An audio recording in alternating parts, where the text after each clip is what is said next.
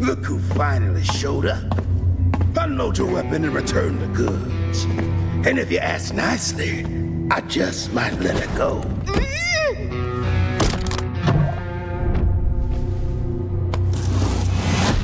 Who said I was returning it? You little... We had a deal! I just came here to test my new toys. They ain't even loaded. Staring down the barrel and you're still daydreaming about being an adventurer? Huh?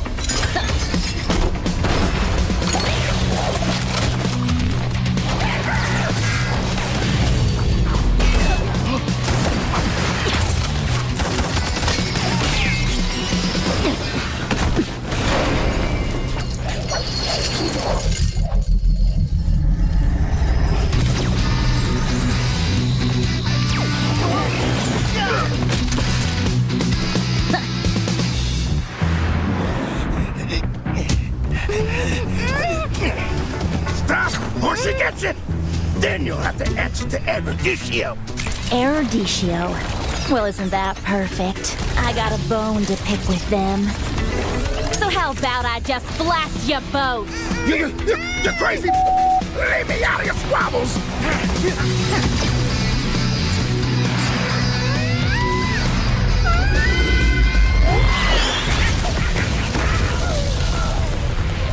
That was dirty! Haven't you heard? I do things my way. I really don't like being used as bait, you know. Anyway, let's return that to Erudicio. Oh, I have something special in store for them down the road. So I'll take this as payment.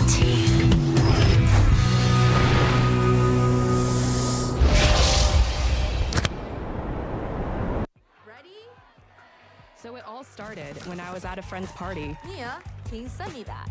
Sure. Everyone keeps asking. Mia, can you send me that? Even my French neighbor. Mia! I mean, all the time. Can you send me that? I'm not making this up. Hey, can you send me that? Everyone. Sure. Samsung Galaxy S23 Series 5G. Get it now.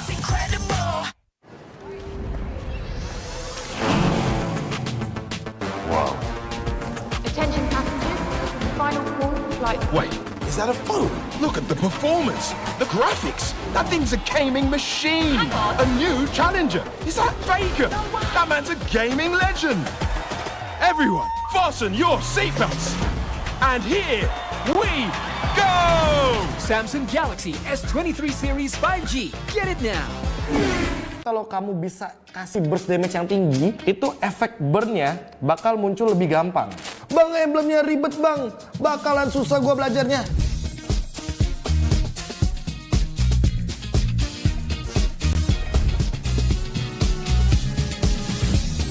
Halo sobat Land of Dawn, gua KB. Di sini gua akan memperkenalkan emblem terbaru dari Project Next. Dan buat kalian yang udah siap-siap mau ketik di kolom komentar, bang emblemnya ribet bang, bakalan susah gua belajarnya.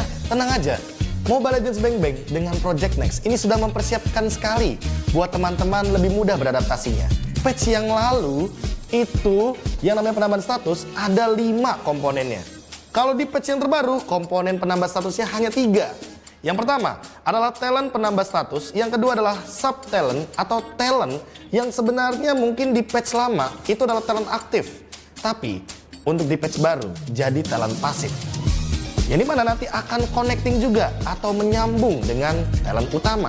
Jadi memudahkan teman-teman semuanya yang pemain-pemain baru untuk mencoba banyak emblem dan banyak variabel dengan perbedaan-perbedaan status yang bisa digunakan. Jadi tentu kita bisa lebih berkreasi dengan menggunakan emblem terbaru teman-teman. Dan ini dia gambaran untuk UI terbarunya. Seperti yang aku bilang tadi, hanya akan ada 7 komponen emblem. Dari basic common emblem, tank, assassin, mage, fighter, support, dan sampai dengan marksman. Dan yang paling aku suka adalah ini dia, banyaknya variabel pemilihan status di emblem terbaru. Contohnya, kita ambil dari talent yang paling pertama yang tadi aku bilang. Ini penambah status rata-rata. Kayak di sini ada yang namanya nambahin adaptive attack, terus ada yang nambahin attack speed, Terus ada juga untuk penambah darah kayak Vitality. Dan yang paling aku suka, ini dia Rapture atau penambah Adaptive Penetration. Terus ada juga yang namanya Inspire, dia akan menambahkan 5% cooldown reduction. Terus ada juga di sini Firmness, dia tuh bakal nambahin adaptive untuk physical dan magic defense. Ada penambah movement speed juga dan penambah untuk fatal atau status kritikal. Terus ini yang namanya sub talent nih teman-teman. Contohnya aja ya, ini Season Hunter buat para jungler tank, jungler damage, ini bisa kalian gunakan tanpa harus menjadi talent utama.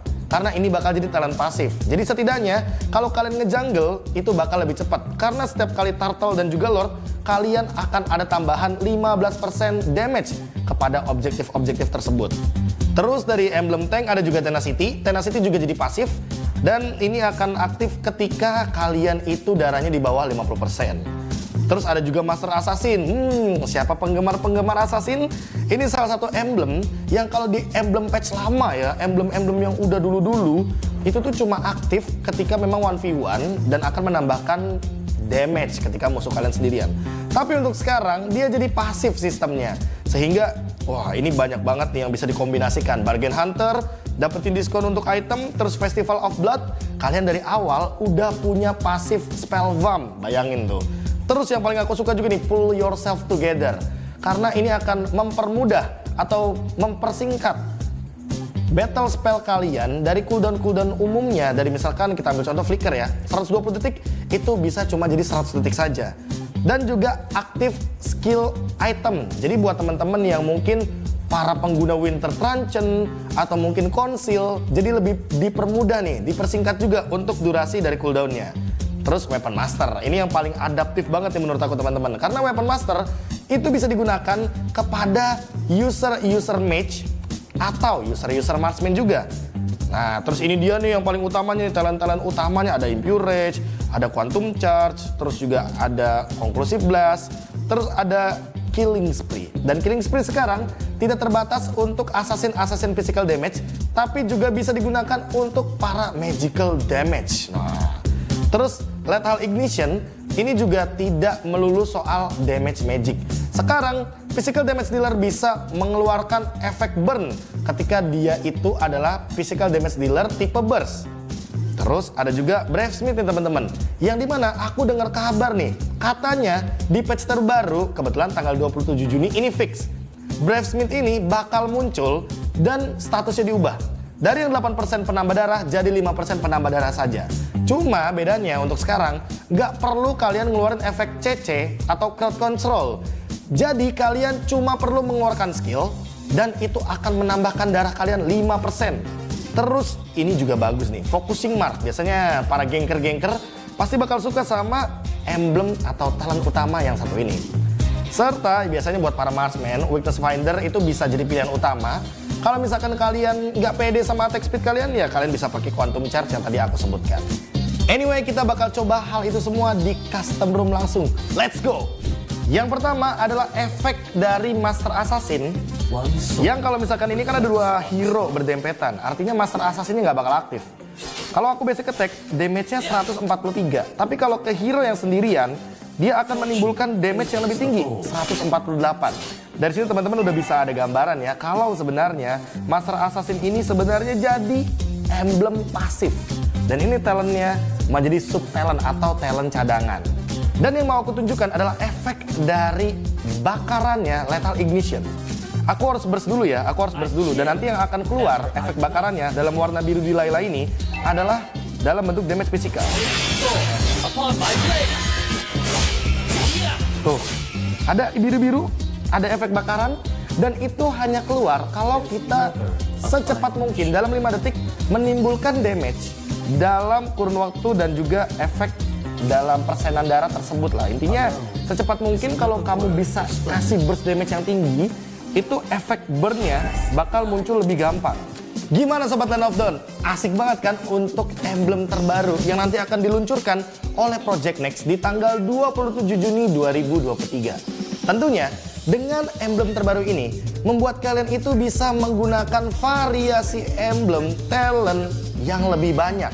Jadi kalian nggak bosen juga ketika menggunakan satu hero dengan emblem yang bisa bermacam-macam.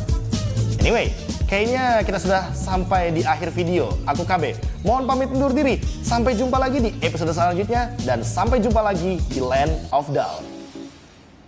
Tahu nggak, Awesome Generation itu punya rules sendiri, kayak aku. Nge-game, I am the game. Pokoknya harus win streak terus. See, that's my rules with Galaxy A Series 5G. Kalau kamu? Di dunia games, top up jadi lebih mudah. Pilih game, masukkan game ID. Pilih Diamond. Masukkan kode promo, dan pilih metode pembayaran. Masukkan kode OTP dan konfirmasi pembelian. Selamat, kamu dapat tambahan kuota. Kumpulkan DG Point setiap top up. Tukar dengan merchandise dan voucher game menarik. Nikmati juga promo setiap harinya. Upgrade gameplaymu sekarang.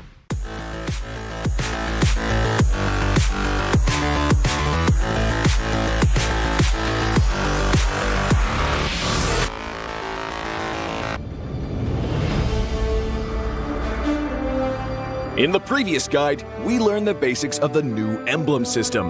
This time, we'll take a closer look at the core talents from the Mage, Assassin, Marksman, and Support emblems. Core talent unlocked with the Mage emblem. By upgrading the Mage emblem, you can unlock Lethal Ignition. The new Lethal Ignition now deals adaptive damage, making it a great option for any hero with heavy hitting combos. With the change to adaptive damage, heroes with high physical damage can now use this talent to enhance their damage, such as Saber and Natalia. Saber's first skill and ultimate combo can easily trigger the effect from Lethal Ignition, dealing much more damage to enemy heroes. Core talent unlocked with the Assassin emblem. By upgrading the Assassin emblem, you can unlock Killing Spree. Now that the talent is no longer reserved for the Assassin emblem, it becomes a good choice for any hero who can perform chain kills. Heroes with magic damage like Karina and Julian can now take this talent as well. Karina's ultimate resets after she kills an enemy hero. When equipped with Killing Spree, she will recover HP from each kill, allowing her to stay healthy and go after more kills. Core talent unlocked with the Marksman emblem. By upgrading the Marksman emblem, you can unlock Weakness Finder. The new Weakness Finder talent is no longer reserved for ranged heroes. It works well for heroes with high attack speed, as it can improve their laning and slowing abilities. A hero like Minthithar can take Weakness Finder because his second skill increases the attack speed of his basic attacks. When combined with equipment that can provide more attack speed, he can reliably trigger the slow effect to prevent enemies from escaping. Core talent unlocked with the Support emblem. By upgrading the Support emblem, you can unlock Focusing Mark. The Focusing Mark talent works the same as before. It allows support heroes to increase the damage their teammates can deal to the target enemy. Taj's ultimate can be used to drag key enemies to his team. When equipped with Focusing Mark, the ultimate will also increase the damage the target takes, allowing Taj's team to quickly burst down the helpless target. Choose the core talent based on the strengths of each hero to maximize their effectiveness. We look forward to seeing players discover new ways to play their favorite heroes on their way to becoming a legend.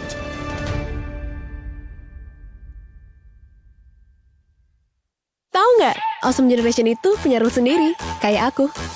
Dalam kondisi apapun, nggak ada lagi halangan. Malah ngebuktiin potensiku. See, that's my rules with Galaxy A Series 5G. Kalau kamu? Udah pasti kayak musuh kaget, kayak tiba-tiba kelempar HP-nya gara-gara kaget, kalian flickerin sambil ngilang gitu.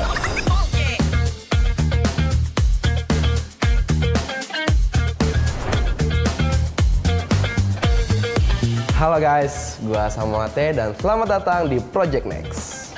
Hari ini guys, gue mau ngasih tahu kalian guys soal update PES emblem terbaru guys. Update-nya itu gampang banget guys buat dipelajarin ya guys ya. Dan yang coach gue bilang guys, coach Adi ya kan, ini tuh gampang dan sesimpel itu guys. Oke guys, untuk yang pertama nih, sekarang langsung aja kita coba ya kan. Buat ini sekarang hero yang mau gue pakai itu adalah Kaja guys ya. Buat kombinasinya guys, ini yang pakai agility guys.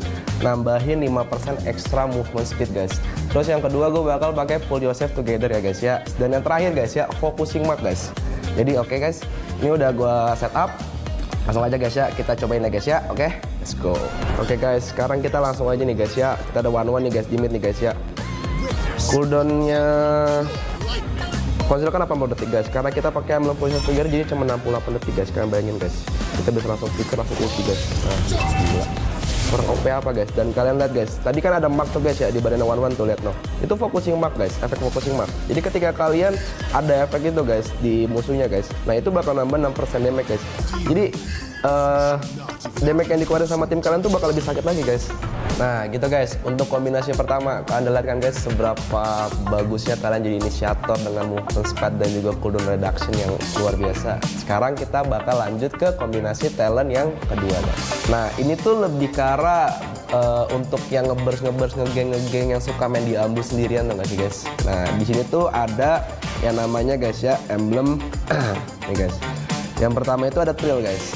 Dia nambahin itu 16 adaptive attack. Dan yang kedua tuh ada bargain hunter guys.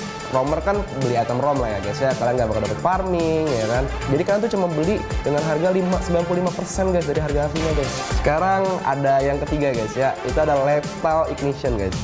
Mungkin nggak jauh beda guys dengan emblem AG yang ngebakar ya guys ya. Kalau misalnya kita biasa sebut ya guys ya. Dan ini soalnya ngasih efek burn juga guys. Sama persis guys. Oke guys, sekarang kita langsung aja masuk ke in game. Kombinasi emblem ini the best juga guys. Karena posisinya guys ya, kalian tahu kan guys, harga Blood Wings itu harganya 3.000 guys. Kalian cuma perlu bayar 2.850 guys. Murah kan? Nih guys, gue bakal kasih lihat efek dari lethal ignition ya guys ya. Nah guys, kalian lihat ya guys, ada aura-aura biru yang keluar dari badannya Novaria guys. Nah itu tuh efek burn yang bakal keluar dari emblem ini guys. Jadi itu bakal ngasih kalian tuh damage lebih guys buat nge-kill musuh ketika kalian mau nge-game, oke guys. Nah jadi kayak gitulah guys ya kalau misalnya kalian mau main tipikal yang damage dealer guys. Oke guys, buat yang terakhir nih guys ya, ini kombinasi dari gua buat kalian tuh yang suka main tipikal yang tanky guys. Kombinasinya guys ya, yang pertama dari emblem vitality guys, dimana kalian tuh bakal nambahin 225 ekstra maksimum HP guys, oke. Yang kedua tuh ada tenacity guys, ketika kalian darah kalian tuh di bawah 50% ya kan, kalian tuh bakal nambah armor sama magic defense. Bisa juga kalian tuh pakai conclusive blast guys, dimana ketika kalian nanti ngedeal damage guys, nanti dia bakal ke pop up dan itu tuh bakal ngeluarin kayak efek meledak gitu guys, dan itu bakal ngasih damage ke musuh guys, oke. Nih guys, gue bakal kasih kalian contohnya nih guys ya. Karena tadi gue pertama itu kan pakai vitality ya guys ya, dan itu nambahin maksimum HP guys. Dan gue sekarang tuh pakai conclusive blast guys. Kenapa gue bilang itu bagus banget guys? Karena conclusive blast itu kan dia dari maksimum HP kan 7% ya kan. Jadi nih, ketika posisinya kalian dapat vitality ya kan, tambahan maksimum HP, jadi damage dari emblemnya juga nambah guys. Nah kalian tuh guys, ada di bawah kakinya Hylos kan, kalian lihat tuh guys, ada efek-efek gitu kan guys, meledak guys. Nah itu guys efeknya guys, jadi ada damage tambahan guys ya. Dan tenacity itu yang bikin kalian tuh bakal tebel banget guys, oke. Jadi ini the best combination banget buat kalian yang suka main hero-hero tanky guys ya. Nah guys, jadi dari 3 kombinasi itu guys, kalau gua yang paling masuk ke gameplay gue itu tuh kombinasi agility, pull yourself together, sama focusing mark guys. Nah buat kalian tuh gimana guys? Cukup well kah? Langsung terapin ke gameplay kalian guys kalau kalian mau main roamer kayak gue, oke guys. Jadi tunggu apa lagi? Yuk langsung update project next dan langsung kalian cobain, oke guys. Nah tapi guys, buat kalian yang main role selain roamer, tenang aja guys, MLBB sudah merilis video yang ngebahas mengenai kombinasi talent dan hero-hero meta di role lainnya, oke guys. Nah jadi jangan lupa like. Hanya perlu melihat ke dalam dirimu, dan kamu akan mengerti betapa berharganya nilaimu. Percaya pada dirimu, bukan dengan tergesa-gesa, namun dengan caramu yang beda. Tunjukkan kilau kisahmu sendiri. Dan ciptakan emas dalam setiap karyamu. Trust in gold.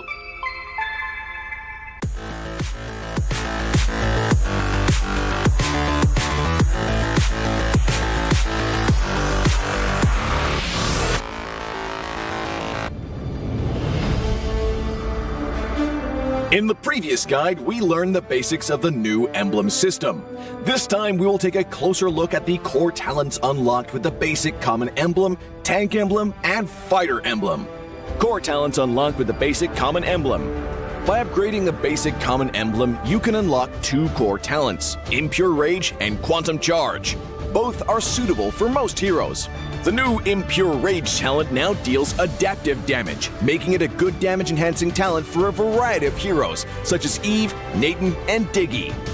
Eve is a hero with great poke and control abilities. She can use the extra damage and mana regen from Impure Rage to constantly wear down enemies. The new Quantum Charge talent now restores HP based on the hero's level and not their physical attack bonus, making it viable on more heroes that want HP recovery and mobility, such as Edith, Leslie, Layla, etc. When equipped with Quantum Charge, Edith in both forms can use the movement speed bonus triggered by her basic attacks to keep a safe distance from the enemy and the extra HP regen to stay in the fight. Core talent unlocked with the Tank Emblem. By upgrading the Tank Emblem, you can unlock Concussive Blast. Concussive Blast works the same as before, providing an extra source of AoE damage for high HP heroes, such as Johnson, Baja, and Hilda. Hilda is a high HP hero who can tank a lot of damage when equipped with a full set of defensive equipment. The Concussive Blast talent will not only enhance her survivability, but also boost her damage.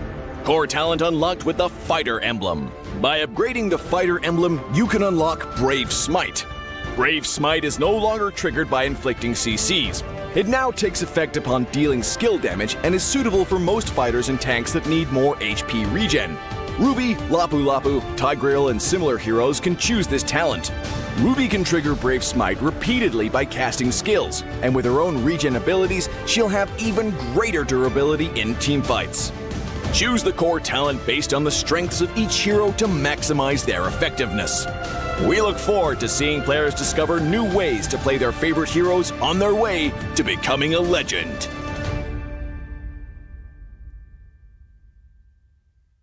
Dari dua emblem yang selain Weapon Master sangat berguna lah di early game.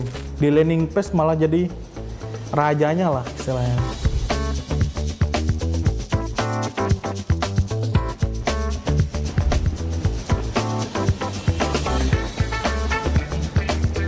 Kok kedap-kedip lampu?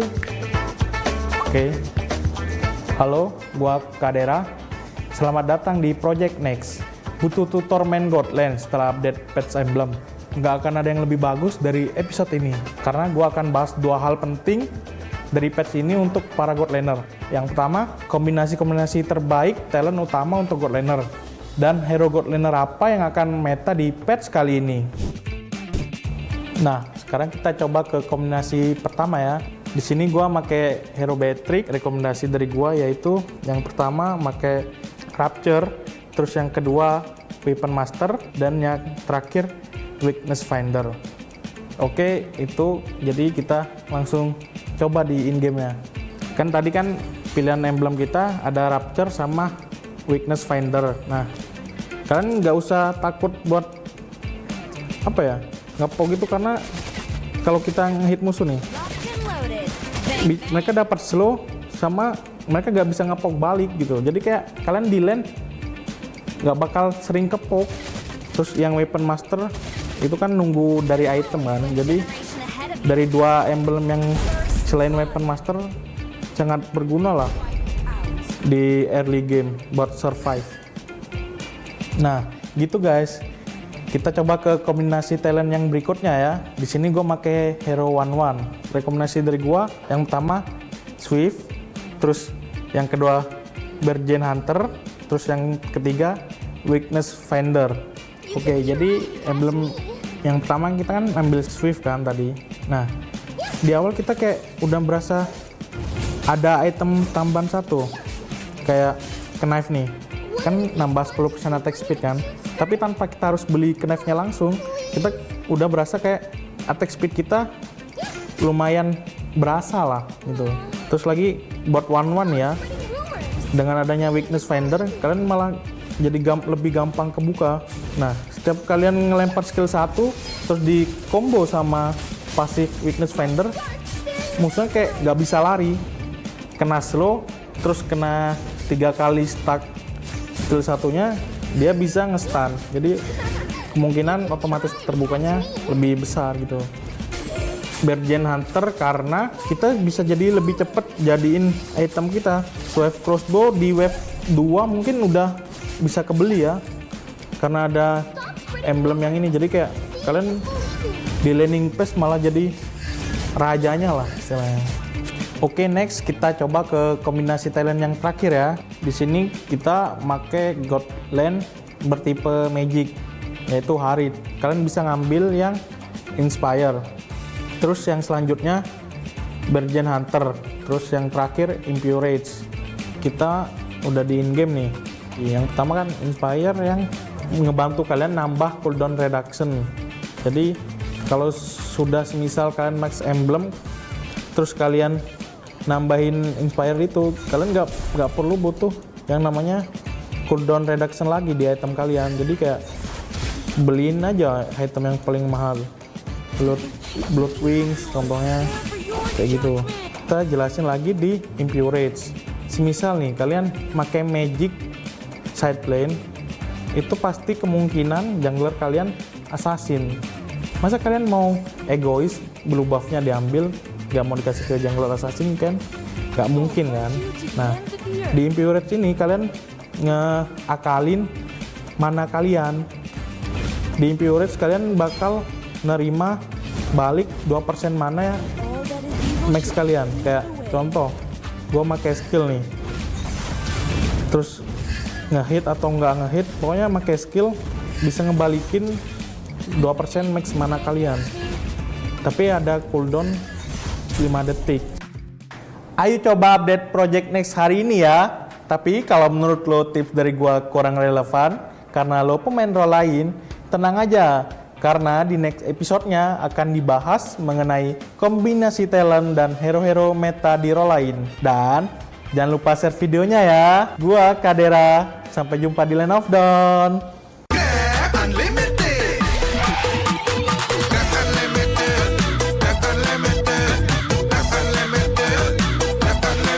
Modal gratis, untung berkali-kali.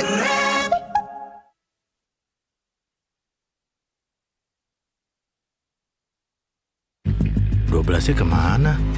12-nya ada di Blibli 12 tahun anniversary. Beli apa aja ada gratis ongkir 12 kali, cashback 12 kali, dan flash sale Rp12. Ayo belanja di Blibli sekarang.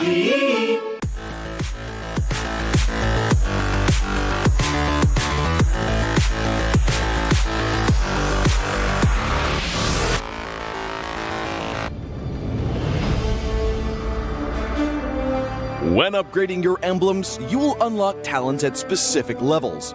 Different emblems will unlock different talents. You can choose an emblem by role and use the talents it unlocks directly as your default setup, or you can freely mix and match different emblems and talents to create a custom emblem setup. We're going to show you how to create your emblem setup for your heroes. Emblems. First, let's take a look at the revamped emblem system. There are now 7 emblems in the game, 1 basic common emblem, and 6 role emblems. Different emblems can provide different attribute bonuses. It is recommended to use the emblem that matches a hero's role. Standard talents, Tier 1. After selecting an emblem, you can then choose from 8 standard talents at Tier 1. These talents provide mostly straightforward bonuses to heroes. Of the 8 talents, Thrill and Swift are good on almost any hero, while other talents are more catered to certain roles. Standard talents, Tier 2. At Tier 2, you will also have 8 standard talents to choose from. The Tier 2 talents trigger or work under different circumstances. We still recommend choosing one that matches the role of your hero. But if you're an advanced player, you are free to choose any of the talents to fit your playstyle. For example, if you're playing the core hero on your team and want to focus on gearing up fast, you can choose the Bargain Hunter talent regardless of how your hero deals damage. And heroes who rely on their skills for sustained damage, whether it be a mage or fighter, can use the Festival of Blood talent for more spell vamp. Core talents, Tier 3. Finally, let's talk about the most important talents, the core talents. There are 8 core talents available in the game, and each provides a unique and powerful effect. We recommend choosing the core talent to match your hero's role and only use core talents from other emblems for advanced or unconventional tactics. The revamped Weakness Finder talent is no longer reserved for ranged heroes. This talent is now a viable option for any hero that relies on basic attacks and wants better laning and the ability to slow enemies.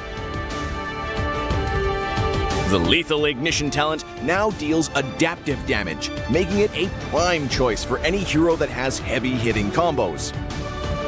While the revamped emblem system still uses the existing talents, we have removed the restrictions between emblems and talents, opening up new possibilities for many heroes.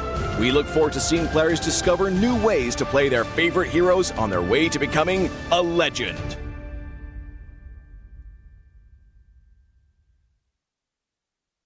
Menurut gua sih, update enemy ini sangat membantu kita para fighter ya. Karena kita bisa lebih fleksibel dalam pemilihan hero nantinya. Joy bisa langganan sini di band.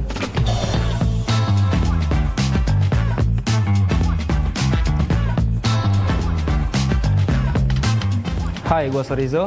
Selamat datang di Project Next. Experience setelah ada patch bukan lagi cuma sekedar jago adu otot. Karena kita juga harus memutar otak buat combination talent dengan emblem terbaiknya. Yuk tonton video ini agar lo bisa jadi explainer yang lebih hebat. Nah, sekarang kita coba kombinasi pertama nih. Dari yang gue pakai adalah Yuzong. Buat talent pertama, yang gue pakai adalah Agility. Yang kedua, yang gue pakai adalah Festival Blood. Yang ketiga, gue pakai Killing Spree. Jadi yang pertama kenapa gue pilih Agility adalah buat movement speed. Menurut gue Yuzong ini sangat butuh movement speed guys. Karena ketika lo mengejar musuh, kayak speed lu lebih kenceng gitu lah dibanding mereka. Yang kedua kenapa gua pilih Festival Blood, karena buat lifesteal.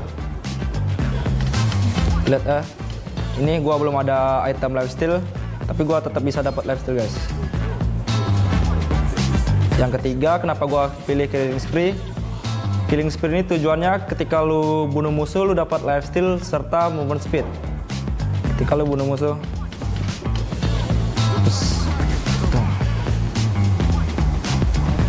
ya keras banget guys. Dan kenapa gua seneng banget? Karena yang dulunya gua di Factor cuma bisa Festival Blood, sekarang udah bisa pakai Killing Spree juga guys yang di Assassin. Jadi kayak lu bisa combine gitu. Nah gitu guys. Sekarang kita coba kombinasi talent berikutnya ya. Yang gua pakai adalah Joy. Buat talent pertama, yang gua pakai adalah Rupture. Yang kedua, gua pakai Bargain Hunter. Yang ketiga adalah Killing Spree. Nah, sekarang kita bakal coba langsung ke in-game-nya ya guys. Buat talent pertama, kenapa gua pakai Rupture? Ini sangat bagus banget guys. Karena damage lu 5%, penetration lu bakal sakit buat ke musuh. Contoh, lebih sakit guys. Dibanding lu nggak pakai, ini lebih sakit. Dan yang kedua, gua pakai Bargain Hunter. Fungsi dari Bargain Hunter ini adalah ketika lu harga item lu bakal jadi lebih murah guys. Dari yang harga 100% lu beli di harga 95%. Contohnya ini ya, Genesis One. Ini harga aslinya adalah 2000 jadi 1900 guys. Yang ketiga gue pakai adalah Killing Spree. Fungsi dari Killing Spree ini ketika lu bunuh musuh, lu mendapatkan 8% max HP dari musuh dan 15% movement speed selama 3 detik. Ini bagus banget guys ketika lu dalam team fight yang gede lu bisa survive. Ini sih OP banget sih guys. Ketika lu yang biasa cuma bisa pakai Bargain Hunter, sekarang lu bisa pakai bareng Killing Spree. Joy bisa langganan sini di band. Oke, next kita coba ke kombinasi talent yang berikutnya ya. Hero yang gue pakai nanti adalah hero Esmeralda. Itulah hero favorit gue juga. Yang pertama, talent yang gue pakai adalah Agility. Yang kedua, Bargain Hunter. Yang ketiga adalah Constructive Blast. Oke, kita langsung coba ke in-game ya guys. Yang pertama, talent Agility. Kenapa gue pakai Agility? Fungsinya tuh menambahkan 5% movement speed guys. Jadi ketika lu ngezoning atau nge-cover temen lu, itu sangat bagus guys. Lebih kenceng lah jalan lu. Dan dikomboin dengan skill 1 Esmeralda, lu lebih cepet lah buat lu kemana-mana gitu, move lu. Yang kedua, kenapa gua pakai Bargain Hunter? Esmeralda ini early-nya membutuhkan item yang lebih cepat guys. Jadi gua pakai Bargain Hunter biar lu bisa beli item lebih murah lah di awal. Yang ketiga, kenapa gua pakai Counter 11? Ini ketika lu basic attack ada kayak efek ledakan gitu yang mengandung magic damage. Jadi ketika lu clear wave jauh lebih cepat dibanding yang lain guys. Contohnya kayak gini. Nih. Tuh. Lebih cepat guys jadinya. Dengan ada stats baru nih gue makin suka sih main Esmeralda. Nah, dari 3 kombinasi itu, kalau yang paling cocok ke gameplay gue sih Esmeralda ya, dengan talent Agility, Bargain Hunter, dan S12. Nah, menurut gue sih update enemy ini sangat membantu kita para fighter ya, karena kita bisa lebih fleksibel dalam pemilihan hero nantinya. Gimana nih para explainer? Udah siap main meta terbaru belum? Yuk langsung update ke Project Next dan cobain ya. Nah, buat kalian yang main role and XP, tenang aja. Karena di next episodenya akan dibahas mengenai kombinasi talent dan hero meta di role lainnya. Jangan lupa share videonya ya. Gua Sorizo, sampai jumpa di Land of Dawn. Ayo, dukung tim jagoanmu di turnamen MPL Season 11 dan dapatkan diskon 40% untuk pembelian minuman berikut di Point Coffee. Gunakan kode diskon berikut di aplikasi Indomaret Poinku. Caranya mudah. Pertama, download aplikasi Indomaret Poinku, lalu klik tombol icon kado di kanan atas, masukkan kode dan dapatkan e-kupon diskon. Kemudian, redeem kupon diskon 40% di outlet Point Coffee.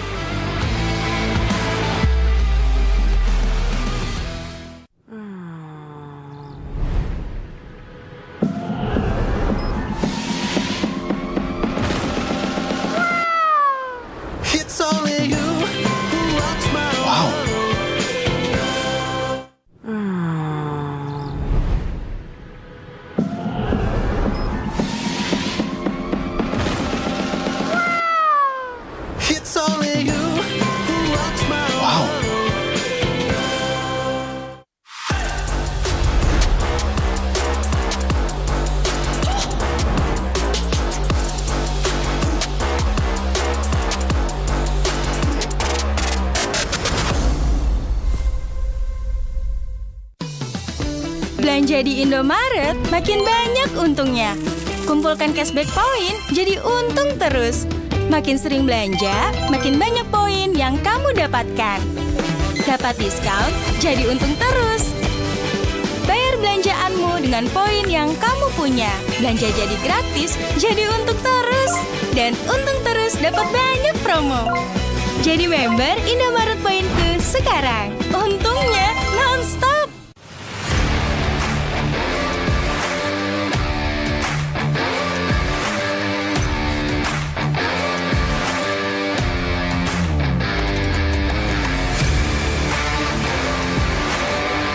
Karena Lancelot itu tipe jungler yang harus fleksibel keluar masuk team fight, dan gua rasa killing spree ini cocok banget di gameplay Lancelot gua. Kalau yang paling masuk ke gameplay gua itu yang kombinasi talent pertama, karena cocok banget sama Fanny gua.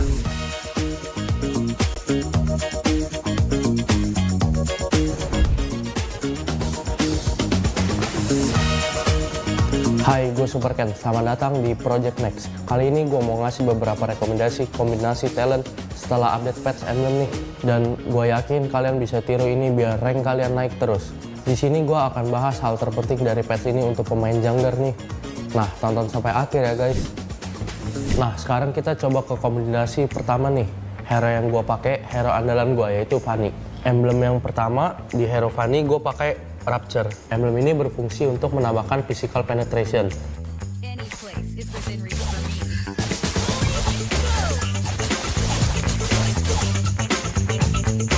Emblem yang kedua, gue pakai Master Assassin. Emblem ini berfungsi untuk menambahkan damage di sekitar hero-nya untuk mendapatkan snowballing di early game.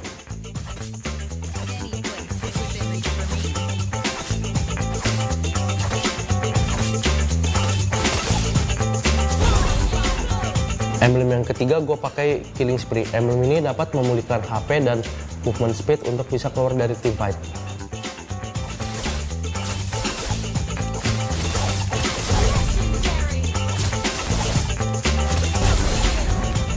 Nah gitu guys, kita coba ke kombinasi talent yang berikutnya ya. Kali ini gue mau pakai Lancelot. Kembali menggunakan Rapture sebagai talent pertama. Hal ini dimaksudkan untuk jungler typical damage dealer agar bisa dapat 5% damage penetration. Terus yang kedua gue pakai Season Hunter karena dengan talent ini bisa nambah 15% damage ke Lord atau Turtle.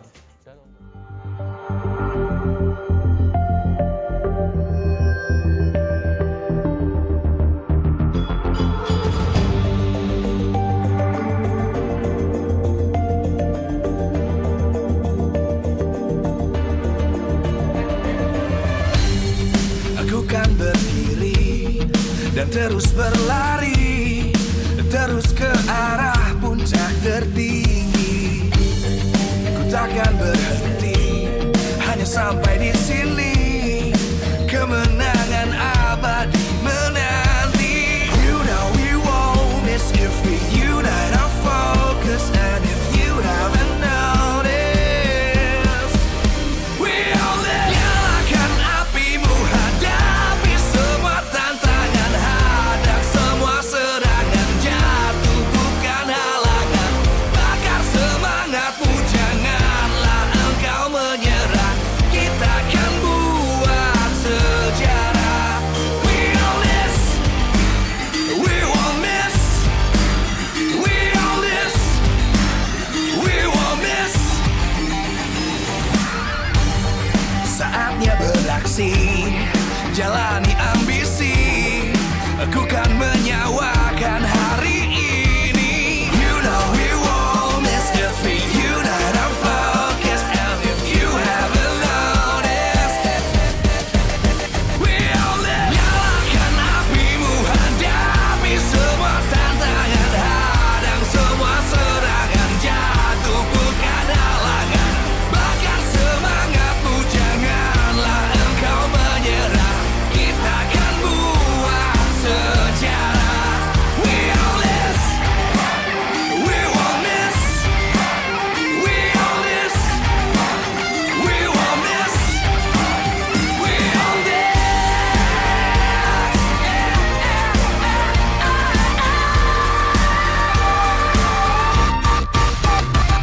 Nyalakan apimu, hadapi semua tantangan, hadang semua serangan, jatuh bukan halangan. Bakar semangatmu, janganlah engkau menyerah. Kita akan buat sejarah. We all this.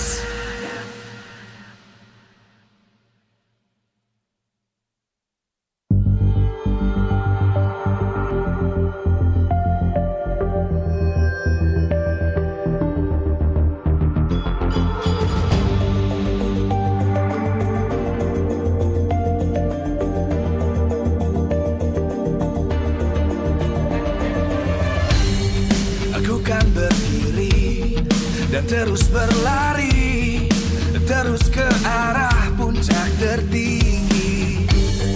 Ku takkan berhenti, hanya sampai di sini. Kemenangan abadi menanti. You know we won't miss if we unite our focus. And if you haven't noticed, we all live. Nyalakan apimu, hadapi semua tantangan, hadang semua serangan, jatuh bukan halangan. Bakar semangatmu, janganlah engkau menyerah. Kita akan buat sejarah.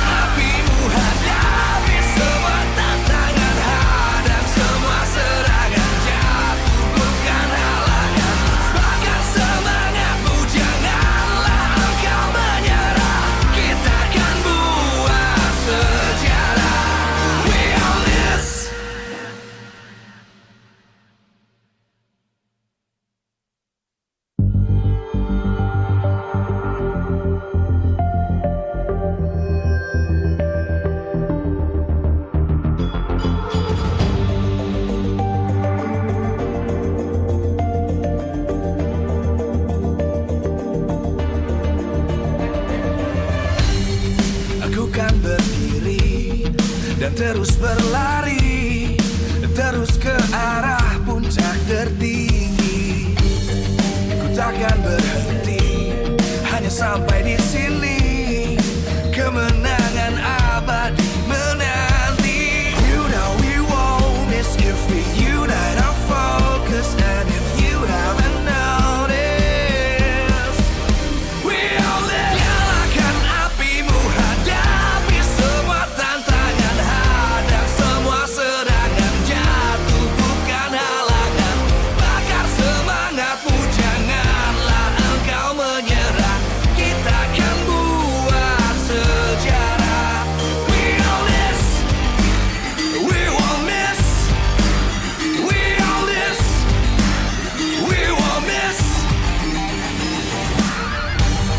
Saatnya beraksi, jalani ambisi, aku kan menyawakan hari ini. You know we won't miss if we unite our focus. And if you haven't noticed, we'll nyalakan apimu, hadapi semua tantangan, hadang semua serangan, jatuh bukan halangan, bakar semangatmu, janganlah engkau menyerah, kita akan buat sejarah.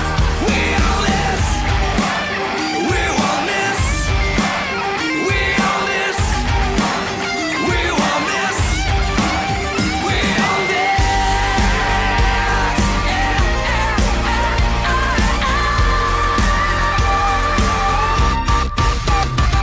Nyalakan apimu, hadapi semua tantangan, hadang semua serangan, jatuh bukan halangan, bakar semangatmu, janganlah engkau menyerah, kita akan buat sejarah. We all this.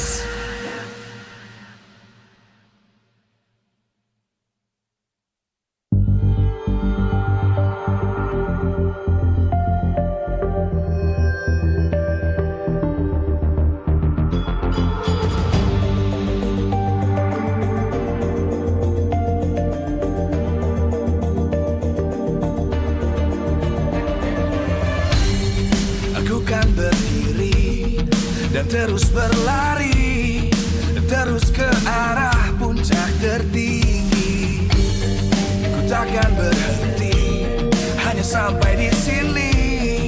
Kemenangan abadi menanti. You know we won't miss if we unite our focus. And if you haven't noticed, we'll nyalakan apimu, hadapi semua tantangan, hadang semua serangan.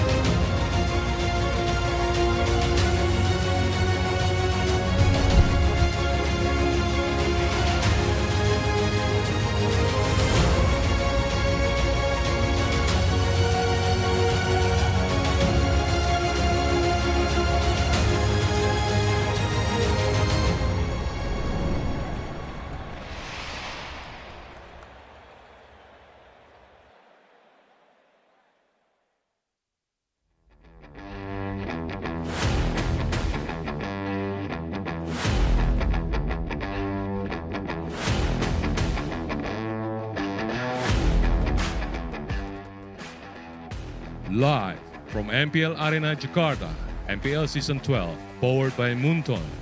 Presented by Samsung Galaxy Official Gaming Phone. Official sponsor, Head and Shoulders. Official mobile internet partner, Telkomsel. Official gold partner, UBS Gold. We own this.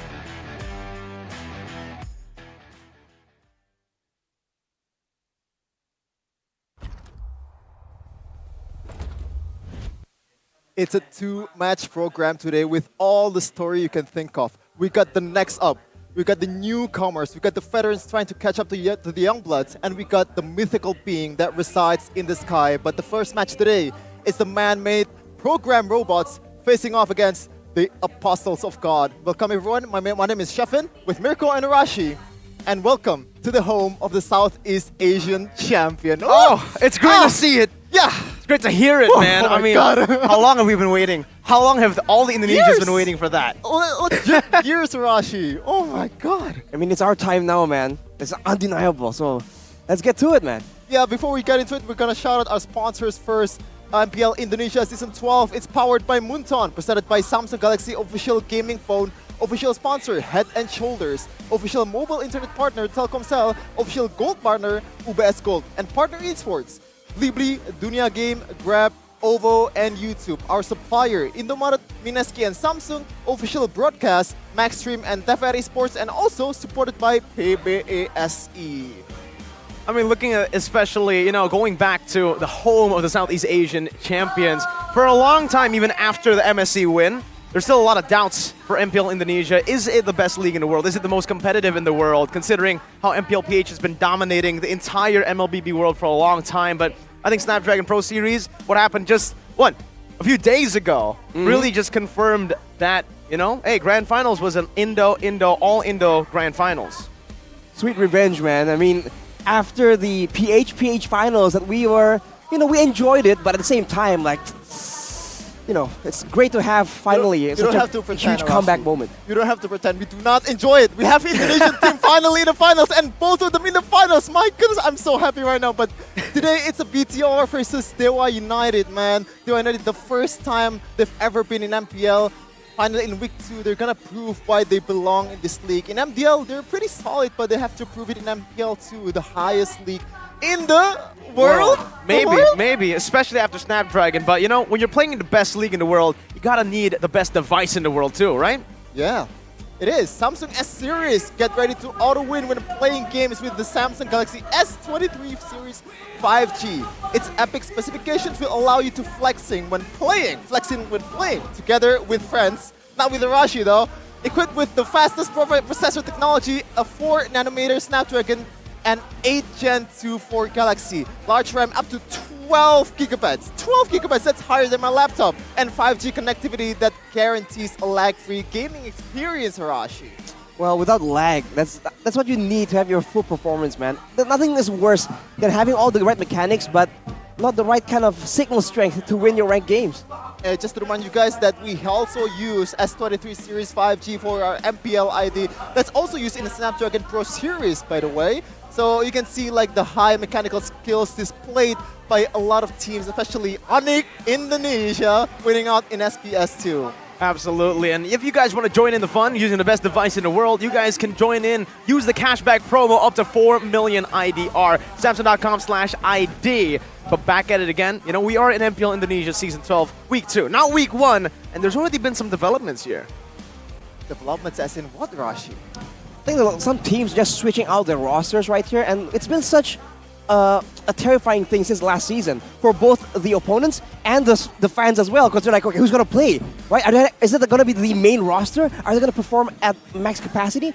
But now it's a bit different because everyone seems so solid. All the teams have seemed to just experiment enough to know what combination they really want in the Land of Dawn, and now it's about what really fits the opponents they're facing. And for the first match today, that is such an accurate situation here because we're having some rumors that the mid lane for Bigatron, right? There's 2 players. There might be a bit of a switch up. Yeah, a bit of a switch up, and both of them are playing at the highest level, man. Moreno walk the walk and talk the talk. It's reversed, but who cares? Yeah, but they also have Q, which provides a different play style for BTR, you know. They have different kind of mid laners program, I guess. Like, if we're talking about robots, they have different code. Key usually uses more of a, you know, in front of your face mid laners, and it really shows in the KDA 9-5-29 compared to Moreno. Only one death so far in 2 games, which really provides the context on who's playing which heroes in this case. I think, yeah, the big point right here is that there's a high ground potential in the hands of Moreno, whereas Key, he used to be a roamer, so a lot more of those opportunistic mindset available in the Land of Dawn. The keys to victory, though, by the Samsung Galaxy S series, Supervin targeting Watt, that is so critical right here. If they can shut down Watt in the early game, he is definitely the tip of the spear for the assault of Dewa United. Along with that, secure heroes that can deny Watt's heroes in the late game. We talked about how Bigatron might kind of struggle a bit in the late game. If they have the right heroes available to ensure that a late game carry marksman cannot just single-handedly carry the game, that could just be the answer that they require. So depending on who's in the roster, we're going to see different heroes for sure, but we'll have to see, man. I mean, we need to talk about this lineup as well, right? We spoke about the keys to victory for Bigatron Alpha. For Dewa United, it's been the complete opposite, I would say, against BTR, who are systematic. They just love to get down and dirty with it. Definitely. Well, the keys to victory for this team that just likes to go so aggressive is the contest Super Vin's pick-up heroes, which is a bit counterintuitive, but at the same time, it makes sense. If Vin has all that pick-up potential, they can move as freely or as aggressively. And of course, along with that, avoid the team fights when it's not beneficial for them, and don't get pulled into the tempo, the macro play that comes from Bigatron Alpha, because we've seen that all the way now from the early game all the way to the late game and how they contested the Lord.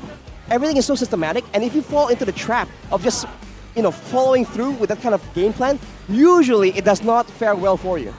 Well, talking about pick-up heroes for Vin, we've seen Vin on multiple heroes that relies on pick-up. We've seen Gadira, we've seen Chao, we've seen Franco. He's still playing Franco at a high level, but not to the level where he's playing at not season 9. RQ, yes. Wow. But we're talking about Chao, Gadira. Like, we haven't seen like a solid performance from Vin, and I generally think that they should give him the Chao, because we need to build the confidence first.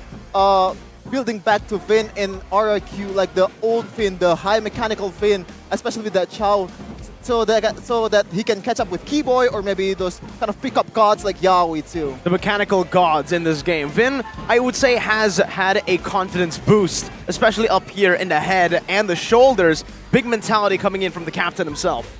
Yeah, don't let your match become a mess because of Wet and Ichi Dendruff. Move on to head and shoulders. God.Gacha and be 100% confident. Yeah, there it is. Wet, 100% confident. Wet and Ichi Dendruff will be wiped out just like you wiped up your opponents in the Land of Dawn. It's as easy as that, if you want to be the best, you got to smell like the best. You got to have great hair like the best. You see how Kairi, how amazing his hair is? I like that. It looks like a Yakuza, man. Like Kairi more like Kiryu, because he's looking, he's looking badass. I like this hairstyle more than the hairstyle before, because it's significant. Oh my goodness. I can speak today. It's okay. It happens to the best of us, right? I mean, hey, I don't want to throw any shade, but even it happened to a world champion. I mean, Sanji kind of choked a bit in Snapdragon Pro Series.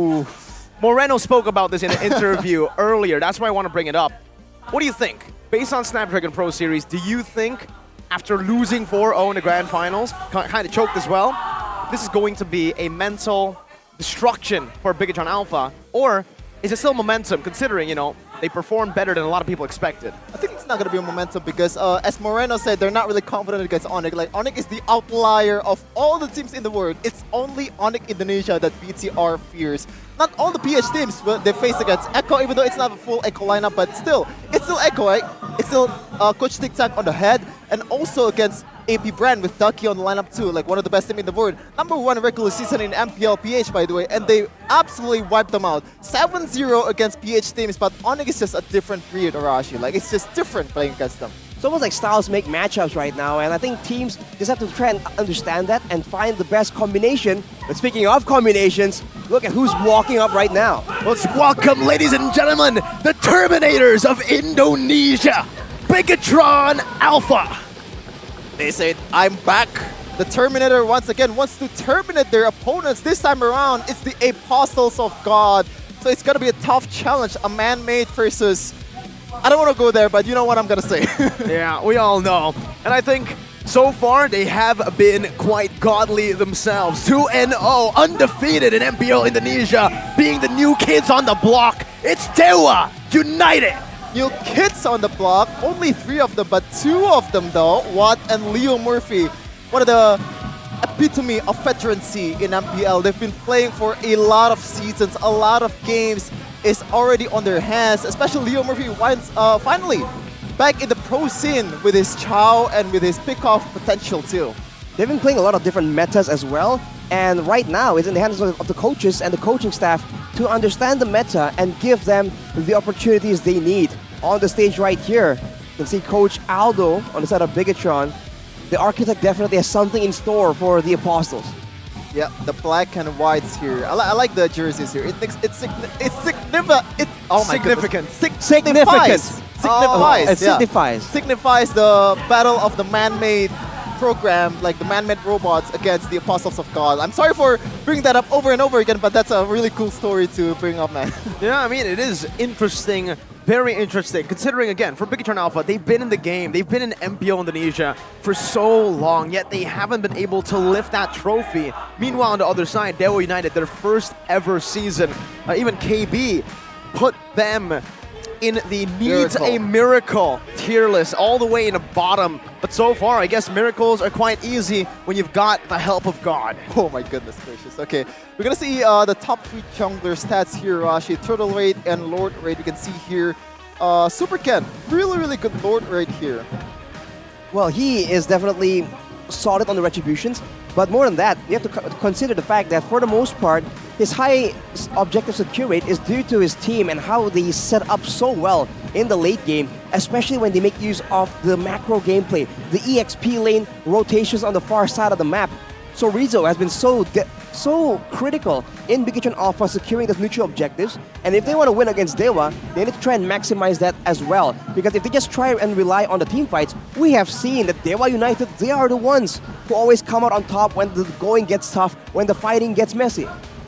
Well, the messy is the one that PTR needs to avoid here. A lot more objective takes, especially with Terizo, as you said, Arashi. A lot of power heroes too. We've seen Xborg too, one of the heroes that hasn't been brought to the pro scene in a long time, bringed up by Terizo, and I think it specifically counters Terizla and all the frontliners from the opposing team, like Fredrin, like Martes. Those kind of heroes really bad against especially Xborg with the Ice Queen wand. Yeah, I mean, we have seen that. We literally saw what it was able to do up against these frontline heavy compositions in Snapdragon Pro Series. But back again, knowing they're very unique in their hero departments, let's talk a little bit about the dynamic of Key and Moreno. Moreno sitting this one out. Key is back in the lineup. What do you think are the differences, the main differences that they can bring into the team that they are trying to utilize and implement now against Dewa United in this team head-to-head by Head and Shoulders? Well, if we're talking about Messi earlier, Key has more a Messi KDA. It's not like Moreno. It's more calculative. He's more of a high ground player with all those heroes like Eve, like Valentina, especially his favorite hero. But Key can provide those messiness, and I think it can prevail over Dewa United in certain team fights, and it can counter out Watt, especially against in Dewa United, because Watt is so important for Dewa United. You have to shut him down, especially in the early game.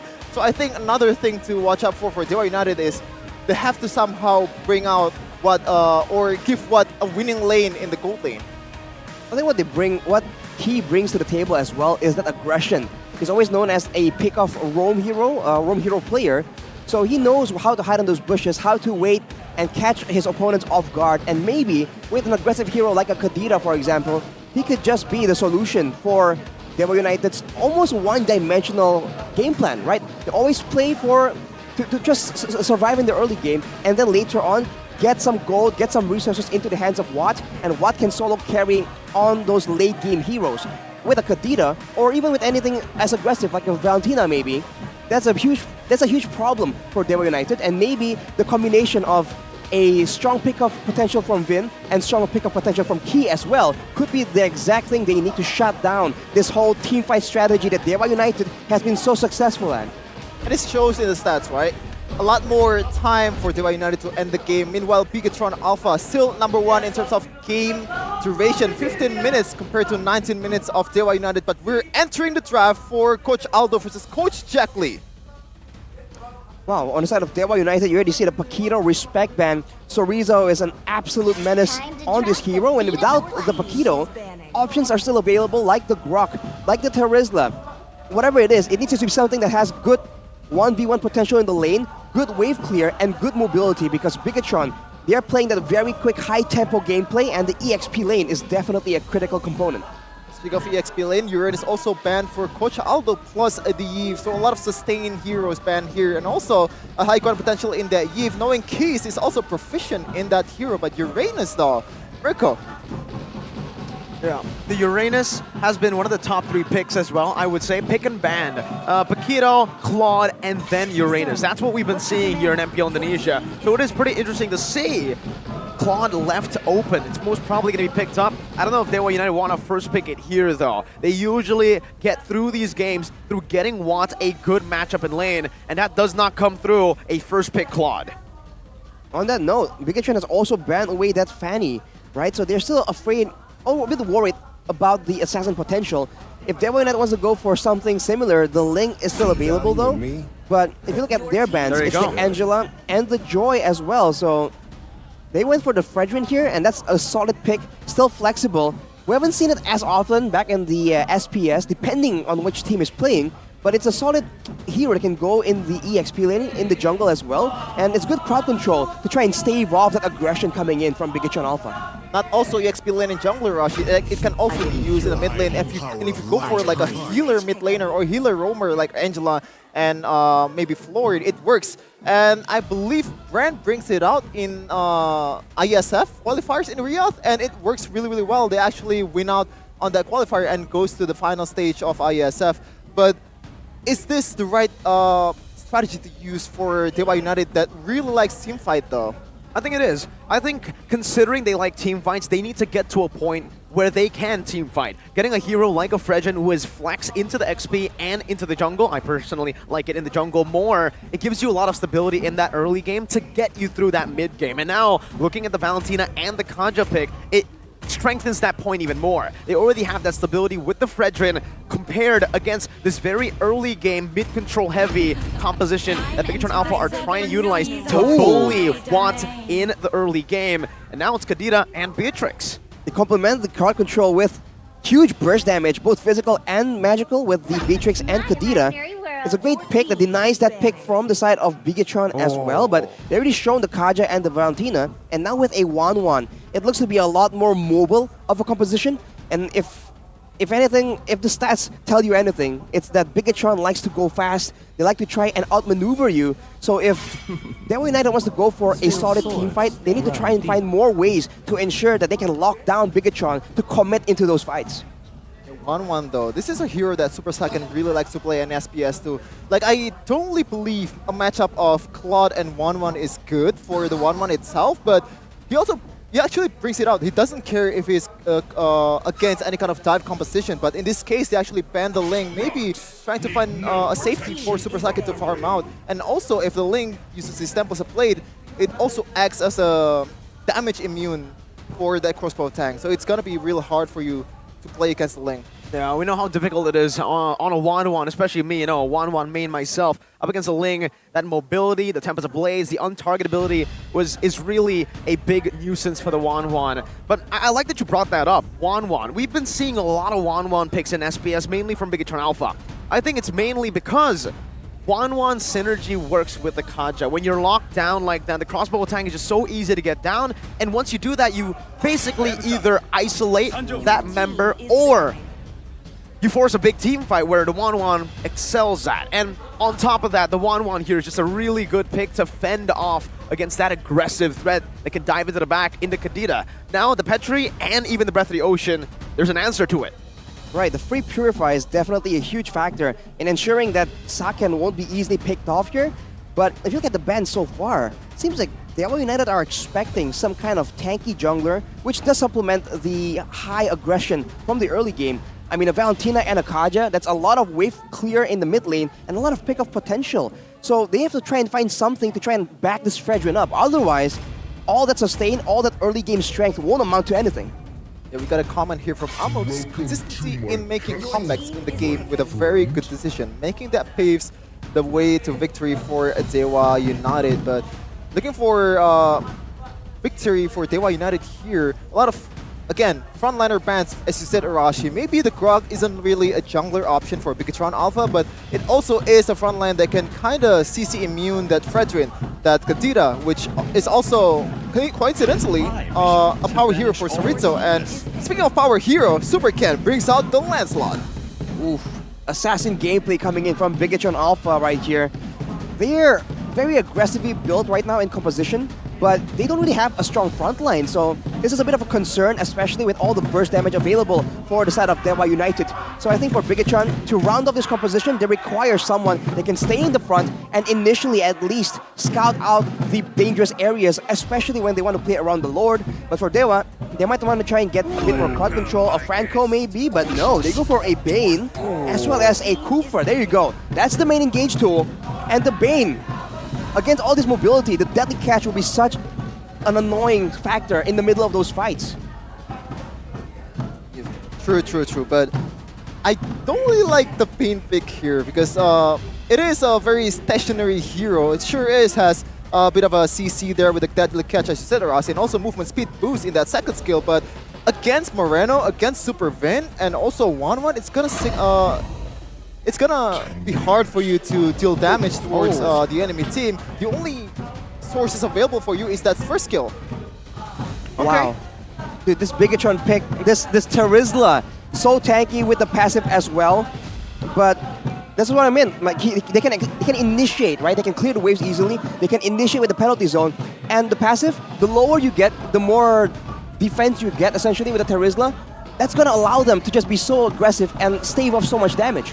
Not a lot of mobility though, Rashi. Remember, one thing that we did mention about Chorizo is he likes this lane priority. Getting him on a Terizla, great for lane. But when you have a very active XP laner like Chorizo, putting him on a Terizla, it's going to limit that mobility for sure. Yep, it's the first game of Week 2 of MPL Indonesia Season 12. It's the robots versus the Apostles of God. Dewa United versus Bigatron Alpha here. You can see here the emblem too. A lot of interesting thing to point out.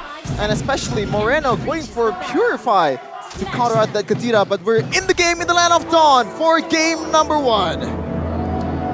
All right, man. This is the first match of the day. Let's see if it does set the tone for the rest of today. But looking at the battle spells right here, the Inspire on Super Saiyan for sure, but the Purify, like you mentioned, will allow Key to be a lot more decisive, a lot more aggressive in his maneuvers, even though it's technically a defensive battle spell, as Leo Murphy already tries to be so aggressive, getting pushed back away though. It's a bit of a signature play here from Key and Vin, trying to get that farm from the enemy team with a lot of poking potential and early game damage from Vin and Key. I think he can actually take this, but Keys and Leo Murphy had something to say. Oh, a lot of damage coming down. Oh, might be first blood. Super Vin flickers up, but what? With a flicker response as well. First blood over to Watt. What are you doing, Watt says here as he gets the first blood for the gold laner. And this is trouble for Bigatron because Watt is one of the core members of Dewa United. They like to play through Watt, especially with a hero like Beatrix, which scales infinitely. I wouldn't say infinitely, but really good in the late game. It's going to be hard for Bigatron to make another engage here. Looking at the emblems right here, agility on 3 members for the set of Bigatron, as well as the tenacities all over the place. They're trying to go for that early game pick of style. But like I mentioned, if Supervin keeps getting picked off like this means it's going to be a lot more squishy and punishable in the late game. So they need to try and make sure they go for the right fights, not just any fight, especially against a team as dangerous, as volatile as Dewa United. Okay, very interesting. When it comes down to these emblems, there's not much, to be completely honest with you. Everybody's just going for the standard, but we're already seeing Bigatron Alpha rotate towards that lane priority in the Terizla for the first turtle. Yep, and finally gets to level 4. This is the time for Super Ken to showcase his retro ability, especially with the Lancelot. Thorn Rose is a deadly weapon to secure objectives. Well, Let's see. you can look towards Sorizo and try and go for an initiate before the fight begins. Here he goes. Oh, penalty zone coming down. Super Ken getting the space necessary to pick up the turtle. Now the Phantom Execution onto the back. Hayes isolated here. One Thorn Rose should do it, but Super Sorizo picks it up before it's even utilized. The Praise's Wrath on the Vin. Still able to dash out of that one. Super Ken now on the purple buff. Should be able to secure this one despite not having a retribution. Dixon tries to go for a steal and no, it's Super Vin. He whips it out of existence. Well, it's still a positive for BTR for sure. A lot of kills and also a turtle, but Sorizo though, of an objective-taking masterclass, flickering forward to the penalty zone and trying to prevent Ray to get into the vicinity of the turtle, and it's an easy Super Ken turtle. And keep in mind that Revenge Strike is such an annoying skill to deal with. You're in the fight, you survive, and then out of nowhere, that skill just ends you afterwards. So that is something that is always in the back of the minds of Dewa United. And in a big team fight, that might just be the distraction that Bigatron needs to come out on top. So far, it's still more of a skirmish, not a full-on 5v5 team fight. So in these circumstances, Bigatron Alpha definitely have an edge. And considering that they have an assassin in the jungle, this means that they can contest these objectives a lot easier compared to the Fredwin in the hands of Dixon. With the prediction though by the Talon English here, all of us are rooting, quote-unquote rooting for Bigatron, but Super Ken. Yeah, just jumping in. Oh, clean movement here as he helps Super Saiyan just clear out that wave. Remember, before the 5th minute of the game, all the gold will still go to Super Saiyan. But yeah, you know, hey, after SPS, I think the Mirror Curse is gone. So that's why. That's why BTR. Okay. Trying to find...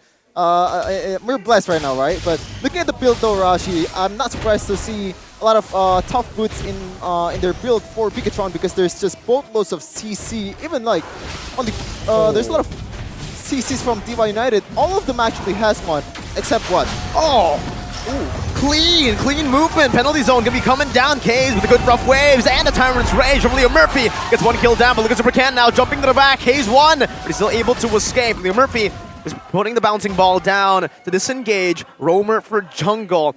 And this is something I need to note, or we need to note down. Bigatron, look at Super Ken's HP. I don't think he's going full damage here. Is he going He's going War Axe. I think he's going with a bit of a hybrid build. We've seen it rise in popularity right now. So for Bigatron, everything is still going as planned, as calculated. They're able to trade and get the jungler early on, which enables them to go for even more early objectives. But keep in mind, their win condition, Watt so far has 1 kill and 0 deaths. He is still doing pretty okay, all things considered, and that is where Bigatron needs to try and focus their efforts on. So Rizzo has an amazing lead actually, 3-0 right now, but the gold lane, not quite what they would want. 3 turtles for Bigatron Alpha. Perfect 3 of the 3 for Super Ken and BTR. And even though Watt doesn't have any death yet, it still spells trouble for Dewa United because BTR, they're not gonna let Watt just play however he wants, even though he doesn't have any death. Like I think at least like 3 deaths gonna be guaranteed for him in the end of the game because Super Vin is just that precise with that Kaja. I mean, at this point, top prediction rankings though. Yeah, I don't know how I'm there. I don't even know how I'm there, Arashi. But there you go, Arashi leading the pack, 11 points now. How do you feel, Arashi? You've been on a roll, man. Feel pretty lucky, I guess. I mean, you know, it is what it is.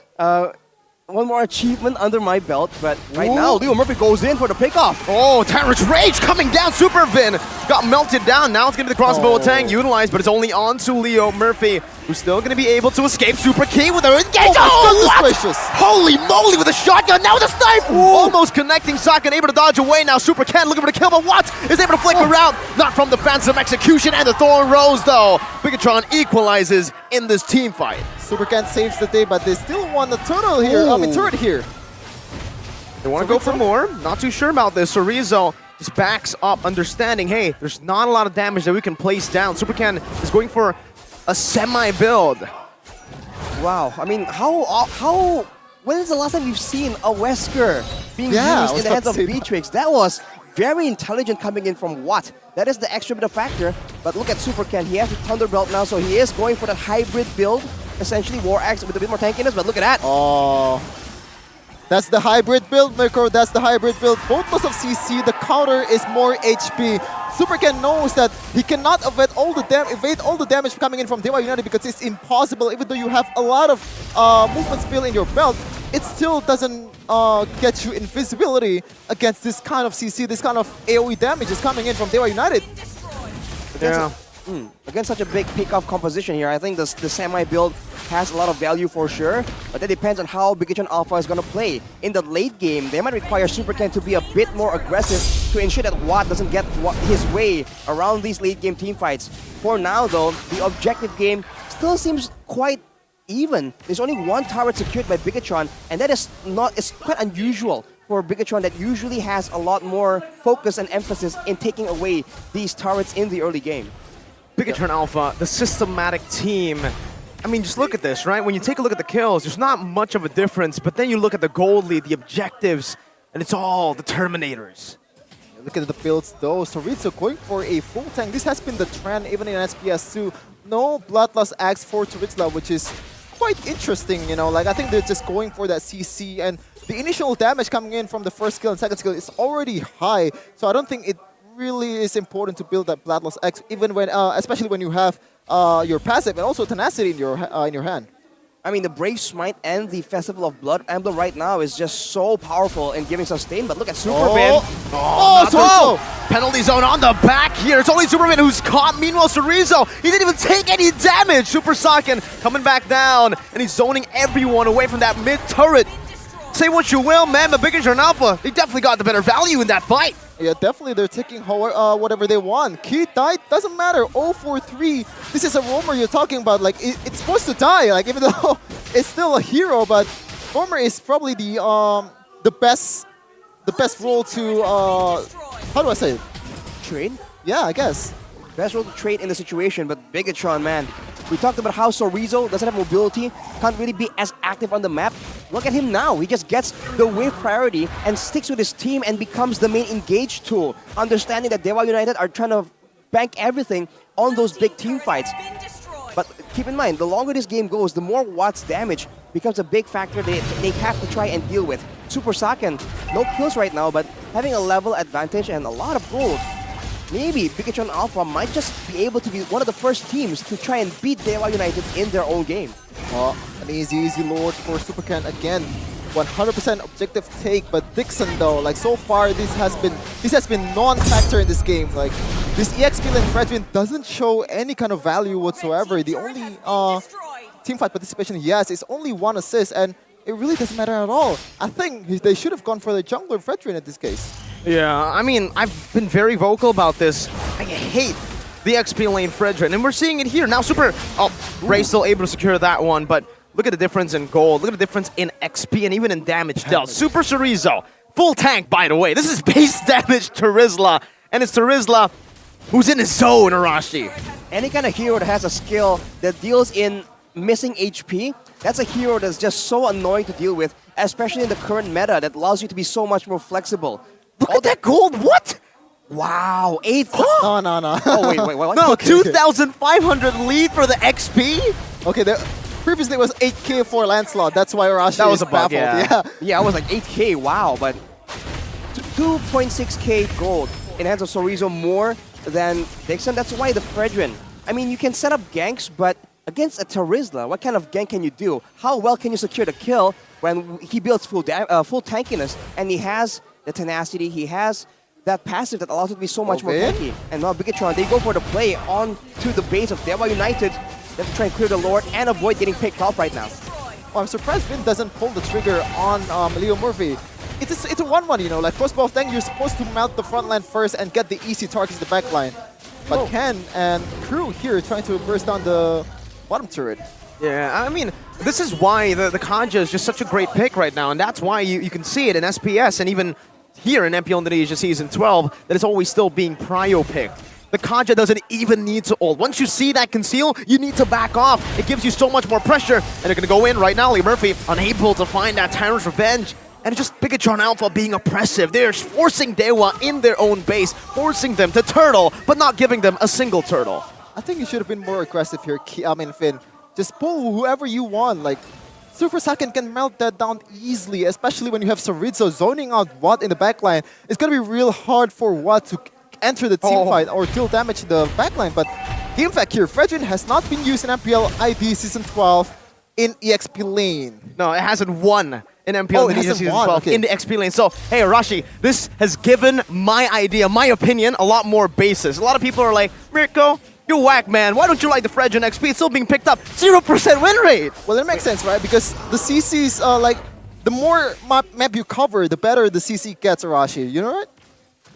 Like, if you're in jungler area, you're gonna be easier for you. It's gonna be easier for you to execute any kind of CC available because you have more map. You can go to the top, to the bottom, but in the XP lane, you're just gonna stay there, just like Bane gold lane.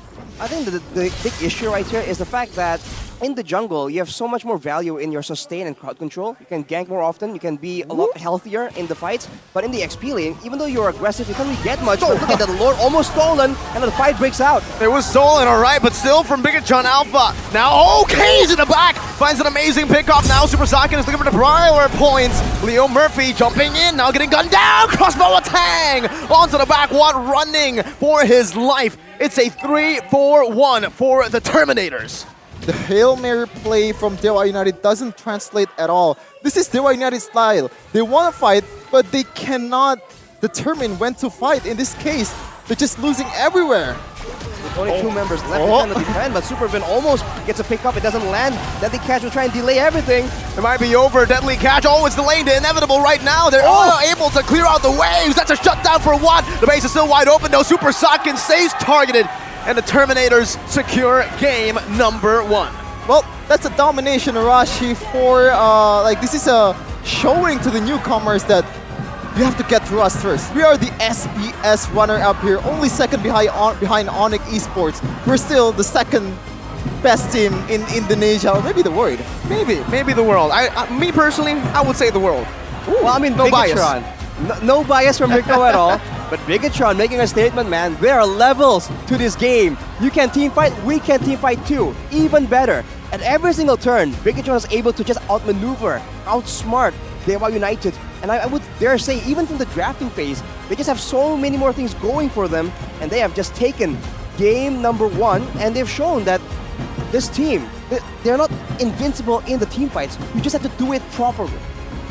Well, I think one of the things that really made BTR strong in that fight or in that matchup was Chorizo, right? We doubted him on this kind of heroes, like stationary heroes like Chorizo, but when you have a Flicker though, that's gonna bring your potential to the max, especially with that penalty zone. And I pick him for MVP. Yeah, I mean, if we're talking about the MVP that game, okay, who would you say is the MVP, Arashi? I was a Chorizo as well. And this is why the EXP lane is so important right now. Like we said, you need to have pressure for a 1v1, you need to be able to set up for a gank, and you need to be able to manage waves and also enable your team. So, I mean, there's just so many things that the EXP lane has to do right now. And you're also flexible. Do you want to go for a team fight EXP laner? Or do you want to go for a split push EXP laner? All these factors just mean that the EXP lane needs to have levels now. And Chorizo is definitely one of the best in MPL ID right now. Why are you grinning, bro? Kind of remind us of Prime Edward, right? He's so good at Paquito. Prime Edward. Well, yeah. Like I've seen the comments too. Like a lot of not just us, but a lot of netizens, even in PH. Oh my goodness, Chorizo is turning into Prime Edward, especially on that Paquito. But even though Paquito is banned, he still showed that he is still on top of the game. He's still one of the best EXP in Indonesia right now. Hey man, I think we might be able to give him a new moniker if he performs on the Paquito. Maybe if he gets Paquito in the next game. Right now I'm saving that line or that title that I want to give him because, you know, Edward's nickname in the Philippines is Edward Balboa. I think you know where I'm going. Sort of. Yeah. But I'm not quite sure exactly where you're going, but okay, we'll wait for it. I don't know what that means actually. It's a reference to Rocky, Chefin. Oh, okay. I don't know any kind of boxing terms. Like the only thing I know from Philippines and boxing is Manny Pacquiao. Shout out to them, by the way. Well, he's in the game. He is in the game. Like, yeah. And speaking of the game, let's take a look at the game highlight here, Chefin. Game highlights is Super Vin can bring Dewa United to BTR's gameplay tempo in game 1. So yeah, Super Vin is also one of the key players of Bigatron Alpha, especially the engages and Divine Judgment. Not the best performance, I would say. There's a lot of mistakes there. There's a lot of flicker. Oh, where's the Divine Judgment? Oh, where's my target? But it doesn't matter at all. You still win the game. If we're talking about improvement, it can be done in game 2 maybe after this. Well, the fact that he can play it aggressively and also be a threat, right? Sometimes in these fights, he just sticks around, pops a conceal, and everyone's like, whoa, whoa, whoa, whoa, whoa, whoa. Where's he? Whoa, whoa, whoa. I guess we don't do that here.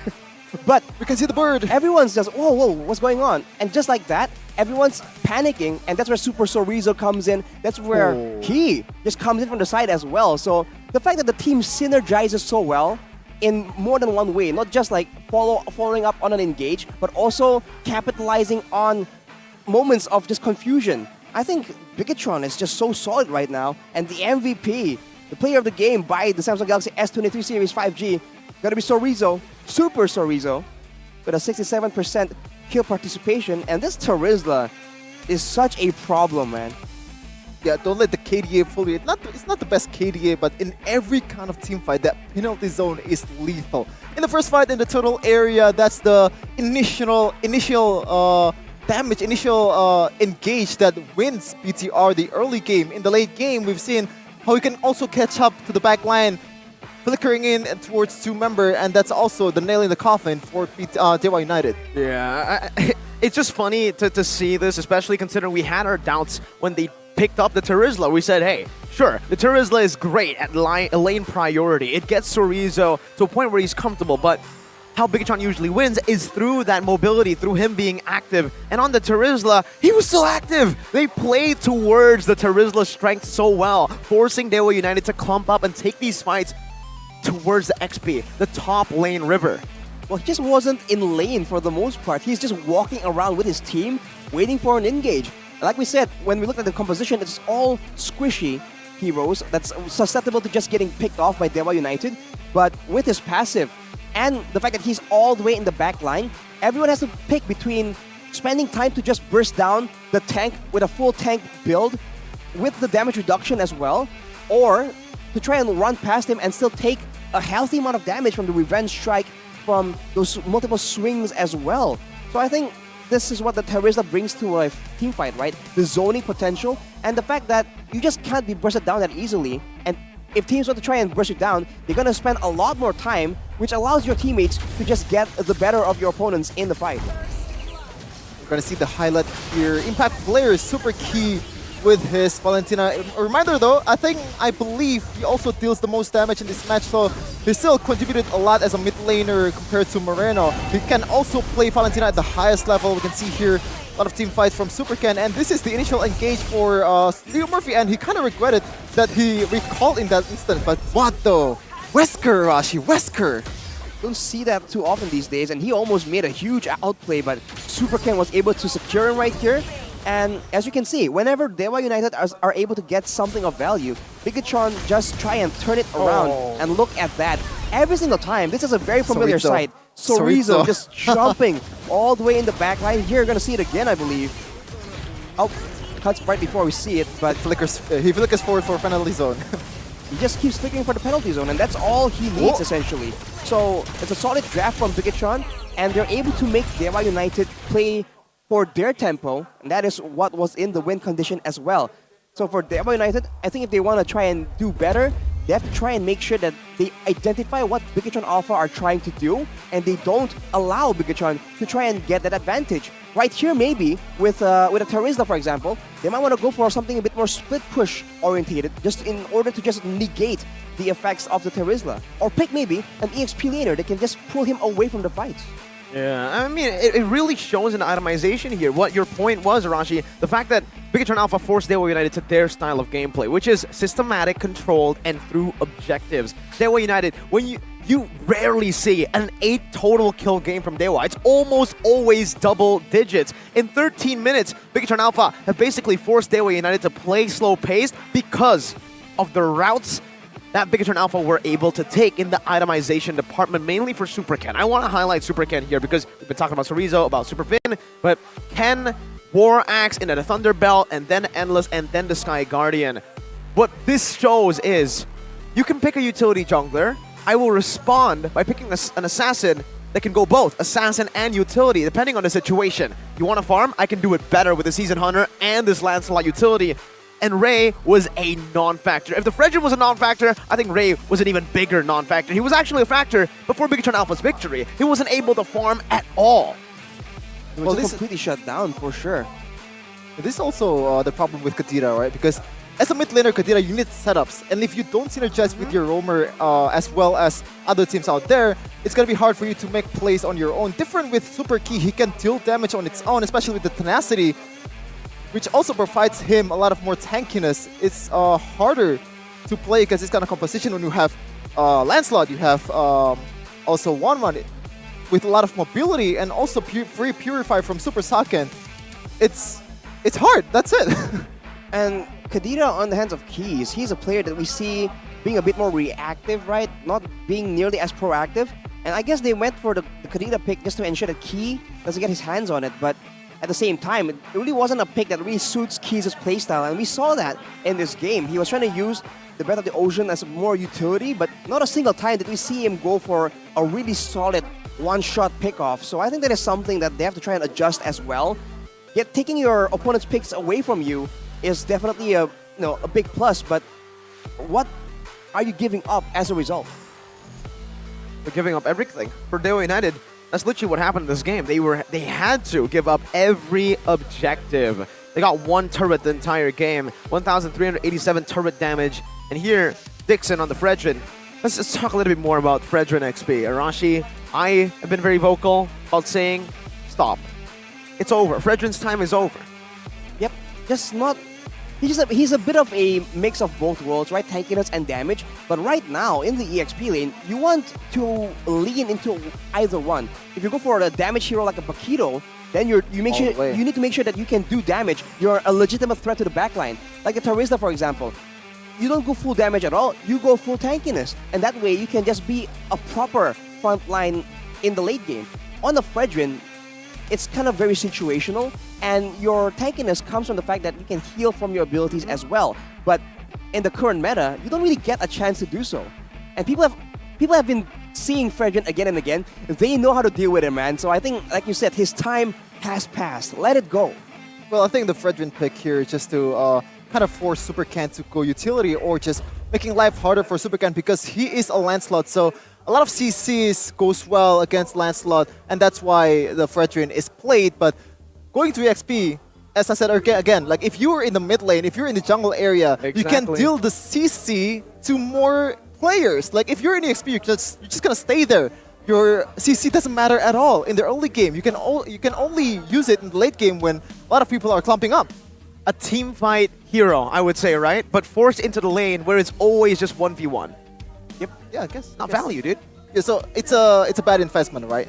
But do you know what is a good investment? What? No. It's UBS Gold. Oh! Yeah. Why is it good? In UBS Gold X MPL Indonesia Season 12 with prices starting from 500,000 rupiahs and get a free MLBB skin available at ubslifestyle.com. UBS Lifestyle e-commerce and Blibli UBS Lifestyle. So you get the flex in the game, and also you get the flex in real life.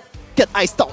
I don't know if you want to flex with the UBS Gold. You might want to just, keep it safe, tucked in somewhere. But yeah, from time to time, I mean, they have merchandise as well, Raji. You remember the Season 11 merch where, they made us wait all the way to the playoffs? Maybe another collab? They made us wait so long. But it was really, really good. I think it was worth it.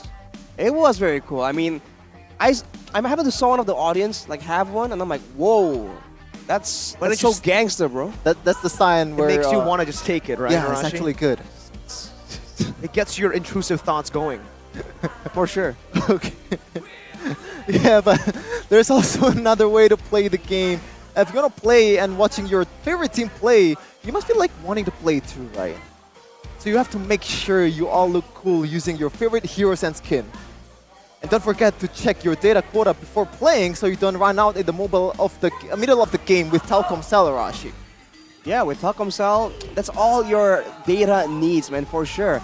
Make sure that, you don't run out. Because imagine almost winning a game, right? Almost ranking up to Mythic.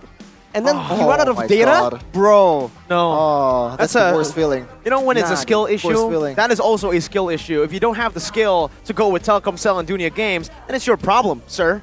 All right? Go ahead, choose the best if you want the best. They have a promo going on right now as well. For every purchase of MLBB vouchers on Dunia Games, right? You can get... it will give you extra savings, right, first of all, and then it gives you an additional 3 gigabytes of data, bro. 3. Oh. Free 3 gigabytes of data. So when you For each thought purchase. you're out of quota, oh my god, my quota is almost gone. But Boom. you remember, oh, Never I still mind. have 3 gigs. Oh. It's all Junior good. Games, Telkomsel, I love you. We all love Dunia Games and Telkomsel. Hey, I use it as my provider on my Samsung S23 Ultra as well. That's why smooth internet, smooth gameplay, and fun fact, that's what the players are using too here on stage. Look at it. The design is very human, man. It's Design is very human. It's very I like that reference, Arashi. Well, this one is truly very human, right? I mean, it fits on the palm of your hand. It has that large screen. Kyrie has said it has 5 cameras. I just want to, tell Kyrie and the people who believe Kyrie, it's not 5 cameras, guys. It's 3 cameras, and then you have like 2 other. It's not. No, like no. a- Let's pretend it's camera. Okay, whatever Kyrie say is. Whatever Whoa! Kyrie says, 6. Let's go. This is what I've been waiting for. Lanaya is the better jungler in Mirko's opinion. Okay, Lanaya has been showing us how he plays in MDL. Like he's one of the Yes. best junglers in MDL, arguably the best in MDL Yes. too. So we've seen his Lancelot Mirko. We've seen his Samus. Yeah, it's peculiar, but it works. And I think this is the best choice for Dewa United, especially up against Bigatron, up against the robots. You have to make a change, even though it's just for the sake of change. I think it's still a good move, especially giving time for your rookie too. I think that statement, it's peculiar but it works, really fits the current meta, man. Yeah. Sometimes you just have no idea why they're doing something, and then you're like, oh, I see. And now for Deva, I mean, we have a hair cam right here by Head and Shoulders. Okay. Audience member here's just styling, Yo, showing Indo everyone. production though. Mike, I didn't even know about this. MPL Indo. Hair cam. Okay. The hair cam. Maybe some players will show up on the hair cam as well later on during the day. Ah. But back to Lanaya. Lucky boy. He has a lot of skill, but a lot of people are concerned about the mental game, the pressure, right? He is relatively new. This is going to be his first time in the MPL as well. So we have high hopes, but at the same time, some concerns here. Let's hope he actually gets to perform and show us what he really has to offer. Just like Nile, right? Nile is a rookie and he's shown some flashes, he's shown some highlights, but in the end, there's some plays that's very, very questionable. And, it's not supposed to be done by a highest league player in MPL ID. Nothing that comes with experience. It doesn't really matter if you make mistakes in the early stage of the MPL, but we're gonna see here Pro Build Series by Supervin. Right, he went for the focusing mark, which gives damage to 112 your opponents. Don't look at the attributes. From your teammates, right? So your teammates, whenever you engage on someone, only one person, by the way. You can't engage on multiple people. But on the first target you engage on, you apply a mark on them, and all your allies do an extra 6% damage. So being used on a Kaja is just such great synergy, especially if you want to go for the pickoffs. And that is why when the Kaja disappears or the conceal, everyone is just on guard. Because 6% from every single member on your team, that adds up, bro. It's interesting that it goes for tenacity, right, Arashi? Like, you think like if a Kaja that really relies on flickers, really relies on conceals, it's gonna be good for him to use pull yourself together to reduce the cooldown of those conceals and those flickers. But in this case, he's going for tenacity, which makes sense. You're up against Leo Murphy with the Kufra and also a good punish with the Bennett's Rage and with the ocean. With the rough waves from Keys as well. So I think it makes sense to go for tenacity, but I still prefer if you go for more aggressive style of play and try to show up in the map as low as possible and make engages when you're showing up the map. Yeah, I think it really depends on the style. It really depends on the game itself. Knowing Bigatron Alpha are such a very objective team, they don't really go for random pickoffs on the map. They're always calculated about it. Going for tenacity just enables you to choose to go for that target acquisition a bit more efficiently, right? You can take a lot of damage and then you can go in. So usually for Kajas, you're very squishy. With tenacity, you're still squishy, but not as much. Right, extra bit of tankiness, and he went for the tank emblem as well.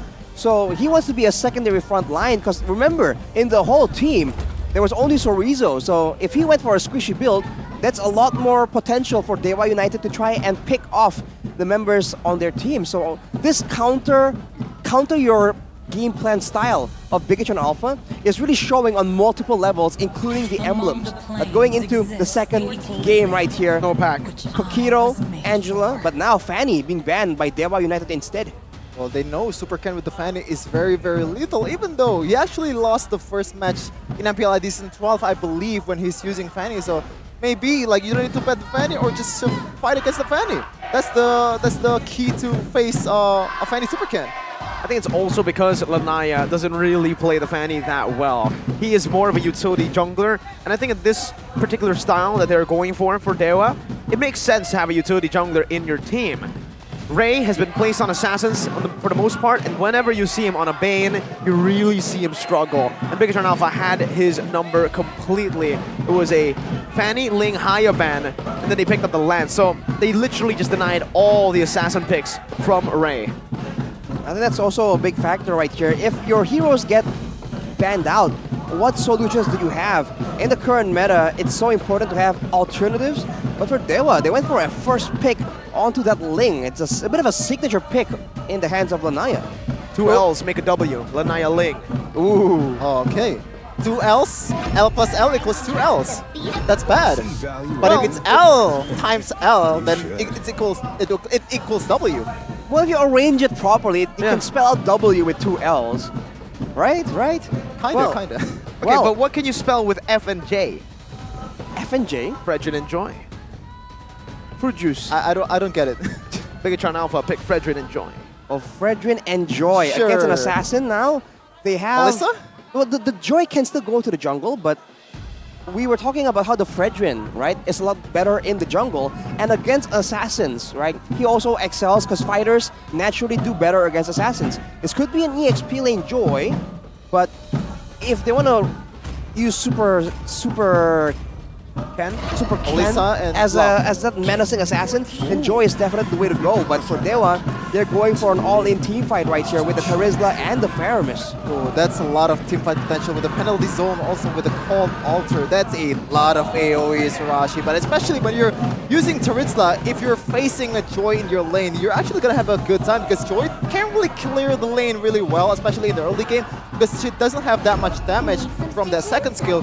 And if you... I like this. Finally, I thought Dewa United was about to secure the Melissa because so far in SPS, all of the teams that pick Joy, they want to secure Melissa first because it's so hard to play Joy against a Melissa. Yeah, that's the thing, right? Especially now, Dewa United, not only did they leave the Melissa open, but they picked up 2 heroes that Melissa absolutely destroys. The Terizla ultimate penalty zone can get cancelled by the go away. And Faramis, oh man, you put the muddles down and that Cold Altar becomes fresh food for BTR. And look at the bans from BTR as well. Immediately banning out the Franco, wanting to force Dewa United into a very team fight orientated strategy. And you can best believe they're going to go for a bit more AoE in their composition as well. On the side of Dewa United, they ban away the Hilda, ensuring that the Ling won't be pressured too aggressively in the early game. But in the current meta, alternatives are still available for Bigatron Alpha. Well, Franco has been banned. Probably Kaja ban too, or maybe banning out towards gold lane in that Claude because it kind of counters Melissa because he has a lot of mobilities too, but it's gonna go for a very, very one-dimensional ban here, and I understand it. You wanted Super Ken to pop off, possibly, on this Joy. Yeah, take away all the lockdown heroes, take away the chaotic maneuvers that Dewa United have been able to utilize completely. But here we do have a fun fact. Ling is Lanaya's second favorite hero throughout his career in MPL with 16 picks, but only at a 50% win rate. So it is still very coin flippy for Dewa. And now, up against a composition that can really punish the Ling, I think it's not really going to have a good time here. It's going to be a bit difficult, but on the bright side, all these suppressed heroes have been banned by Bigatron, but Bigatron themselves have a very solid jungler, solid assassin that needs suppression to be dealt with. For Dewa, they're going to try and limit down Sorizo yet again, banning away the Grok, and especially banning away that wild charge. They can just destroy the whole composition when they're sticking together right here. For Bigatron, I think they should secure the mid laner first. The mid lane. I want Vin to save his Atlas. Like, he has to have a redemption game on Atlas, man, after what happened. I don't want to talk about it, but, you know, there's a lot of low lights in internet that has been memed quite often. Oh! Whoa, excuse me. So, Wait. Fredrin mid? No one knows. That's what Bigatron Alpha are saying. They're going to say, hey, you can guess, but we won't reveal it until the last pick. We have seen Arlet mid before, I think. That was the one that worked the best, sort of, I think. We've also seen Fredrin mid in SPS as well, so a lot of potential to be flexed around right here, and I think Dewa United are definitely quite confused, but whatever it is, they require some kind of crowd control right here, because they're going into a big team fight. All they have is sustain. They can't have any initiation. They can't have any lockdown. They go for the throw, but they also go for that Beatrix for an extra bit of combo. I think. Oh, Chow Leo. That is nasty. Oh, goodness gracious. Oh, well, it's gonna be a hard game for Dixon and Leo Murphy here, guys, because Super Key or Super Vin possibly is gonna use that Diggy. Remember though, Diggy is probably one of the heroes that BTR use in the mid lane too, so it doesn't really. It's not really 100% sure it's gonna go to that roaming era. It might be a mid lane Diggy too, but in this case, they're up against a Beatrix. I want Joy to be used in next mid lane, because when you have a Joy with Vengeance, it's gonna absolutely destroy Beatrix. Like put state towards who's the gold laner from Benny QT? Yeah. Well, the Joy in the EXP lane we haven't seen as often, and it has the same issues like the other less meta picks in the EXP lane. So whatever Bigotron Alpha chooses to go with, they're definitely going to adjust around it. But this Diggy pick is what is so devastating. Just denying the one-dimensional engage from Dewa United. This just denies any kind of engagement that Dewa wants to have on their terms. So this means Bigotron are the ones that can pick and choose which fights they want to allow Dewa United to have, and that in the hands of a team as macro heavy as Bigotron Alpha, that is just so annoying. Like, okay, we're going to game 2 for BTR versus Dewa United, but Super Vin with a Fredrin. Wow.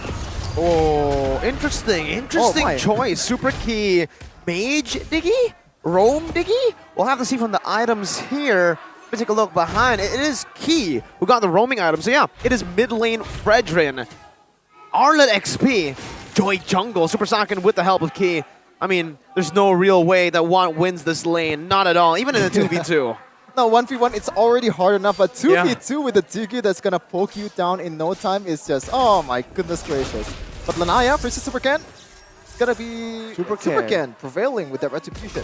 Well, they both have the seasoned jungler right here, but you look at the emblems, all the tenacity is coming in for Bigotron. They know what they want. They need to survive the initial big fight.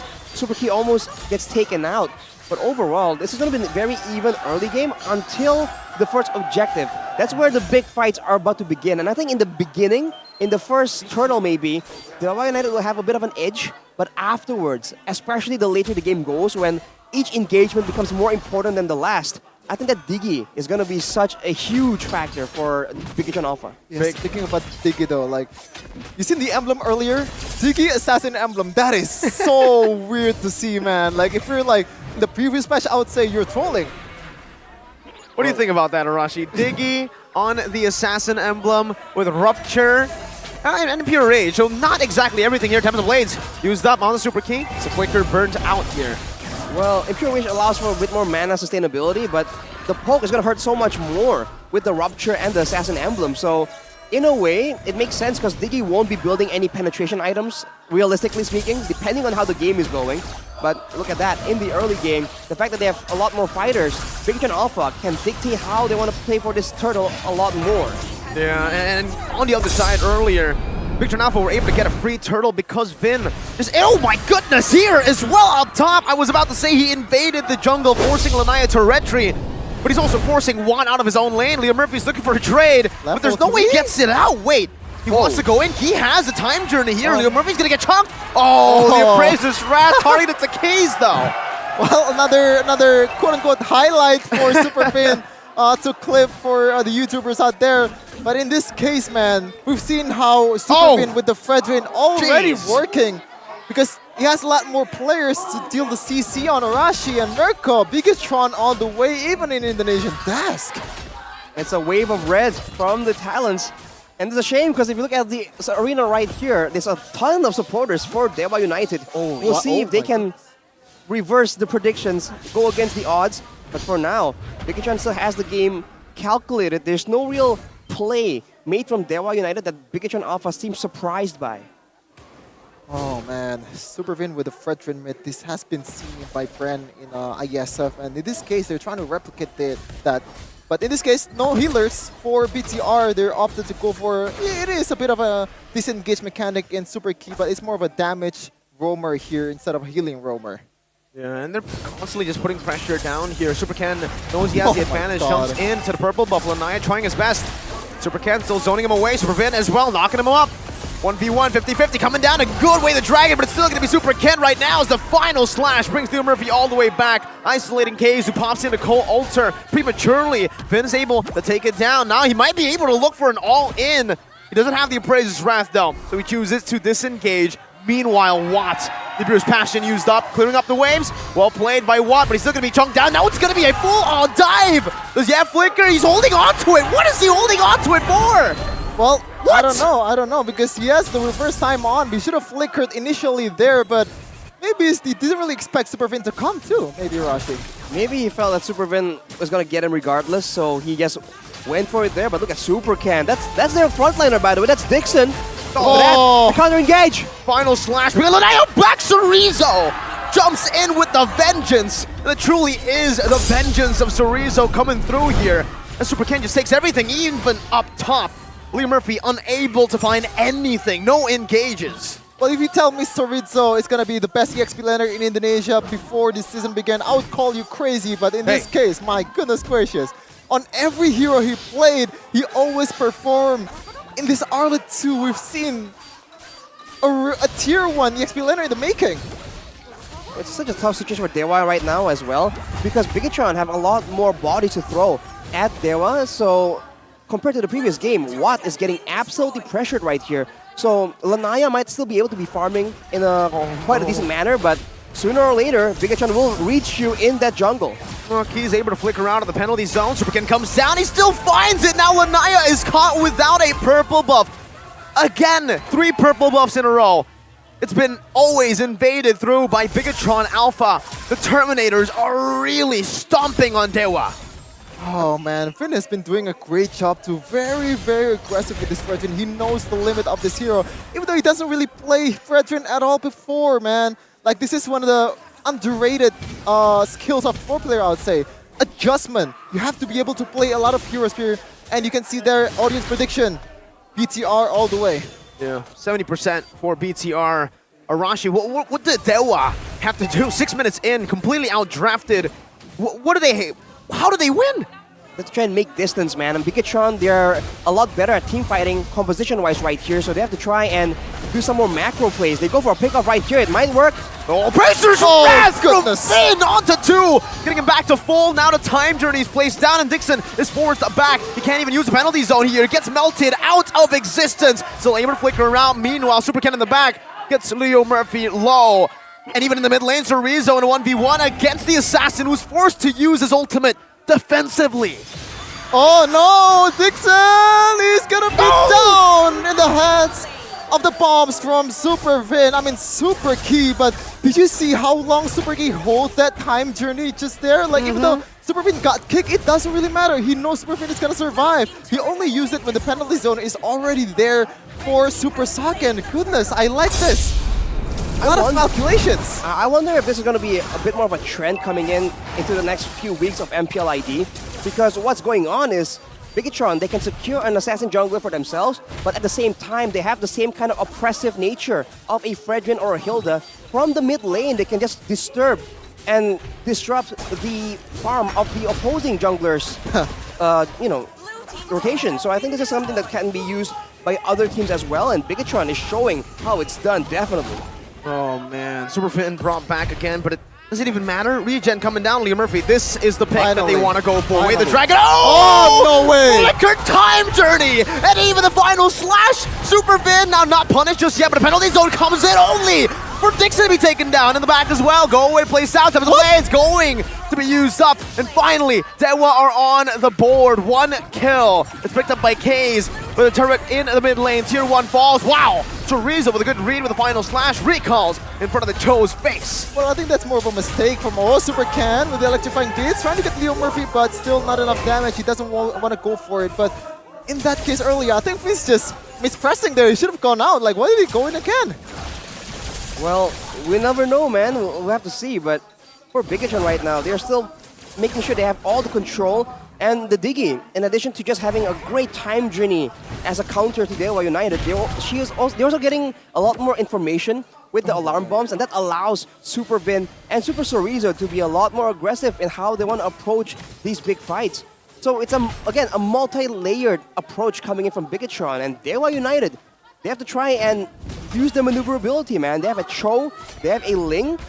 So one of their big strengths is that mobility around the map. But in order to do so, Lanaya needs to first at least secure a purple buff. The fact that Bigatron has been denying it from him again and again is part of why the strategy is working so well. Well, opening map is already a big struggle for Leo Murphy against the poking coming in from Superfin, against the CC coming in from Super Chorizo, and it's gonna be another free Lord for the robots here without any contest whatsoever from Dewa United. It's looking like a deja vu from Game 1. I think it's not even deja vu. I think it might be even more dominant this time. 7.5k gold lead, and Lanaya. He's built up the Berserker's Fury in the 9th minute of the game. That is his second item. Look at Super Ken. He has a Holy Crystal. Yeah, he's also, well, earlier, 4 levels ahead of Lanaya. So you have to wonder what's going through his head, man, for Lanaya, right? This is his debut performance, and Bigatron Alpha, they are completely targeting him down.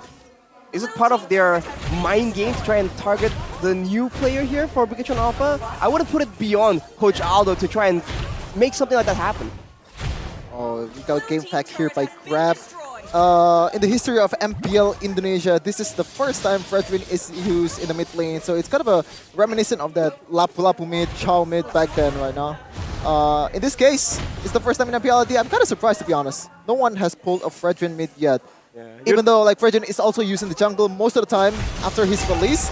Like, I think people should get more creative. Yeah, you'd expect... Oh, final slash! Dixon brought back to the team for first time as well! Defensive call, Ultra placed down, and Super Ken is going to be able to push out some damage with the electrifying beats. And Dewa are forced back. Now it's 2 base turrets with the first Lord! Well, the plus though, there's no time journey for Leo Murphy here. He might want to make him engage with a flicker. And there you go! Conceal doesn't really connect towards Superfin. He read that pretty well, but in this case, I think Bigatron, I mean, Dewa United has to rely on Super Key making a mistake or placing his time journey wrong, or maybe just out of position, not in the same vicinity as Super Saken, because, like, what are you gonna do with this situation? It's gonna be real hard for you to make any kind of plays whatsoever. Well, with a Cho, you can kind of like force it out, bait it out, kind of, but it's just so much more punishment coming back from the side of Bigatron Alpha, so that option is just not available. And just like that, brute force play from Bigatron to crack open the base. No more turrets left, but it seems like they will back off for now? Question mark? 3 base turrets, man. I mean, they might as well keep on going. Lanaya forced to recall. Whoa! Super Vin with another highlight moment, flickering forward. Not able to find anyone now. Bigatron Alpha looking for another opening. Kaze. Oh, a good final slash dodge from Kaze. Just going back and forth, jiggling, but man, it's very rare to see a team who gets all 3 base turrets with the first Lord. Good Renner's apathy earlier by Watt, but no damage just yet.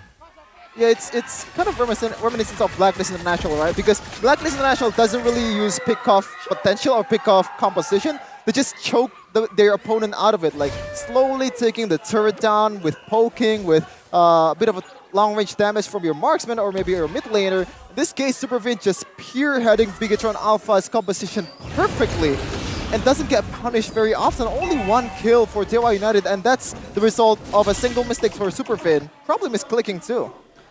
Well, for Bigatron, man, the fact that they're such a high-tempo team, and Dewa is such a team-fight-heavy team, and yet there's only 6 kills on the board right here, shows again how Bigatron are playing it so heavily in the macro department, which is part of Dewa's win condition, right? They cannot fall into the tempo, into the macro strategies of Bigatron, but now there's just no choice. From the drafting phase, Bigatron has so much more to offer in these big fights, and they're just stuck in the base for now. And even in the base, they're still getting harassed by the alarm bombs. Assassin Diggy with most damage dealt in the game. So you can say it's working out. It is weird, but you know what else is weird? 3 people recalling in your face. Is it really weird though? After Onyx, 4, make it 4, Shepin! The Supers are at it. Super Chorizo all alone though. He doesn't want to join the recall game. He wants to get it done now. They're looking at the base. Now the Lord is in. Now it's going to be Super Saiyan in the final slash. The time journey comes in as well. There's nothing that Dewa can do. Clean sweep from the Terminators. Too easy, too fast, too strong, too good for the robots in this match. A clean 2-0 sweep against Dewa United, showing the new boys how big boys get it done. Such precise gameplay, man. Bigatron Alpha programmed to win, that is such a fitting slogan for their performance in this game. Everything they did had purpose, and even how they end the game. You don't want to fight? Fine, we bring the Lord to you. We deny your engage completely and just end the game. Game 1 and Game 2, essentially the same idea. They tried everything. They tried to stop Saken from attacking the base, but they just can't do anything when they're just that far behind. And just like that, now Fredrin XP is no longer winless. Sorizo, well, technically it's mid. It's mid. But how the heck does Fredrin get a victory in mid before he gets a victory in XP? 6 games too. 7 after that game. Well, 6 compared to 1, that's what I mean. Yeah. But yeah, Supervin finally gets a W with a new Fredrin in the mid in MPL Indonesia. Finally brings out SBS ESL nih, boss. Okay. Runner-up. Oh, that's not. I don't. It's a weird flex. I don't. Even I don't agree. But hey, it's fine. You're up against the Onyx. Like, what can you do? Yeah. We're all just battling for second place. Are you even allowed to say that here? Hey, Onyx have been on a roll. I think even at MSC that was the case. Here you're seeing the Bigatron Beta boys in the crowd as well. Just Scar, a player who was in the MPL roster just last season, who was unfortunately unable to have the same amount of impact as you see from the Golden Boy, or yeah, the Golden Boy of Bigatron Alpha. Sorry, man. Like, I think they should have changed the name, not PTR Beta, because Beta has a negative connotation here today. I think they should have changed it to PTR Sigma. But let's go to the host, Monica. Woo! Congratulations! Ini sesuai dengan prediksi kalian tadi ya. 2-0. Moreno tadi prediksinya 2-0. Ini kalian benar-benar 2-0. Ini gimana permainannya hari ini di match pertama hari ini dengan high tempo? Ini khusus karena melawan Dewa ataukah nanti seterusnya di MPL Season 12 bakalan mainnya secepat ini dan menarik ini? Siapa nih? Kim? Kayaknya kita pengen cepet-cepet menang gara-gara kan banyak kondisi pemain kita yang kurang fit juga. Jadi ya kayak kita segera buat menangin dan mereka bisa istirahat lah. Oh, tapi tetap super ya. Walaupun kurang fit tapi permainannya tetap super banget hari ini. Nah, Super Fin. Kapten Super Fin. Gimana hari ini di babat habis 2-0 Dewa United? Ada perbedaan-perbedaan nggak dengan permainan-permainan sebelumnya di week pertama? Kalau perbedaan ya pasti adalah karena kan kita juga latihan terus kan. Cuma puji Tuhan kita emang beberapa dari kita lagi kurang sehat tapi kita masih bisa kasih yang terbaik lah buat hari ini. Biget Troopers boleh dong disemangatin nih Bigetronnya.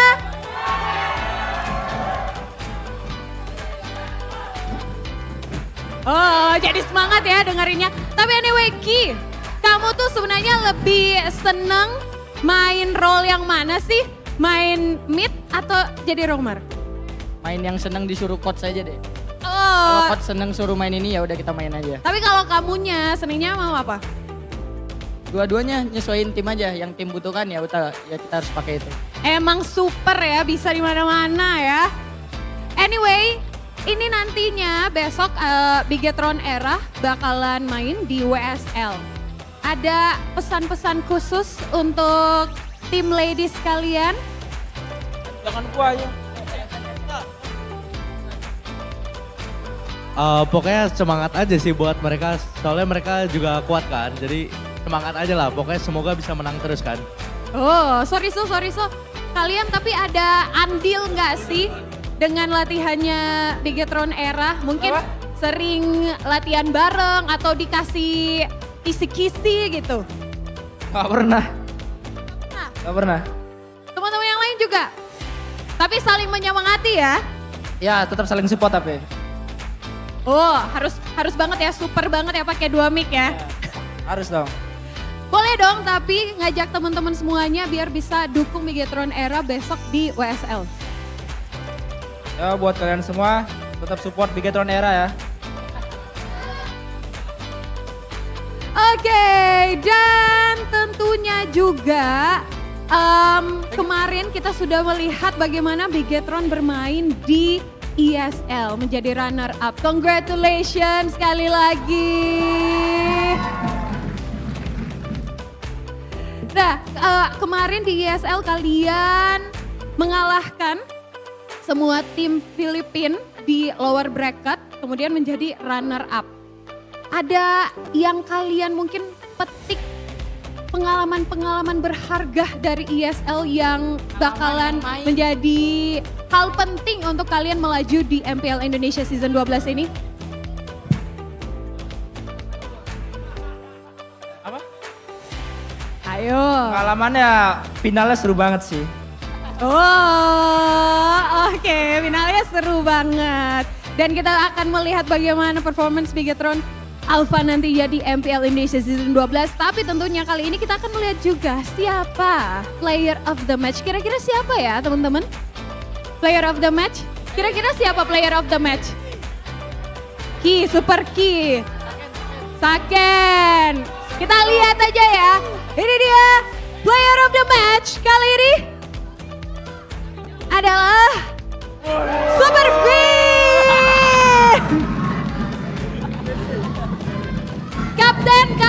Kapten Superfin, gimana nih ngelihat kamu jadi player of the match? Ya biasa aja sih. Biasa aja. Tapi nantinya yang kalian tunggu-tunggu nih match melawan siapa nantinya? Yang paling ditunggu ya lawan semuanya sih, karena kita pengen lawan semuanya. Oke, lawan semuanya. Tapi ada dong tim-tim yang ditunggu-tunggu banget, apalagi dari week pertama, ini kita masuk ke week kedua, Bigetron belum pernah kalah juga. Apakah ada tim yang ditunggu-tunggu yang menantang buat kalian? Pengen lawan Onyx sih. Oke, kita tunggu nanti ya.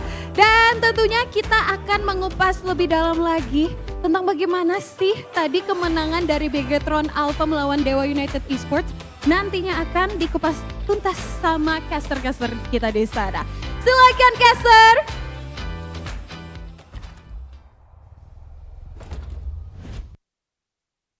Game series between Bigetron Alpha versus Dewa United, which can be defined as domination, absolute domination. What is absolutely pressured throughout the whole game, especially with that Melissa pick, with that Digger pick. Like, what are you gonna do about it?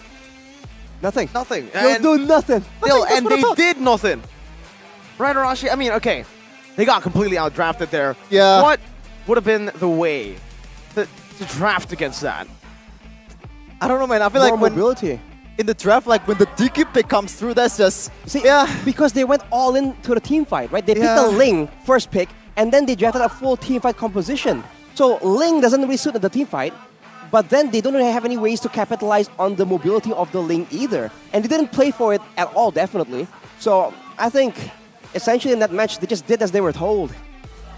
Yeah, I think when you're playing a Ling, I think it's better for you to have a kind of a hero like Angela or Florin that can boost your mobility. They banned it out themselves. Boost your endurance, but they banned it out. Like the Ling pick is very, very weird. Like I don't really see the point too. Like, yeah. I think this is where we can definitely see the lack of experience get to the coaches and even the players. The way they were playing as well. When plan A didn't work out, which is 50-50 team fights, there was no plan B. Maybe there was a plan B. Maybe there was a plan C as well, but you know, everyone has a plan until they get punched in the face. And Bigetron Alpha, they didn't just punch them in the face, they mauled them on the ground. That's a great quote, Mirko. Shervin, do you know who that is? Who said I think it's a boxer, right? I don't know who that is. Yeah, of course it's a boxer.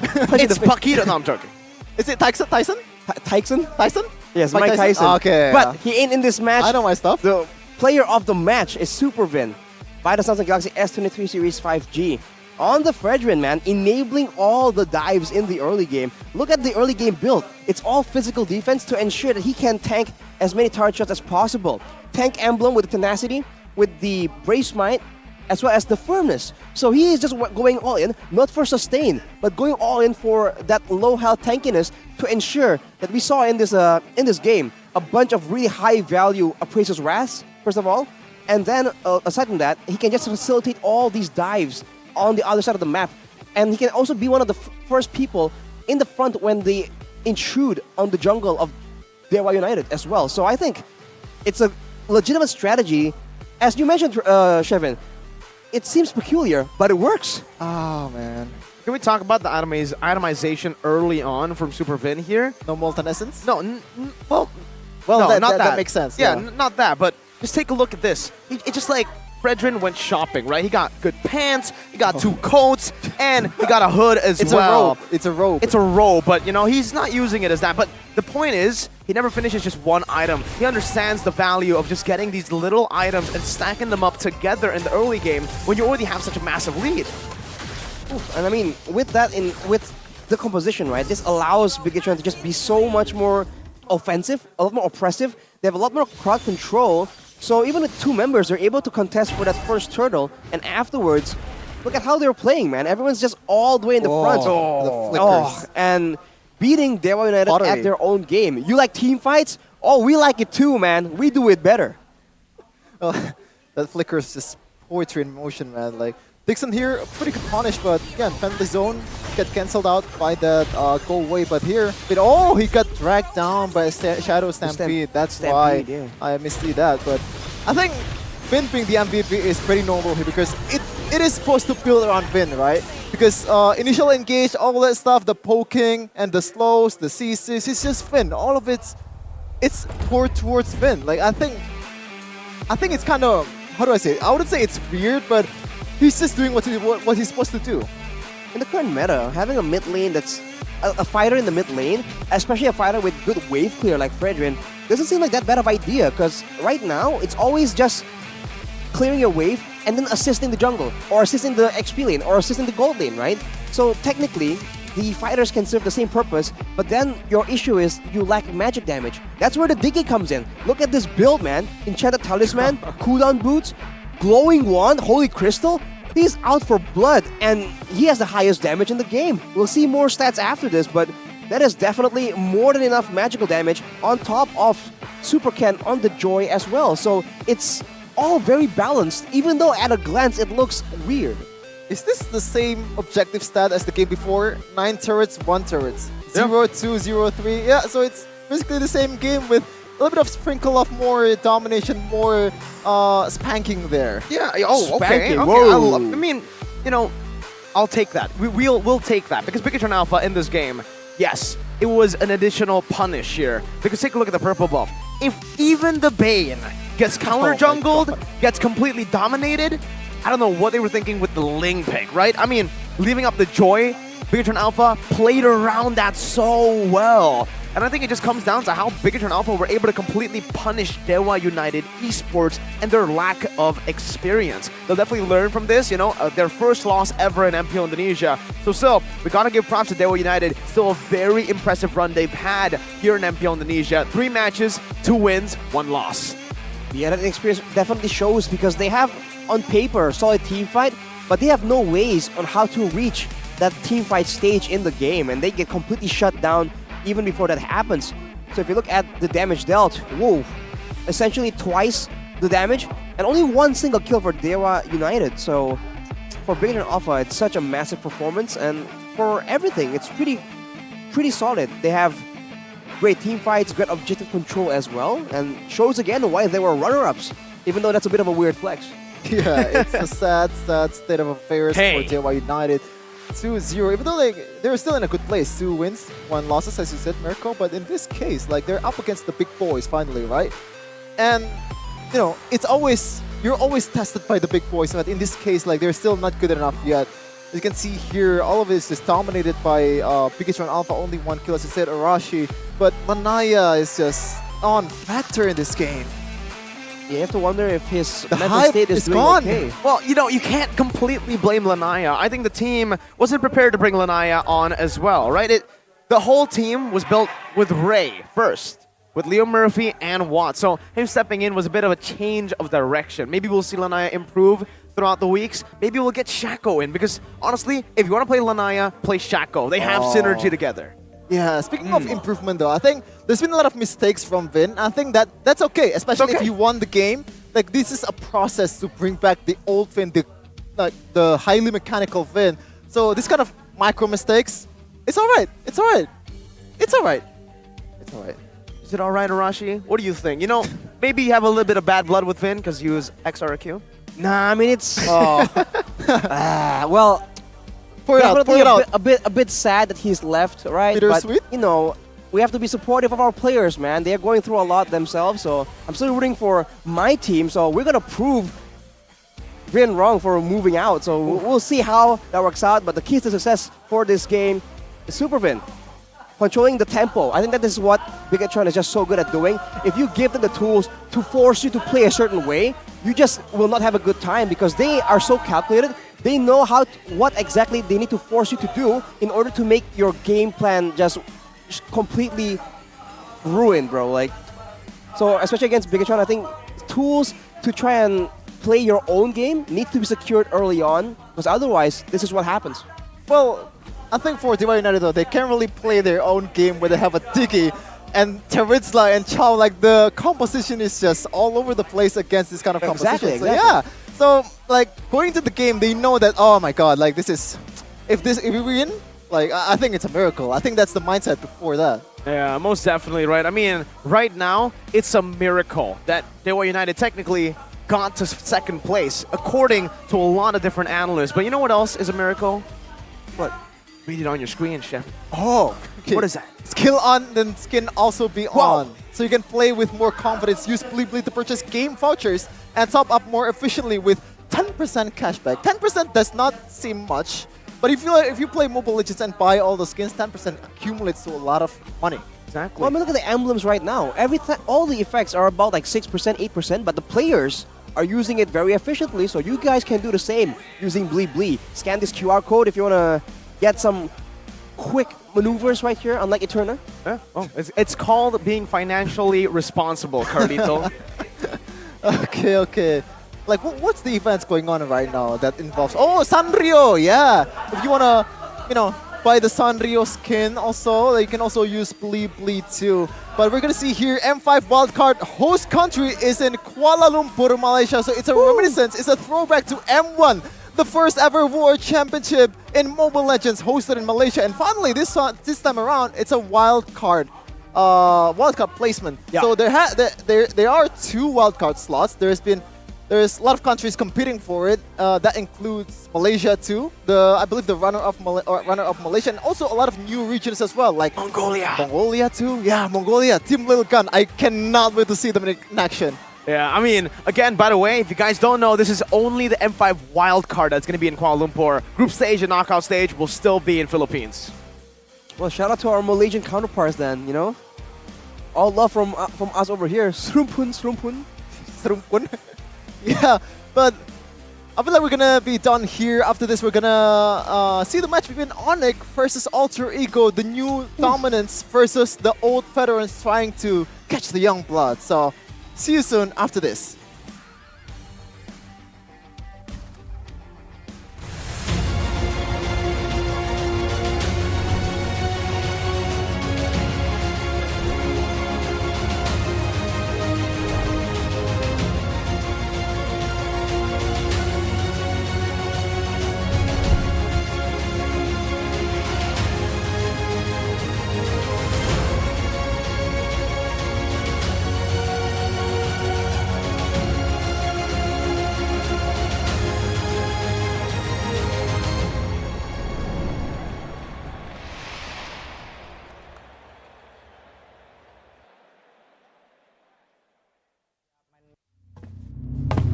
Look who finally showed up.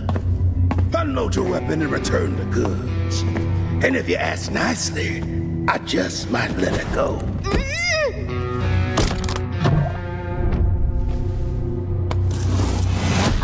Who said I was returning it? You little... We had a deal! I just came here to test my new toys. They ain't even loaded. Staring down the barrel and you're still daydreaming about being an inventor? Huh?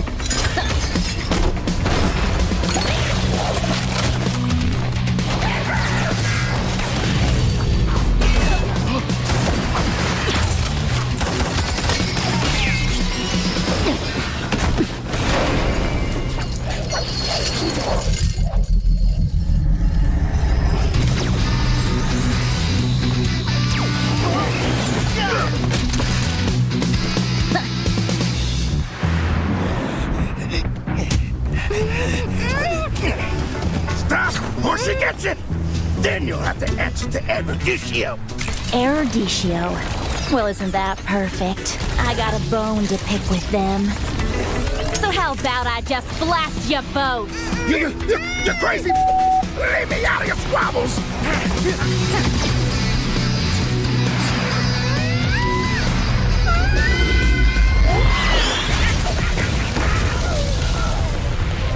That was dirty! Haven't you heard? I do things my way. I really don't like being used as bait, you know. Anyway, let's return that to Erudicio. Oh, I have something special in store for them down the road. So I'll take this as payment.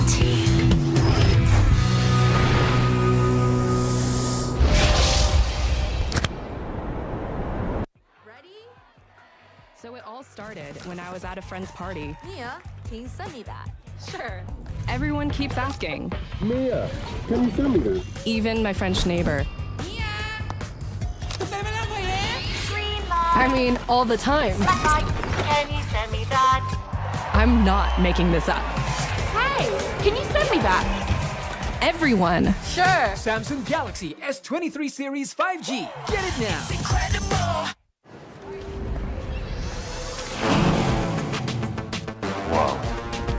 Attention passengers, final call for flight. Wait, is that a phone? Look at the performance, the graphics. That thing's a gaming machine. A new challenger. Is that Faker? That man's a gaming legend. Everyone, fasten your seatbelts. And here we go! Samsung Galaxy S23 Series 5G. Get it now. Kalau kamu bisa kasih burst damage yang tinggi, itu efek burn-nya bakal muncul lebih gampang. Bang, emblemnya ribet bang, bakalan susah gua belajarnya.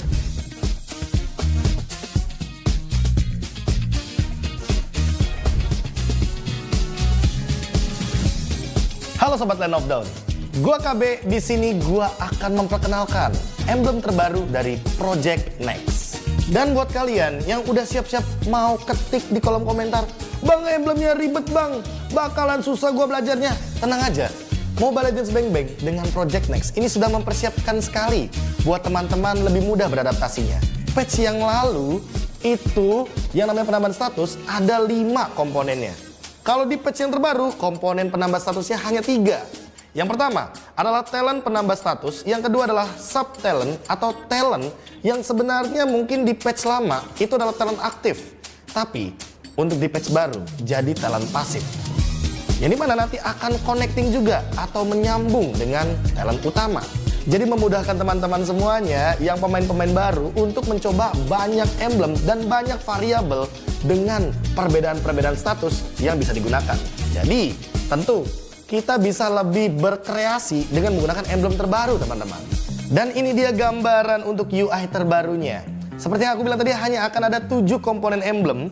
Dari basic common emblem, tank, assassin, mage, fighter, support, dan sampai dengan marksman. Dan yang paling aku suka adalah ini dia, banyaknya variabel pemilihan status di emblem terbaru. Contohnya, kita ambil dari talent yang paling pertama yang tadi aku bilang. Ini penambah status rata-rata.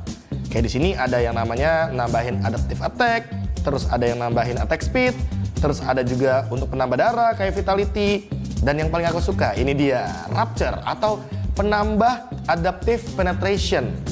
Terus ada juga yang namanya inspire, dia akan menambahkan 5% cooldown reduction. Terus ada juga di sini firmness, dia tuh bakal nambahin adaptive untuk physical dan magic defense. Ada penambah movement speed juga dan penambah untuk fatal atau status kritikal. Terus ini yang namanya subtalent nih teman-teman. Contohnya aja ya, ini Season Hunter buat para jungler-jungler tank, jungler-jungler damage, ini bisa kalian gunakan tanpa harus menjadi talent utama. Karena ini bakal jadi talent pasif. Jadi setidaknya kalau kalian ngejungle itu bakal lebih cepat. Karena setiap kali turtle dan juga lord, kalian akan ada tambahan 15% damage kepada objektif-objektif tersebut. Terus dari emblem tank ada juga Tenacity. Tenacity juga jadi pasif. Dan ini akan aktif ketika kalian itu darahnya di bawah 50%. Terus ada juga Master Assassin. Siapa penggemar-penggemar Assassin? Ini salah satu emblem yang kalau di emblem patch lama ya, emblem-emblem yang udah dulu-dulu, itu tuh cuma aktif ketika memang 1v1 dan akan menambahkan damage ketika musuh kalian sendirian. Tapi untuk sekarang dia jadi pasif sistemnya. Sehingga wah ini banyak banget nih yang bisa dikombinasikan. Bargain Hunter, dapetin diskon untuk item, terus Festival of Blood, kalian dari awal udah punya pasif spell vamp, bayangin tuh. Terus yang paling aku suka juga nih, pull yourself together. Karena ini akan mempermudah atau mempersingkat battle spell kalian dari cooldown umumnya. Dari misalkan kita ambil contoh flicker ya, 120 detik itu bisa cuma jadi 100 detik saja. Dan juga aktif skill item. Jadi buat teman-teman yang mungkin para pengguna Winter Truncheon atau mungkin Conceal, jadi lebih dipermudah nih, dipersingkat juga untuk durasi dari cooldownnya.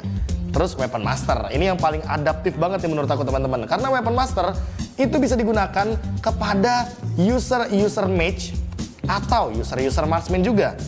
Nah terus ini dia nih yang paling utamanya nih, talent-talent utamanya ada Impure Rage, ada Quantum Charge, terus juga ada Conclusive Blast, terus ada Killing Spree. Dan Killing Spree sekarang tidak terbatas untuk assassin physical damage, tapi juga bisa digunakan untuk para magical damage. Nah, terus Lethal Ignition ini juga tidak melulu soal damage magic. Sekarang physical damage dealer bisa mengeluarkan efek burn ketika dia itu adalah physical damage dealer tipe burst. Terus ada juga Brave Smith nih teman-teman, yang dimana aku dengar kabar nih, katanya di patch terbaru, kebetulan tanggal 27 Juni ini fix, Brave Smith ini bakal muncul dan statusnya diubah. Dari yang 8% penambah darah jadi 5% penambah darah saja. Cuma bedanya untuk sekarang nggak perlu kalian ngeluarin efek CC atau crowd control. Jadi kalian cuma perlu mengeluarkan skill dan itu akan menambahkan darah kalian 5%. Terus ini juga bagus nih, focusing mark. Biasanya para gangker-gangker pasti bakal suka sama emblem atau talent utama yang satu ini. Serta biasanya buat para marksman, weakness finder itu bisa jadi pilihan utama. Kalau misalkan kalian nggak pede sama attack speed kalian, ya kalian bisa pakai quantum charge yang tadi aku sebutkan. Anyway, kita bakal coba hal itu semua di custom room langsung. Let's go! Yang pertama adalah efek dari Master Assassin. Yang kalau misalkan ini kan ada dua hero berdempetan, artinya Master Assassin ini nggak bakal aktif. Kalau aku basic attack, damage-nya 143. Tapi kalau ke hero yang sendirian, dia akan menimbulkan damage yang lebih tinggi, 148. Dari situ teman-teman udah bisa ada gambaran ya, kalau sebenarnya Master Assassin ini sebenarnya jadi emblem pasif. Dan ini talentnya menjadi sub talent atau talent cadangan. Dan yang mau aku tunjukkan adalah efek dari bakarannya Lethal Ignition. Aku harus burst dulu ya, Dan nanti yang akan keluar efek bakarannya dalam warna biru di Layla ini adalah dalam bentuk damage fisikal. Tuh, ada biru-biru, ada efek bakaran, dan itu hanya keluar kalau kita secepat mungkin dalam 5 detik menimbulkan damage dalam kurun waktu dan juga efek dalam persenan darah tersebut lah. Intinya secepat mungkin kalau kamu bisa kasih burst damage yang tinggi, itu efek burn-nya bakal muncul lebih gampang.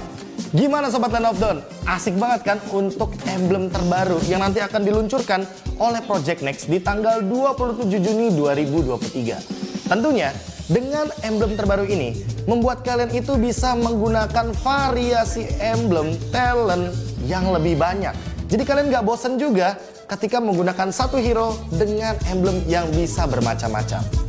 Anyway, kayaknya kita sudah sampai di akhir video. Aku KB, mohon pamit undur diri. Sampai jumpa lagi di episode selanjutnya. Dan sampai jumpa lagi di Land of Dawn. Tahu nggak, Awesome Generation itu punya rules sendiri. Kayak aku. Nge-game, I am the game. Pokoknya harus win streak terus. See, that's my rules with Galaxy A Series 5G. Kalau kamu? Di dunia games, top up jadi lebih mudah. Pilih game, masukkan game ID. Pilih Diamond. Masukkan kode promo, dan pilih metode pembayaran. Masukkan kode OTP dan konfirmasi pembelian. Selamat, kamu dapat tambahan kuota. Kumpulkan DG Point setiap top up. Tukar dengan merchandise dan voucher game menarik. Nikmati juga promo setiap harinya. Upgrade gameplaymu sekarang.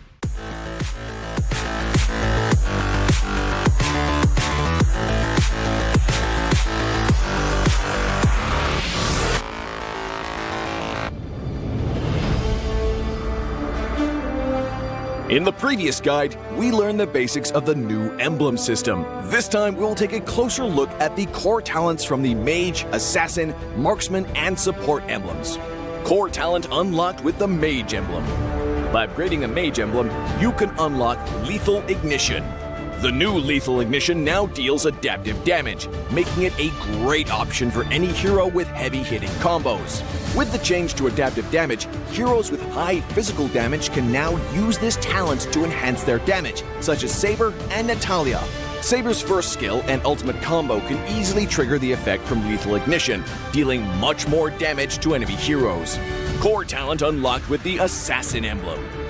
By upgrading the Assassin emblem, you can unlock Killing Spree. Now that the talent is no longer reserved for the Assassin emblem, it becomes a good choice for any hero who can perform chain kills. Heroes with magic damage like Karina and Julian can now take this talent as well. Karina's ultimate resets after she kills an enemy hero. When equipped with Killing Spree, she will recover HP from each kill, allowing her to stay healthy and go after more kills.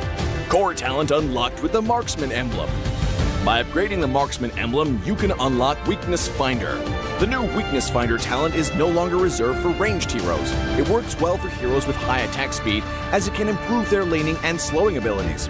A hero like Minzathar can take Weakness Finder because his second skill increases the attack speed of his basic attacks. When combined with equipment that can provide more attack speed, he can reliably trigger the slow effect to prevent enemies from escaping. Core talent unlocked with the Support emblem. By upgrading the Support emblem, you can unlock Focusing Mark. The Focusing Mark talent works the same as before. It allows support heroes to increase the damage their teammates can deal to the target enemy. Kaj's ultimate can be used to drag key enemies to his team. When equipped with Focusing Mark, the ultimate will also increase the damage the target takes, allowing Kaj's team to quickly burst down the helpless target. Choose the core talent based on the strengths of each hero to maximize their effectiveness. We look forward to seeing players discover new ways to play their favorite heroes on their way to becoming a legend.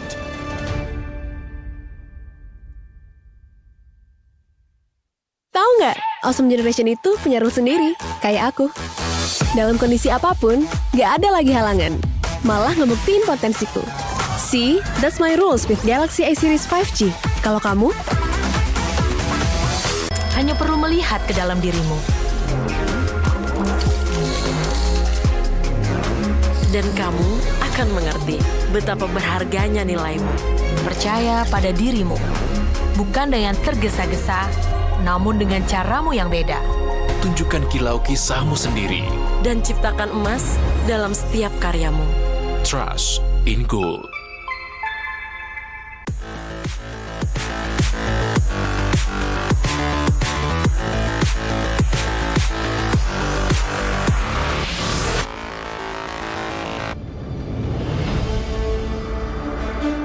In the previous guide, we learned the basics of the new emblem system.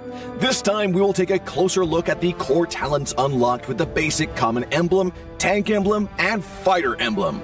Core talents unlocked with the basic common emblem.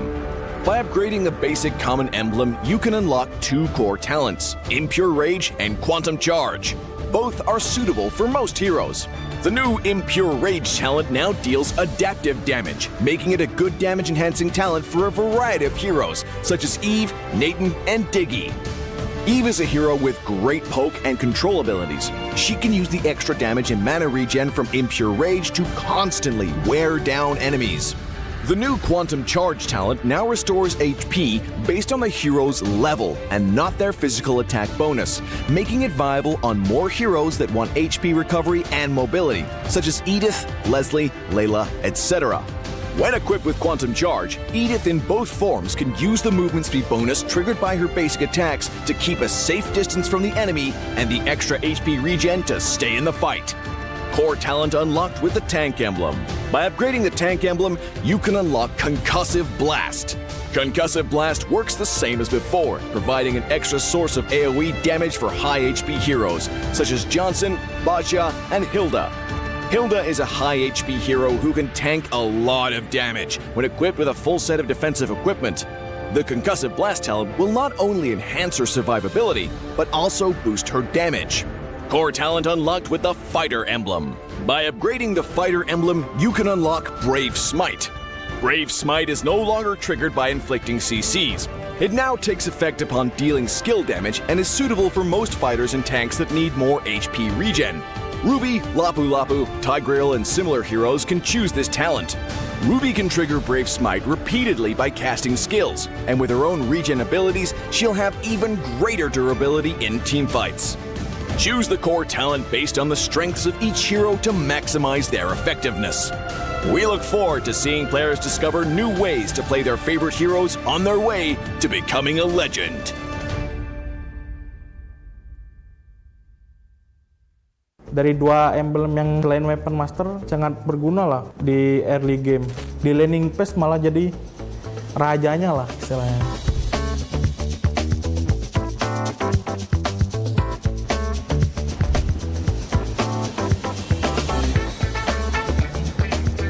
Kok kedapet di lampu? Oke. Halo, gua Kadera. Selamat datang di Project Next. Butuh tutor main Godland setelah update patch emblem. Nggak akan ada yang lebih bagus dari episode ini, karena gue akan bahas dua hal penting dari patch ini untuk para Godlaner. Yang pertama, kombinasi-kombinasi terbaik talent utama untuk Godlaner, dan hero Godlaner apa yang akan meta di patch kali ini. Nah, sekarang kita coba ke kombinasi pertama ya. Di sini gue pakai hero Beatrix. Rekomendasi dari gue yaitu yang pertama pakai Rapture, terus yang kedua Weapon Master, dan yang terakhir Weakness Finder. Oke, itu jadi kita langsung coba di in game nya. Kan tadi kan pilihan emblem kita ada Rapture sama Weakness Finder. Nah, kalian nggak usah takut buat apa ya, ngepok gitu, karena kalau kita ngehit musuh nih, mereka dapat slow sama mereka nggak bisa ngepok balik gitu. Jadi kayak kalian di lane nggak bakal sering kepok. Terus yang Weapon Master itu kan nunggu dari item kan. Jadi dari dua emblem yang selain Weapon Master sangat berguna lah di early game buat survive. Nah gitu guys, kita coba ke kombinasi talent yang berikutnya ya. Di sini gue pakai hero 1-1. Rekomendasi dari gue yang pertama Swift, terus yang kedua Bergen Hunter, terus yang ketiga Weakness Finder. Oke, jadi emblem yang pertama kita kan ambil Swift kan tadi. Nah, di awal kita kayak udah berasa ada item tambahan satu, kayak knife nih, kan nambah 10% attack speed kan. Tapi tanpa kita harus beli knife-nya langsung, kita udah berasa kayak attack speed kita lumayan berasa lah gitu. Terus lagi buat 1-1 ya, dengan adanya Weakness Finder, kalian malah jadi lebih gampang kebuka. Nah, setiap kalian ngelempar skill 1, terus di combo sama pasif Weakness Finder, musuhnya kayak nggak bisa lari. Kena slow, terus kena 3 kali stuck skill satunya, dia bisa nge-stun. Jadi kemungkinan otomatis terbukanya lebih besar gitu. Bergen Hunter karena kita bisa jadi lebih cepet jadiin item kita. Swift Crossbow di wave 2 mungkin udah bisa kebeli ya, karena ada emblem yang ini. Jadi kayak kalian di laning phase malah jadi rajanya lah istilahnya. Oke, next kita coba ke kombinasi talent yang terakhir ya. Di sini kita pakai Godland bertipe Magic, yaitu Harit. Kalian bisa ngambil yang Inspire. Terus yang selanjutnya Virgin Hunter, terus yang terakhir Impurage. Kita udah di in-game nih. Yang pertama kan Inspire yang ngebantu kalian nambah cooldown reduction. Jadi kalau sudah semisal kalian max emblem, terus kalian nambahin Inspire itu, kalian nggak perlu butuh yang namanya cooldown reduction lagi di item kalian. Jadi kayak beliin aja item yang paling mahal, Blood Wings contohnya, kayak gitu. Kita jelasin lagi di Impurage. Semisal nih kalian pakai magic side lane, itu pasti kemungkinan jungler kalian assassin. Masa kalian mau egois, blue buff-nya diambil, gak mau dikasih ke jungler assassin kan? Gak mungkin kan? Nah, di Impurage ini kalian ngeakalin mana kalian. Di Impurage kalian bakal nerima balik 2% mana ya max kalian. Kayak contoh, gue pakai skill nih, terus ngehit atau nggak ngehit, pokoknya pakai skill bisa ngebalikin 2% max mana kalian. Tapi ada cooldown 5 detik. Ayo coba update Project Next hari ini ya. Tapi kalau menurut lo tips dari gua kurang relevan karena lo pemain role lain, tenang aja, karena di next episode-nya akan dibahas mengenai kombinasi talent dan hero-hero meta di role lain. Dan jangan lupa share videonya ya. Gua Kadera, sampai jumpa di Land of Dawn.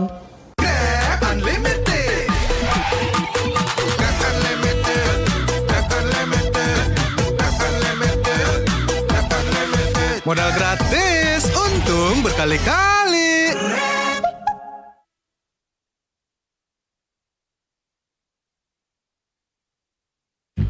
12-nya kemana? 12-nya ada di Blibli 12 tahun anniversary. Beli apa aja ada gratis ongkir 12 kali, cashback 12 kali, dan flash sale Rp12. Ayo belanja di Blibli sekarang.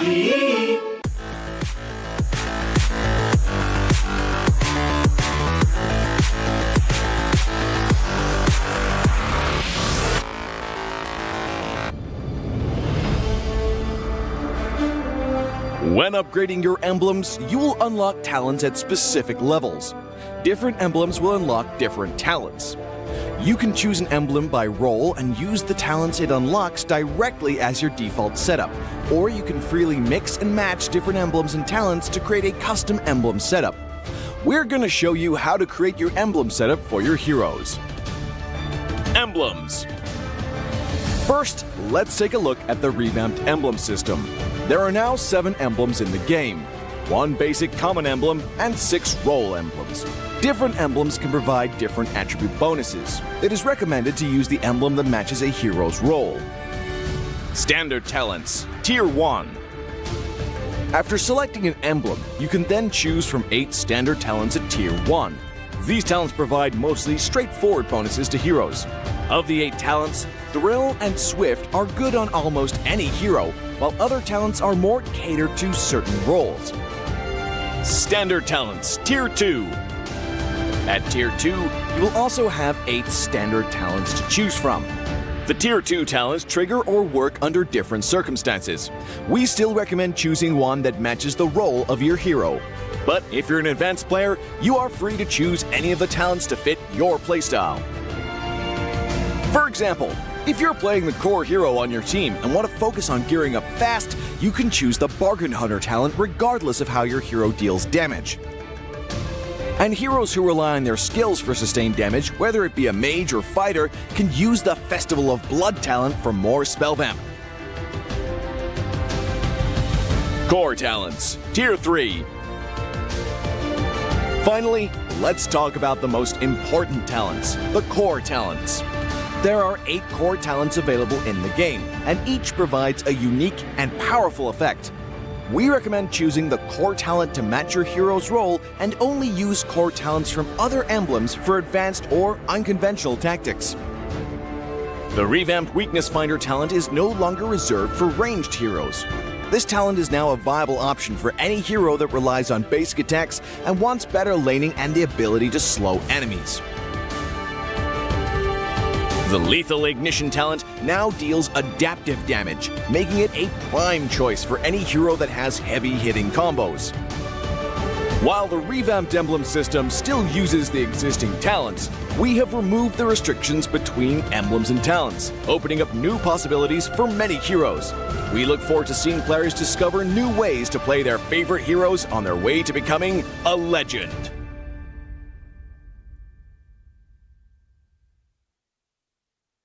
Menurut gua sih update enemy ini sangat membantu kita para fighter ya.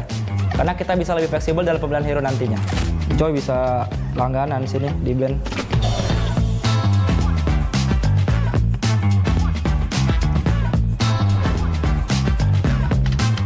Hai, gue Sorizo. Selamat datang di Project Next.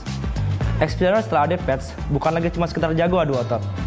Karena kita juga harus memutar otak buat combination talent dengan emblem terbaiknya. Yuk tonton video ini agar lo bisa jadi explorer yang lebih hebat. Nah, sekarang kita coba kombinasi pertama nih. Hero yang gue pakai adalah Yuzong. Buat talent pertama, yang gue pakai adalah Agility. Yang kedua, yang gue pakai adalah Festival Blood. Yang ketiga, gue pakai Killing Spree. Jadi yang pertama kenapa gue pilih Agility adalah buat movement speed. Menurut gue Yuzong ini sangat butuh movement speed guys. Karena ketika lu mengejar musuh, kayak speed lu lebih kenceng gitu lah dibanding mereka. Yang kedua kenapa gue pilih Festival Blood, karena buat lifesteal.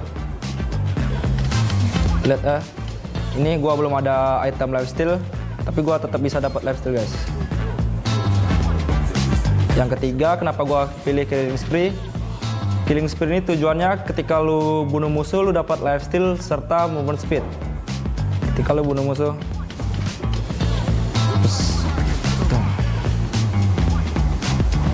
efeknya keras banget guys. Dan kenapa gue seneng banget, karena yang dulunya gue di Factor cuma bisa Festival Blood, sekarang udah bisa pakai Killing Spree juga guys yang di Assassin. Jadi kayak lu bisa combine gitu. Nah gitu guys, sekarang kita coba kombinasi talent berikutnya ya. Hero yang gue pakai adalah Joy. Buat talent pertama, yang gue pakai adalah Rupture. Yang kedua, gue pakai Bargain Hunter. Yang ketiga adalah Killing Spree. Nah, sekarang kita bakal coba langsung ke in-game-nya ya guys. Buat talent pertama, kenapa gue pakai Rupture? Ini sangat bagus banget guys, karena damage lu 5%, penetration lu bakal sakit buat ke musuh. Contohnya, lebih sakit guys, dibanding lu nggak pakai, ini lebih sakit. Dan yang kedua, gue pakai Bargain Hunter. Fungsi dari Bargain Hunter ini adalah ketika lu harga item lu bakal jadi lebih murah guys. Dari yang harga 100% lu beli di harga 95%. Contohnya ini ya, Genius One. Ini harga aslinya adalah 2000 jadi 1900 guys. Yang ketiga gue pakai adalah Killing Spree. Fungsi dari Killing Spree ini ketika lu bunuh musuh, lu mendapatkan 8% max HP dari musuh dan 15% movement speed selama 3 detik. Ini bagus banget guys, ketika lu dalam team fight yang gede lu bisa survive. Ini sih OP banget sih guys. Ketika lu yang biasa cuma bisa pakai Bargain Hunter, sekarang lu bisa pakai bareng Killing Spree. Joy bisa langganan sini di band. Oke, next kita coba ke kombinasi talent yang berikutnya ya. Hero yang gue pakai nanti adalah hero Esmeralda. Itulah hero favorit gue juga. Yang pertama, talent yang gue pakai adalah Agility. Yang kedua, Bargain Hunter. Yang ketiga adalah Consusive Blast. Oke, kita langsung coba ke in-game ya guys. Yang pertama, talent Agility. Kenapa gue pakai Agility? Fungsinya tuh menambahkan 5% movement speed guys. Jadi ketika lu ngezoning atau nge-cover temen lu, itu sangat bagus guys. Lebih kenceng lah jalan lu. Dan dikomboin dengan skill 1 Esmeralda, lu lebih cepet lah buat lu kemana-mana gitu, move lu. Yang kedua, kenapa gua pakai Bargain Hunter? Esmeralda ini early-nya membutuhkan item yang lebih cepat guys. Jadi gua pakai Bargain Hunter biar lu bisa beli item lebih murah lah di awal. Yang ketiga, kenapa gua pakai Counter 11? Ini ketika lu basic attack ada kayak efek ledakan gitu yang mengandung magic damage. Jadi ketika lu clear wave jauh lebih cepat dibanding yang lain guys. Contohnya kayak gini. Nih, tuh. Lebih cepat guys jadinya. Dengan ada stats baru nih gue makin suka sih main Esmeralda. Nah, dari 3 kombinasi itu, kalau yang paling cocok ke gameplay gue sih Esmeralda ya, dengan talent Agility, Bargain Hunter, dan Consusive Blast. Nah, menurut gue sih update enemy ini sangat membantu kita para fighter ya, karena kita bisa lebih fleksibel dalam pemilihan hero nantinya. Gimana nih para explainer? Udah siap main meta terbaru belum? Yuk langsung update ke Project Next dan cobain ya. Nah, buat kalian yang main role selain XP, tenang aja. Karena di next episodenya akan dibahas mengenai kombinasi talent dan hero meta di role lainnya. Jangan lupa share videonya ya. Gua Sorizo, sampai jumpa di Land of Dawn. Ayo, dukung tim jagoanmu di turnamen MPL Season 11 dan dapatkan diskon 40% untuk pembelian minuman berikut di Point Coffee. Gunakan kode diskon berikut di aplikasi Indomaret Poinku. Caranya mudah. Pertama, download aplikasi Indomaret Poinku, lalu klik tombol icon kado di kanan atas, masukkan kode dan dapatkan e-kupon diskon. Kemudian, redeem kupon diskon 40% di outlet Point Coffee.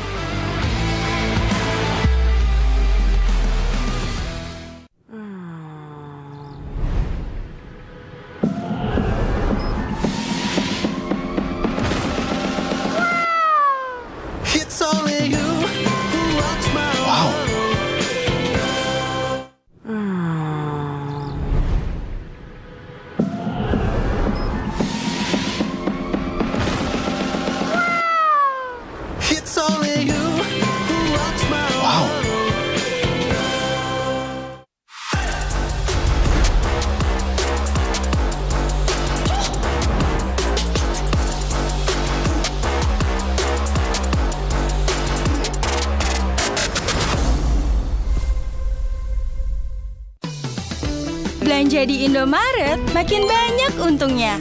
Kumpulkan cashback poin jadi untung terus. Makin sering belanja, makin banyak poin yang kamu dapatkan. Dapat diskon, jadi untung terus. Bayar belanjaanmu dengan poin yang kamu punya. Belanja jadi gratis, jadi untung terus. Dan untung terus dapat banyak promo. Jadi member Indomaret Poinku sekarang. Untungnya non-stop.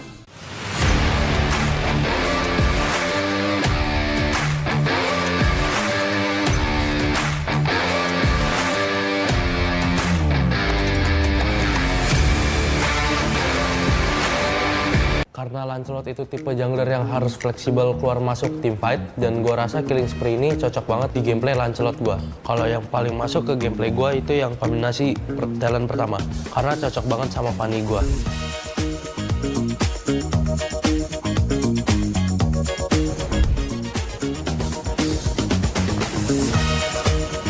Hai, gue Super Ken. Selamat datang di Project Next. Kali ini gue mau ngasih beberapa rekomendasi kombinasi talent setelah update patch emblem nih. Dan gue yakin kalian bisa tiru ini biar rank kalian naik terus.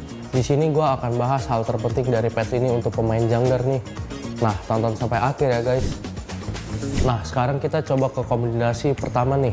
Hero yang gue pakai, hero andalan gue yaitu Fanny. Emblem yang pertama di hero Fanny gue pakai Rapture. Emblem ini berfungsi untuk menambahkan physical penetration.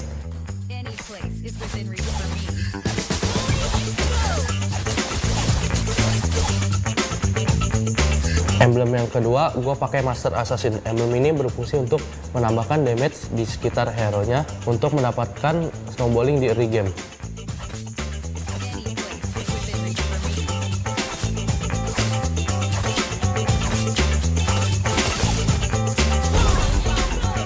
Emblem yang ketiga gue pakai Killing Spree. Emblem ini dapat memulihkan HP dan movement speed untuk bisa keluar dari team fight.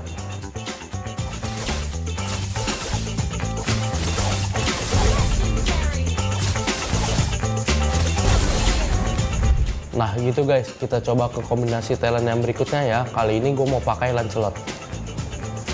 Kembali menggunakan Rapture sebagai talent pertama. Hal ini dimaksudkan untuk jungler typical damage dealer agar bisa dapat 5% damage penetration. Terus yang kedua gue pakai Season Hunter karena dengan talent ini bisa nambah 15% damage ke lord atau turtle. Dan untuk kill monster jungle juga lebih cepat. Dia dapat tambahan kira-kira 7%-an damage. Jadi untuk kejar objektif dalam game cocok banget. Karena Lancelot itu tipe jungler yang harus fleksibel keluar masuk team fight, dan gue rasa Killing Spree ini cocok banget di gameplay Lancelot gue.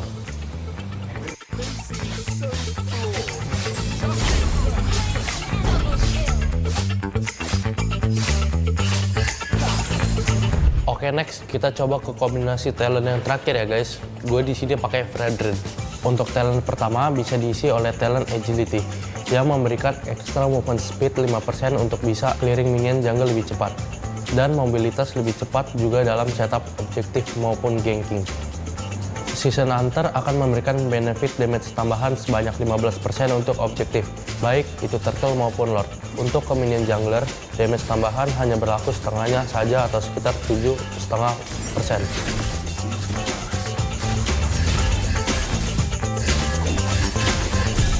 Conclusive Blast sendiri sebagai output damage tambahan yang mengambil keuntungan dari banyaknya HP hero yang kita gunakan sebanyak plus 7% dari total HP. Jadi dari 3 kombinasi itu, kalau yang paling masuk ke gameplay gue itu yang kombinasi talent pertama. Karena cocok banget sama Fanny gue. Langsung praktekin aja ya guys. Dan jelas patch baru ini bikin kita makin seru mainnya. Karena kita lebih bisa fleksibel dalam menyesuaikan ke hero yang kita pakai nantinya. Yuk langsung update Project Next dan cobain. Dan jangan lupa tonton juga episode tentang role lainnya guys. Jangan lupa share videonya. Gua Super Ken, sampai jumpa di Land of Dawn. Look who finally showed up. Unload your weapon and return the goods. And if you ask nicely, I just might let it go.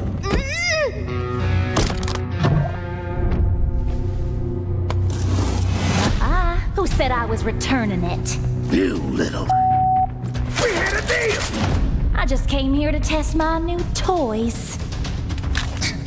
They ain't even loaded. Staring down the barrel and you're still daydreaming about being an inventor? Huh?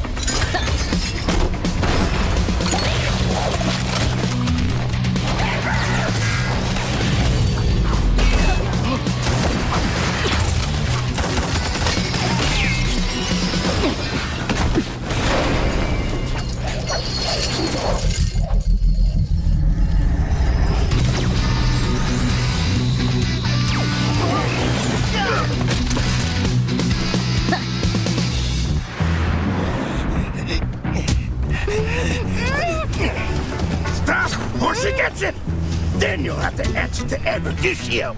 Eruditio? Well, isn't that perfect? I got a bone to pick with them. So how about I just blast you both? You're crazy! Leave me out of your squabbles!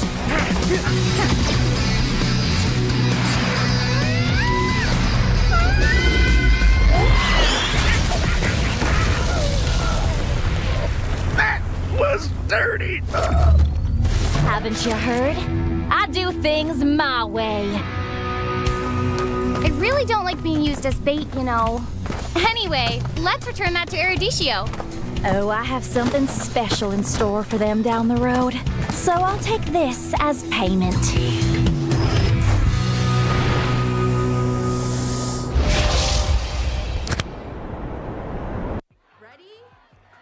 So it all started when I was at a friend's party. Mia, can you send me that? Sure. Everyone keeps asking. Mia, can you send me that? Even my French neighbor. I mean, all the time. Can you send me that? I'm not making this up. Hey, can you send me that? Everyone. Sure. Samsung Galaxy S23 Series 5G. Get it now. It's incredible. Wow. Attention passengers. Final call for flight. Wait, is that a phone? Look at the performance, the graphics. That thing's a gaming machine. A new challenger. Is that Faker? That man's a gaming legend. Everyone, fasten your seatbelts. And here we go! Samsung Galaxy S23 Series 5G. Get it now. Kalau kamu bisa kasih burst damage yang tinggi, itu efek burn-nya bakal muncul lebih gampang. Bang, emblemnya ribet bang, bakalan susah gua belajarnya.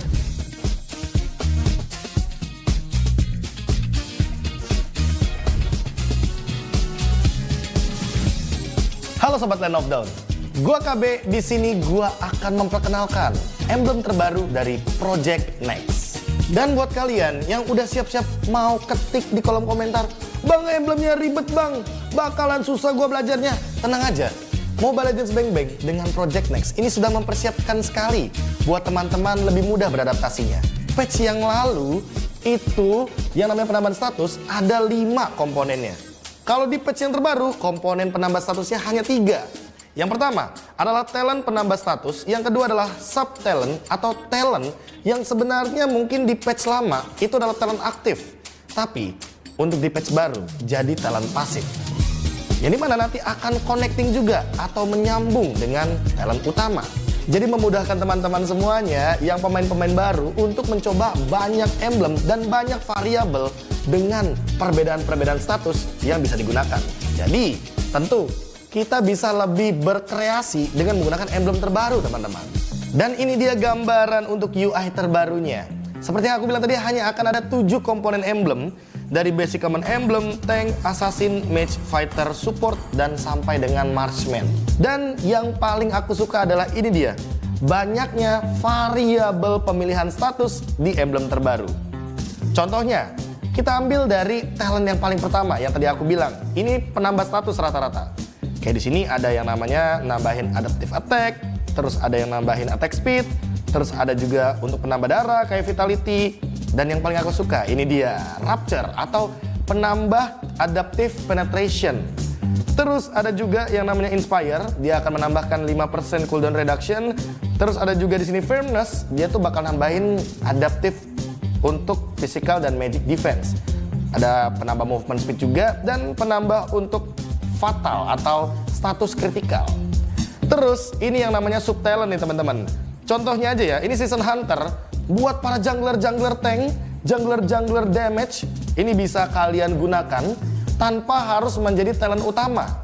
Karena ini bakal jadi talent pasif. Jadi setidaknya kalau kalian ngejungle itu bakal lebih cepat. Karena setiap kali turtle dan juga lord, kalian akan ada tambahan 15% damage kepada objektif-objektif tersebut. Terus dari emblem tank ada juga tenacity. Tenacity juga jadi pasif. Dan ini akan aktif ketika kalian itu darahnya di bawah 50%. Terus ada juga Master Assassin. Siapa penggemar-penggemar Assassin? Ini salah satu emblem yang kalau di emblem patch lama ya, emblem-emblem yang udah dulu-dulu, itu tuh cuma aktif ketika memang 1v1 dan akan menambahkan damage ketika musuh kalian sendirian. Tapi untuk sekarang dia jadi pasif sistemnya. Sehingga, wah ini banyak banget nih yang bisa dikombinasikan. Bargain Hunter, dapetin diskon untuk item, terus Festival of Blood, kalian dari awal udah punya pasif spell vamp, bayangin tuh. Terus yang paling aku suka juga nih, pull yourself together.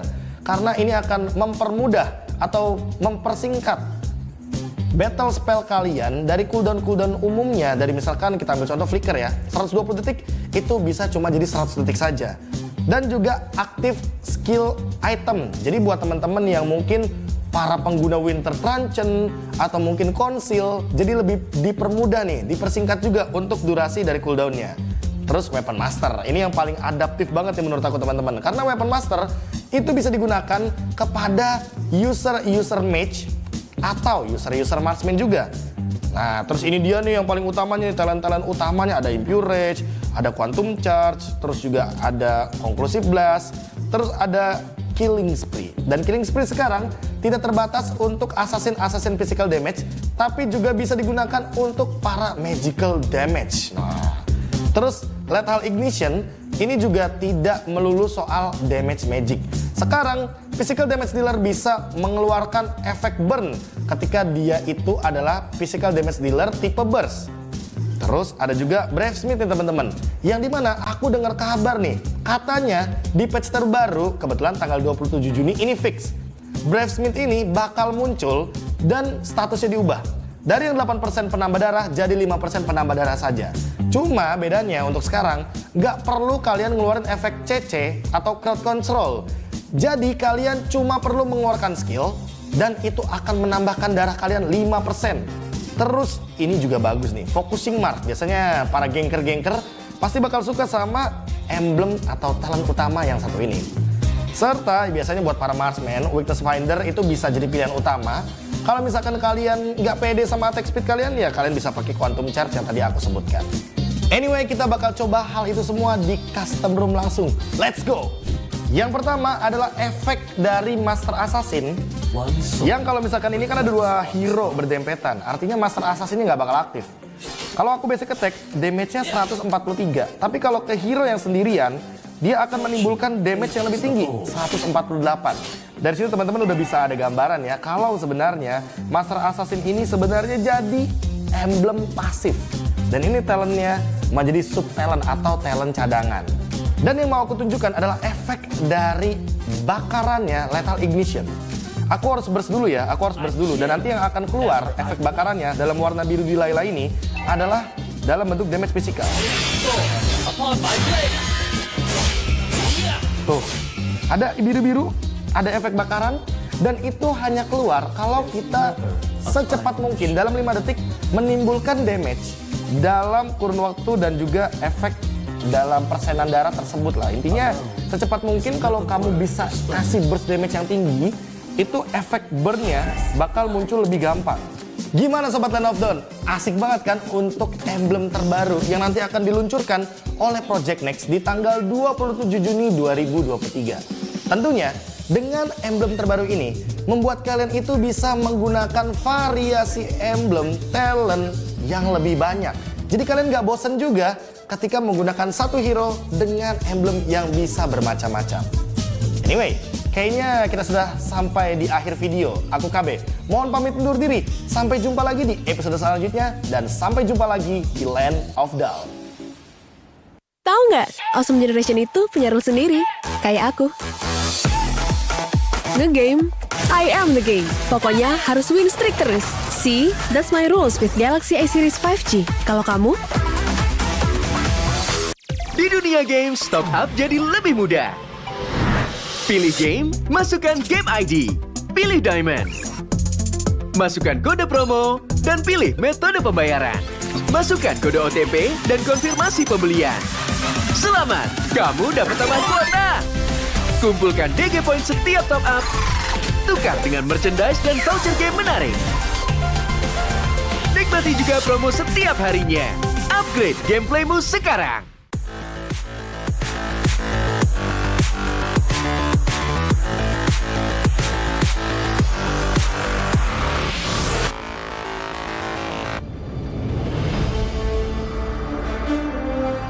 In the previous guide, we learned the basics of the new emblem system. This time, we'll take a closer look at the core talents from the Mage, Assassin, Marksman, and Support emblems. Core talent unlocked with the Mage emblem. By upgrading the Mage emblem, you can unlock Lethal Ignition. The new Lethal Ignition now deals adaptive damage, making it a great option for any hero with heavy-hitting combos. With the change to adaptive damage, heroes with high physical damage can now use this talent to enhance their damage, such as Saber and Natalia. Saber's first skill and ultimate combo can easily trigger the effect from Lethal Ignition, dealing much more damage to enemy heroes. Core talent unlocked with the Assassin emblem. By upgrading the Assassin emblem, you can unlock Killing Spree. Now that the talent is no longer reserved for the Assassin emblem, it becomes a good choice for any hero who can perform chain kills. Heroes with magic damage like Karina and Julian can now take this talent as well. Karina's ultimate resets after she kills an enemy hero. When equipped with Killing Spree, she will recover HP from each kill, allowing her to stay healthy and go after more kills. Core talent unlocked with the Marksman emblem. By upgrading the Marksman emblem, you can unlock Weakness Finder. The new Weakness Finder talent is no longer reserved for ranged heroes. It works well for heroes with high attack speed, as it can improve their laning and slowing abilities. A hero like Minzathar can take Weakness Finder because his second skill increases the attack speed of his basic attacks. When combined with equipment that can provide more attack speed, he can reliably trigger the slow effect to prevent enemies from escaping. Core talent unlocked with the Support emblem. By upgrading the Support emblem, you can unlock Focusing Mark. The Focusing Mark talent works the same as before. It allows support heroes to increase the damage their teammates can deal to the target enemy. Taj's ultimate can be used to drag key enemies to his team. When equipped with Focusing Mark, the ultimate will also increase the damage the target takes, allowing Taj's team to quickly burst down the helpless target. Choose the core talent based on the strengths of each hero to maximize their effectiveness. We look forward to seeing players discover new ways to play their favorite heroes on their way to becoming a legend.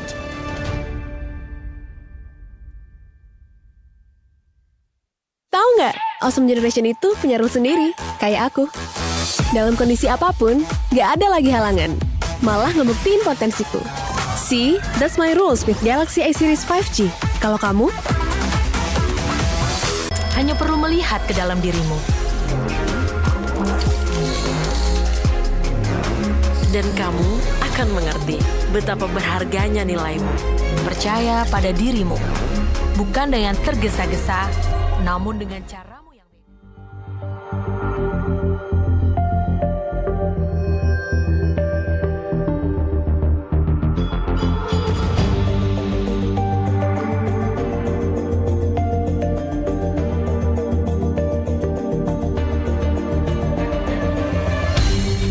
Aku kan berdiri dan terus berlari, terus ke arah puncak tertinggi. Ku takkan berhenti, hanya sampai di sini.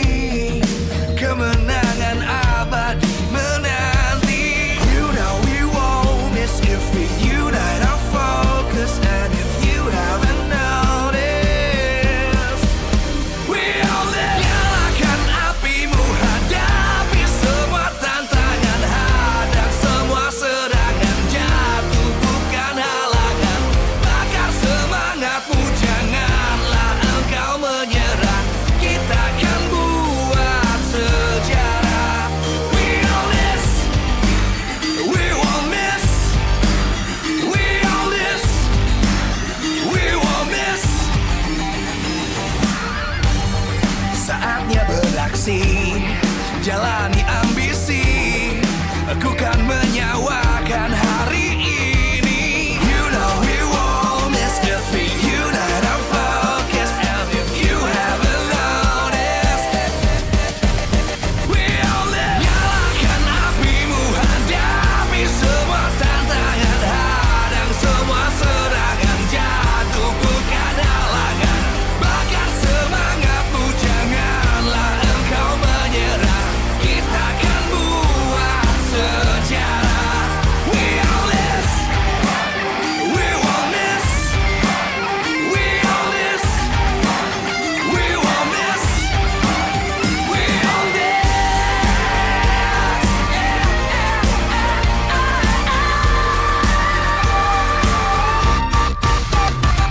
Nyalakan apimu, hadapi semua tantangan, hadang semua serangan, jatuh bukan halangan.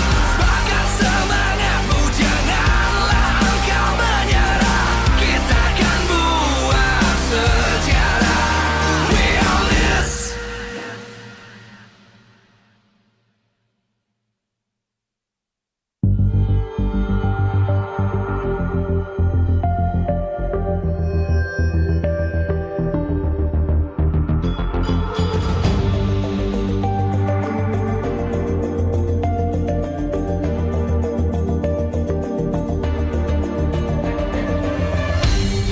Aku kan berdiri dan terus berlari, terus ke arah puncak tertinggi. Ku takkan berhenti, hanya sampai di sini. Kemenangan abadi menanti. You know we won't miss if we unite our focus. And if you haven't noticed, we all live. Nyalakan apimu, hadapi semua tantangan, hadang semua serangan, jatuh bukan halangan. Bakar semangatmu, janganlah engkau menyerah. Kita akan buat sejarah. We all this, we won't miss. We all this, we won't miss. Saatnya beraksi, jalani ambisi.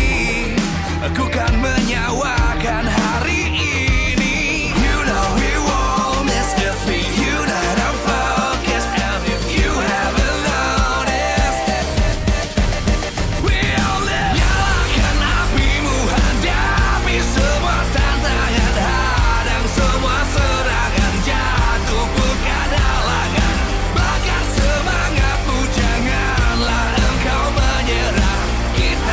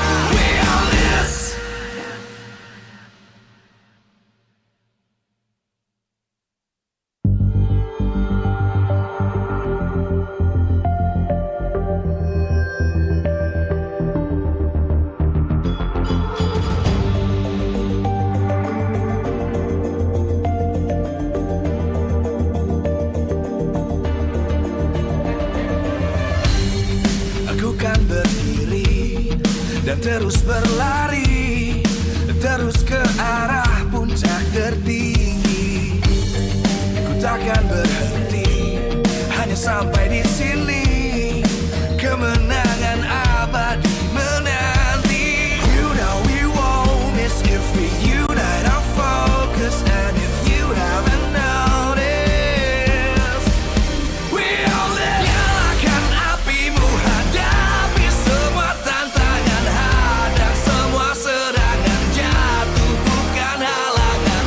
Bakar semangatmu, janganlah engkau menyerah. Kita akan buat sejarah. We all this, we won't miss. We all this, we won't miss. Saatnya beraksi, jalani ambisi. Aku kan menyawakan hari ini. You know we won't miss if we unite our focus. And if you haven't noticed, we all live. Nyalakan apimu, hadapi semua tantangan, hadang semua serangan, jatuh bukan halangan. Bakar semangatmu, janganlah engkau menyerah. Kita akan buat sejarah. We all this, we won't miss. We all this, we won't miss. We all this.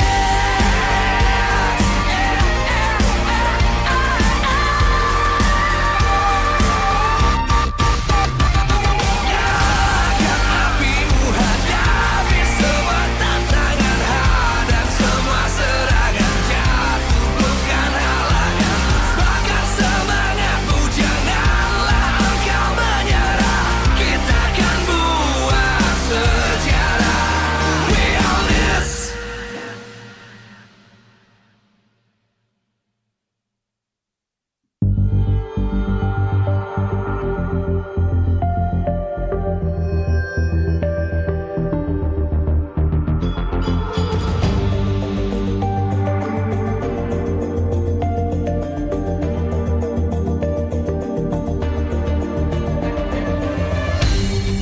Aku kan berdiri dan terus berlari, terus ke arah puncak tertinggi.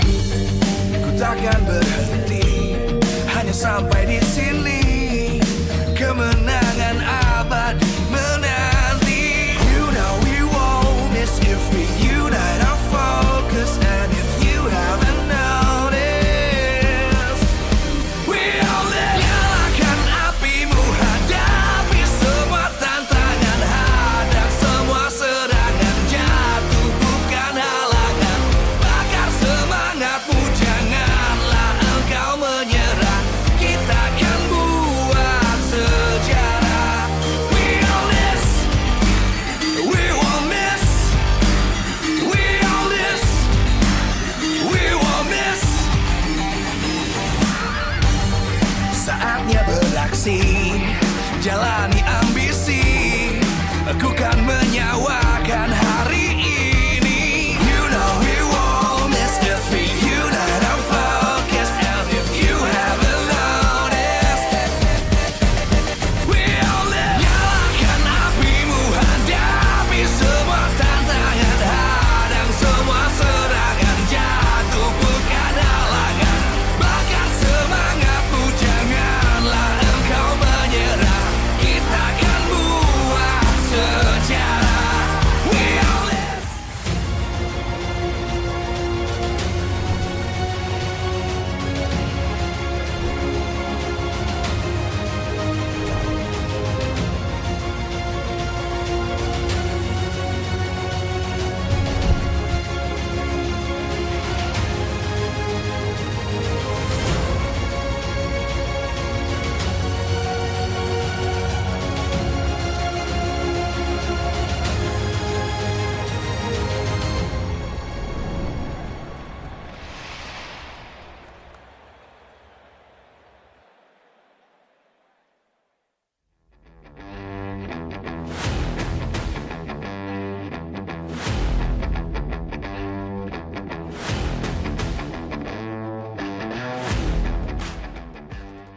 Live from MPL Arena Jakarta, MPL Season 12, powered by Moonton. Presented by Samsung Galaxy Official Gaming Phone. Official sponsor, Head and Shoulders. Official mobile internet partner, Telkomsel. Official gold partner, UBS Gold. We own this.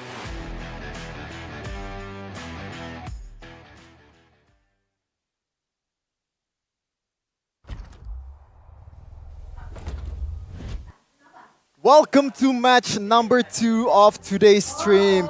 It's a tale of two tales. Two teams is trying to find their best lineup, but with a different story. Alter Ego still trying to find the best lineup in Rect or Rossi, or maybe a lot of change there in jungle too, considering Chelly Boy hasn't performed his best. But Onyx, they're still somehow trying to find their best lineup, even though they already won MSC, even though they're already quote-unquote the best team in the world.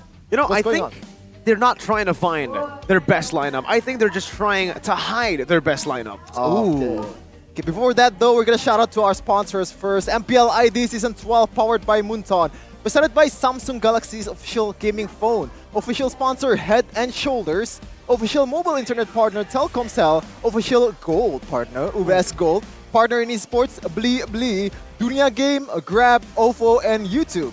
Our supplier Indomaret, Minaski, and Samsung. Official broadcast, Maxstream, Tefari Sports and Video, and also supported by PBESE. Back to what I mentioned earlier, Rashi.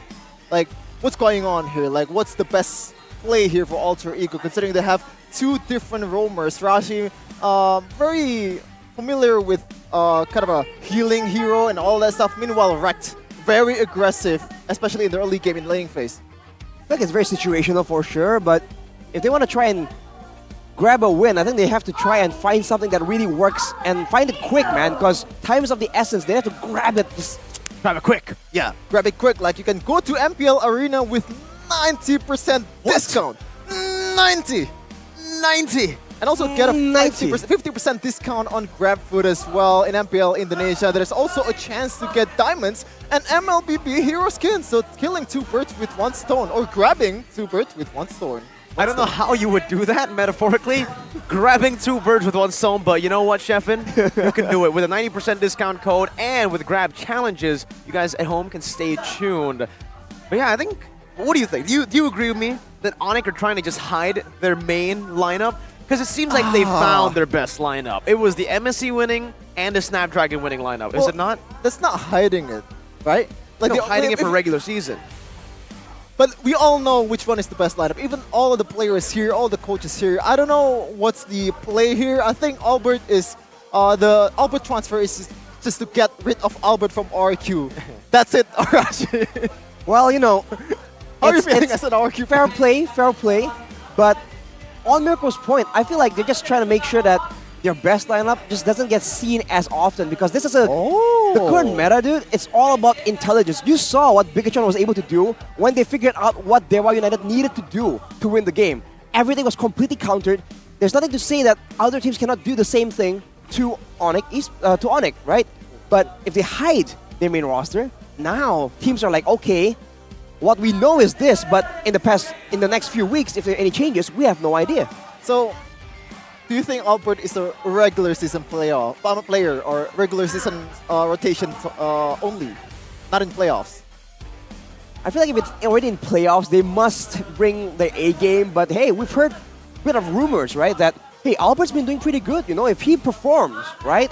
It's Mobile Legends, bro. Like, if you perform, you move up. That's the way the world works, right? So I mean, there's nothing to say Albert won't show up as often. But for now, where we have yet to see him being like a permanent addition just yet. Okay, let's segue to Alter Ego Miracle. It's Rect or Rossi, or maybe Chelly Boy or Variety that hasn't been performing at this, or maybe it hasn't played this season. Like, what do you think? I think looking at Alter Ego, there's a big problem that you can see on your screen right now. Alter Ego, the big problem is there's just not a lot of objectives going for them. They've just been going for kills, for team fights, which is the old Alter Ego style. Who am I to say it's not working? I think Arashi is the man to say it's not working. Bro, I mean, 5 games, 1 turtle. Man has a calanophobia. He has seafood allergy. He has a seafood allergy. He has a phobia of turtles. Whatever it is, this man and objectives are not quite fond of each other. The man on screen right here, mechanics still there to a degree. I mean, he is an MPL level player, but come on, man. In the meta that's so objective oriented, you need to be a bit more solid with those retributions. Keys the victory though by the Samsung Galaxy S series, replicating Alter Ego's movements. They're gonna match and just outmatch Alter Ego in their own game, and you can force Alter Ego to prioritize their mid lane because for Onyx, their mid lane 3-man squad has been so solid. The roamer, jungle, and mid lane has been in such good coordination, especially with Suns in the picture. On the other side of the field though, here's the victory by the Samsung Galaxy S series for Alter Ego. Avoid gambling, focus on planning, right? Get kills when it matters, and stop going for these 50-50s, man. Against the teams that are so proven right now, like Onyx for instance, you can't just keep going for these gambles, man. You gotta take it a bit more calculative. And of course, prioritize both the side lanes to win the laning phase. If they can secure a strong lane matchup for the side lanes, it's going to be very difficult, but if they can do it, it will give them so much better odds of actually winning out this match. I don't know about both though, Rash. Sure, like one lane is enough. Maybe it's really hard for against Onyx too, but in this case, CW is he's notorious for being a weak side marksman, a weak side gold laner. Doesn't really care. Onyx doesn't really care if CW is having a hard time as long as Boots is having a good time in the XP lane and the whole team is winning overall. But I have a theory about the objective taking about Alter Ego, man. Because Alter Ego, they're scrim buddies with Blacklist International, right? And Blacklist International, they know that Turtle is kind of overrated. Or Coach Bonchan, he said it in an interview. So maybe, you know, let's just go for fights. Let's just go for a non-objective play. That's probably the plan, or maybe not. Maybe that's the plan, but again, I think from the matches that we've seen from Alter Ego, it isn't about avoiding the turtles and getting trades on the other board. It's about fighting in the turtle pit for the turtle. It's just they don't get the turtle. They get the kills, they get the team fights sometimes, but they just do not get these objectives. And maybe, sure, it works out for turtles, but the problem for Alter Ego isn't just about the turtles. The Lord rate is abysmal as well for Alter Ego because honestly, they're just a kill for fun team right now. But you know what? You can also get, if you want to secure objectives, right? You have multiple heroes in MLBB, and the way to secure that, one of the ways to secure that is OVO. OVO? So, yeah, OVO. If you want to have a variety of heroes or want to get more skins to show off when playing with friends, whatever you need, or don't forget you can buy MLBB diamonds using OVO. Simply connect your OVO account to Google Play, make in-game transactions in MLBB, choose OVO as your payment method. You won't regret it. And also for new users, enjoy a 90%, I believe. That is 90%, right? 90% cashback up to IDR 10,000 rupiah. IDR, okay. Nice repetition, Shafin. In the form of OVO points after a successful transaction. No worries, man. And especially considering, you know what? You already have OVO, you're paying with it for everything, even your Indomart groceries. You can use it with Telkomsel. We got some important news for you MLBB fans out there. If you want to buy data packages, it's easy with OVO. Whether it's for streaming or gaming, you can rely on OVO, just like Arashi. Yeah, you can also scan the QR code here. Also, go to bit.ly/OVO DGMPL 12. Or maybe that's the right 1-2. Yeah. It is the current season, and yes, efficiency is key. Use OVO, X Telkomsel, but at the same time, talking about Alter Ego, right? They need to be a bit more efficient. If they don't want to go for the turtles, go for something else. And if they do want to expend battle spells, expend ultimates, right? You want to make sure that you do get something out of it. It can't be just a kill. It needs to be objectives that can translate and be a bit of an early game investment to the late game. Turrets, all right? Or shutting down core members on your opponent's team. You can't just pick up the convenient kills, because if you keep getting kills, but only for the roamer, for example, that doesn't guarantee that you're going to win the game. Well, I think that's the story for Alter Ego, but that is the plan, Arashi. Like they're just avoiding objectives just to get kills. Maybe they just went for it the wrong way. But the objective, or quote unquote objective, or the system is there, but the system is not executed properly. I think that's what's happening right now. Yeah, I think for our Alter Ego, actually, looking at the way that they have been playing, it is quite similar to our RQ in a way, where again, well, not just RQ, all the top 3 teams in MPL Indonesia. But wait, is that Albert? Woo! Oh, okay. So, yeah. Here it is, ladies and gentlemen, the defending Southeast Asian champions, the defending Snapdragon Pro Series champions, with Albert stepping up on stage. It's Onyx. And it's also the defending MPL Indonesia Season 11 champion with Albert on the gold lane. How the story will unfold against the true veterans here. The true veterans, you've seen them for a long time and they're back for vengeance. They were 3rd place last season. Now they're aiming for the top. Alter Ego. With the next world champion in REC, with veterancy of REC, they're ready to rock and roll in Season 12. You mean a wrecked and roll? Oh, okay. Oh, I missed that. Oh my god. Yeah. Thank you, Rashi. Well, we'll have to see. It turns out it is going to be wrecked. And here's the big question. With so many new, well, we call them new, but like with veterans on the playing field, who takes lead? Of course, behind the scenes is all these people on stage. The coaches, the coaching staff, KCS Coach Jeb, Nafari and Adi as well. But in the Land of Dawn, who is going to be the main shot caller with Udil and REC having so much experience, so much knowledge and confidence in their own abilities? This might be something that Alter Ego are struggling with, because if you look at their coordination, their communication doesn't seem to be in sync. Or maybe the solution to that problem is getting rid of one of them, Arashi. Oh. As hard as it is to say, I think 2 shot callers, 2 dominant shot callers is way more than enough, or too much for Alter Ego. Are you sure about that? Because, you know, looking at the other side, Onyx, they have 5 shot callers. Every single one of them makes the shot calls happen. It works if you're really good at the game. Oh, okay.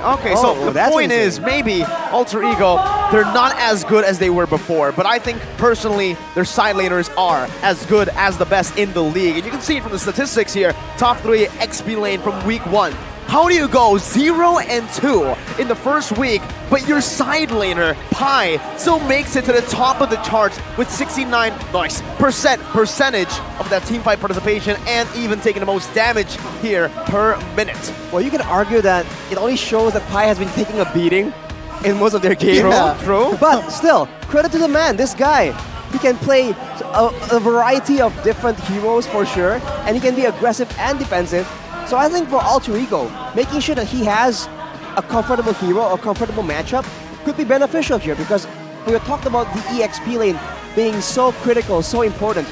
With Sorizo in the previous match, the same thing can be said about Sarpai in the current match for Alter Ego. If he can draw enough pressure, that might just be what they need to try and force Onyx into a weird fight, a weird circumstance.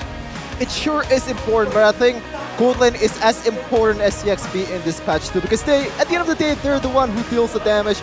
They're the one who's gonna be killing all the members of the opposite teams. And you have Nino, one of the best gold laners in Indonesia, especially last season, popping off, man.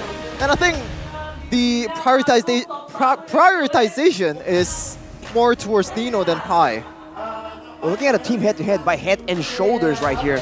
Game victory rate is obviously in the side of Onyx, but average KDA, not too far apart. Average game duration is actually not too far. It's longer for Onyx, but this could also mean that Alter Ego is losing faster, by the way, so it doesn't necessarily mean that it's a better stat, but it shows that, on paper at least, they can match up to each other. It just is about those split-second decision-making in the Land of Dawn that really decides who actually comes out on top in the end of the game. You see here, hero pool also very, very close, 20 to 19, just because it shows you that white hero pool or unique hero picks doesn't really matter, or you know, it matters less in this kind of patch, in this kind of meta. All it matters is just how you execute it in the Land of Dawn and how good is your composition, synergize each other, and also the matchup against your opponent.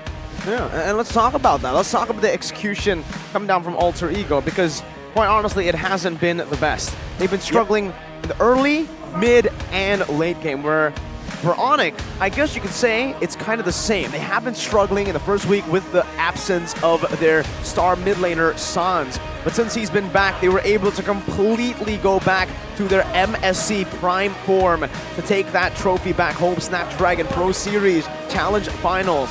Absolutely wiping out their opponents in the Grand Finals, Bigotron Alpha. And now, with a new player again in their lineup, are we going to see the same Onyx who are struggling? I personally don't think so. I think it all lies in their trio mid. You can substitute the gold lane and the side lane. Meanwhile, for Alter Ego, it's the exact opposite. So they have to focus on the trio mid lane to try and get advantages for the side lanes as well. And that's a valid strategy. You know for a fact that when Onyx gets ahead, that mid lane trio always are proactive, looking for more advantages either towards the jungle, either towards the side lanes as well. But for Alter Ego, they have to prioritize the side lanes, but also make sure that the trio mid lane stays in check. And maybe they can take a page out of Bigotron Alpha's playbook there and maybe bring a fighter in the mid lane for a bit more fighting pressure, a bit more tankiness. At this point, right, might as well try it out. Oh, but we're gonna go into the draft for Coach Jeb versus Coach Casius. You can see here Melissa Ben right away knowing Nino's hero power and also maybe setting up for a Choi pick here for Kyrie or Boots. Both of them has performed on this Choi quite well, I would say. Especially Boots in the world stage or in the Southeast Asian stage using Choi EXP with Vengeance. Very, very effective against a Beatrix. I would say you could call MSC world stage. I mean, there was NA, there was Turkey. There's a lot of international outside of Southeast Asian countries. Technically, but pretty global. It is still Mobile Legends Southeast Asian champion. You know what? Yeah, it's like the name is a bit of a scam, huh? You're like, oh, it's Southeast Asia. But wait, there's more coming from other areas as well. Look at the bans. Look at the bans, Rashi. For Alter Ego. 2 assassins, 3 assassins actually, from the side of Alter Ego. So, first of all, let us definitely respect towards Kyrie, but on the other hand, Kyrie, he's shown again and again that you can't just target ban this man. He'll play whatever. Assassins aren't available, he'll just go for a utility jungler and he will still smash. And now you've used all your bans towards one person and you haven't been able to shut him down. Yeah, I will say though, Hacker Kyrie was definitely a pretty good strategy against Onyx. I think we saw that from RRQ as well. The reason they were able to beat Onyx so in dominating fashion was because of this. They hacked Kyrie. But with Sans back in this roster, you can no longer hack a Kyrie. Now they're back to their prime form. MSC, a lot of teams tried that, and everyone failed. Well, not just Sans too, like Keyboy, Boots, all of these members is just performing out of their mind and step towards a higher tier. It's world stage tier, the #1 in the world tier, especially Keyboy with just pick off heroes. He's probably the best in the world right now, up there with Yaoi. But we can see here Akatira right away responding to that Valentina pick. Maybe they will secure. Oh no, Yif is already banned. Yif is banned. The pick will be a Claude. So securing a gold lane early, this is a strat or a meta we've seen quite often, especially going into SPS as well. Claude has been such a prio pick, so flexible. DPS, AoE, you name it. But along with that, the Kadira pick. It's quite bold right here, and in the hands of Onyx, it can very easily go to both Sans and Keyboy, so it's a very good flex pick, particularly for Onyx. Yeah, I think the game plan is if in Alter Ego there's not much hero that can cancel out the Kadira, or maybe like Martis, or maybe a lot of dashing heroes like Lancelot or 1-1, Sans is gonna play, Keyboy is gonna play the Kadira because he can make plays on his own quite easily. But if there is a lot of heroes like that, you need a setup to make the Kadira more powerful, and that's when Sans gonna play it. But in this case, it's Beatrix and Paquito. Beatrix, Nino, Mirko. I like it. I really like it. I mean, Alter Ego, they understood exactly what they have to do. The adjustments from week #1. Now, priority is in the side lanes. Getting a good matchup for both Nino and Pi. I'm not too sure if this is going to be a Paquito in the XP, but I'm 80% sure that it's going to go to the XP instead of Selly Boy's hands here. Let's take a look at Albert though. Last time Albert played as a side laner in MPL ID was during Season 6. And he successfully led RRQ to become the back-to-back champions. The memories, Arashi. But now he's an Onyx Arashi. You're an RQ fan, Arashi. How to turn tables, man. It's a bitter pill to swallow for sure, but the Fredrin is picked up by Onyx And now it's a game of flexes, especially after we've seen a Fredrin in the mid lane as well. You never really know where these heroes are going. They ban away the Marcus, trying to curb the early game aggression coming in from Alter Ego. That is definitely an area where Alter Ego kind of excels, but Alter Ego will ban away the Kufra, trying to make sure the Keyboy doesn't get a pesky pickoff or a huge counter engage when they're going in for a big fight. Well, I think the Fredrin here, ooh, interesting. Whoa. Okay, like if Rashi was on the lineup, I would think this is a good ban, but Wrecked on Estus, I've never seen that actually. Same here. You know, usually we do see him on supportive roamers as well, but yeah, not the Estus. Angela, Higgy, maybe. Maybe they have some leaked scrims, or maybe they have scrimmed Alter Ego, and they were able to utilize that Estes. I mean, knowing Wrecked, he likes to be invasive, he likes to enable his team. The SS isn't too far-fetched. Well, right now, with the SS banned out, another option for healing is going to be the Florin, but we haven't seen Alter Ego play with that style. Of course, with Wrecked in the picture, that is a very possible solution. Other teams have experimented with the healing meta as well. And if you talk about healing, like we said, Florin is available, but so is the Minotaur, which is a lot more in line with Alter Ego's playstyle. And it also is a great solution to stop the Blazing Duet. Yeah, not just the Blazing Duet, even like all the engages. Fredrin here, he's more of a on-your-face hero, and it's very, very vulnerable to any kind of CC, especially prolonged CC from Minotaur. Kadira also, like if you're just a tad second late on that rough wave combo, you're gonna get punished real hard, but here it is, another pick-off hero for Keyboy. But Kaja, is so dangerous in the hands of a pick-off player like Keyboy.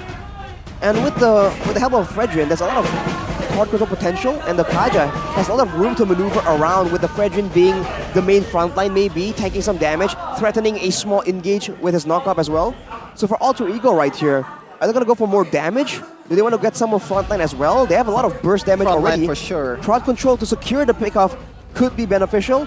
If they want to go for healing, I feel that the composition doesn't really work out like that.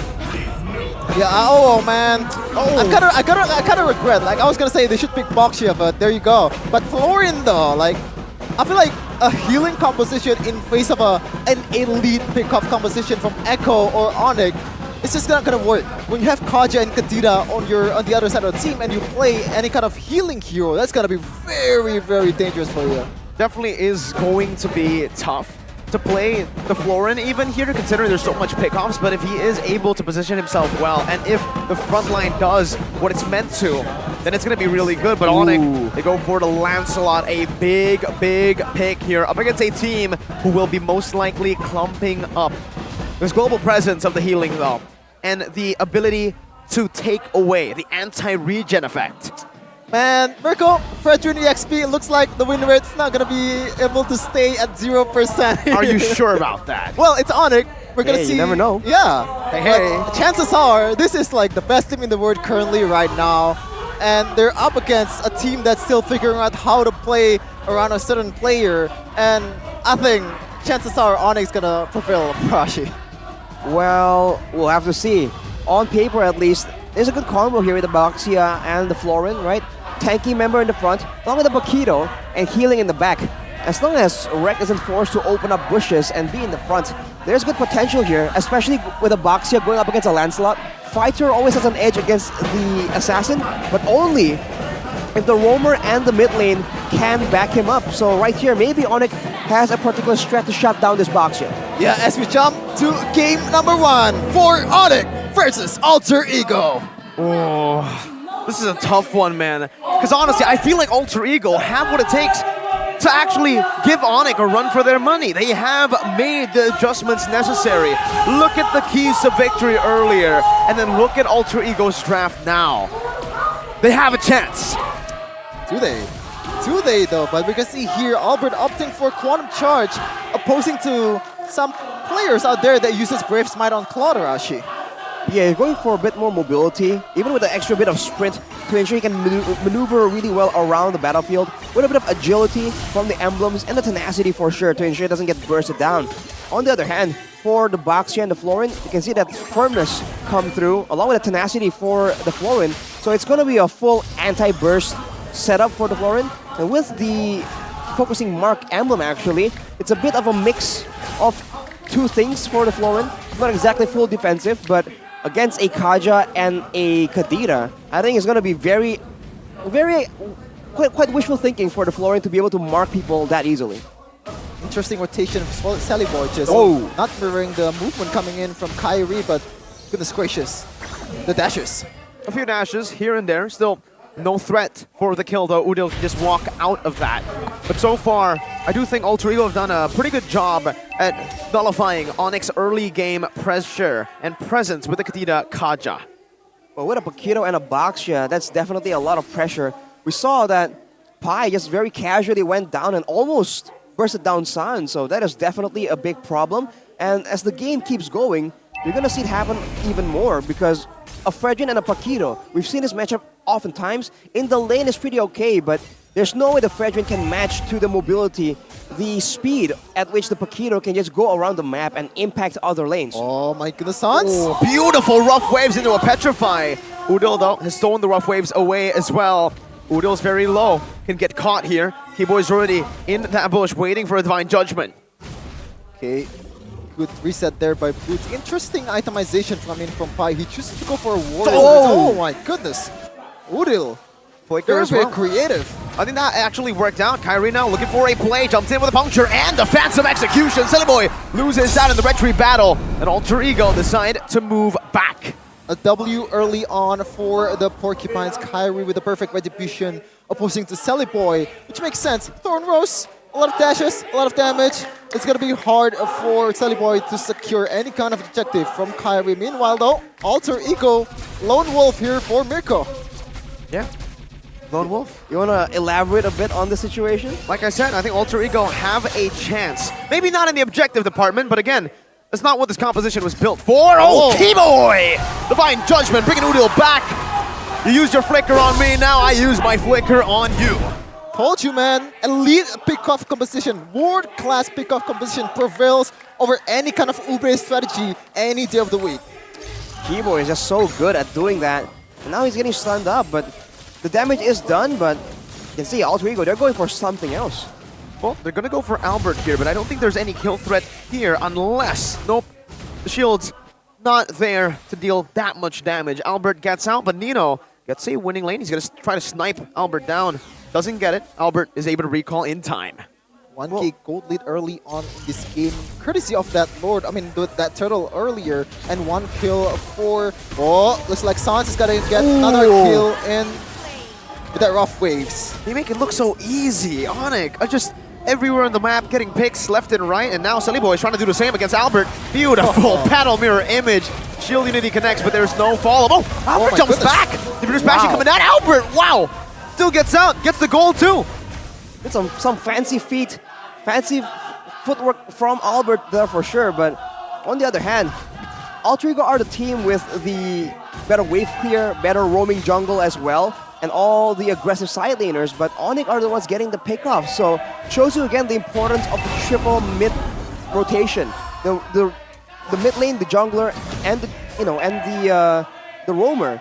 If they are able to be a lot more active, the side laners eventually will feel that pressure as well. Onyx having a window of opportunity here, just goes for the turtle and will secure it for free.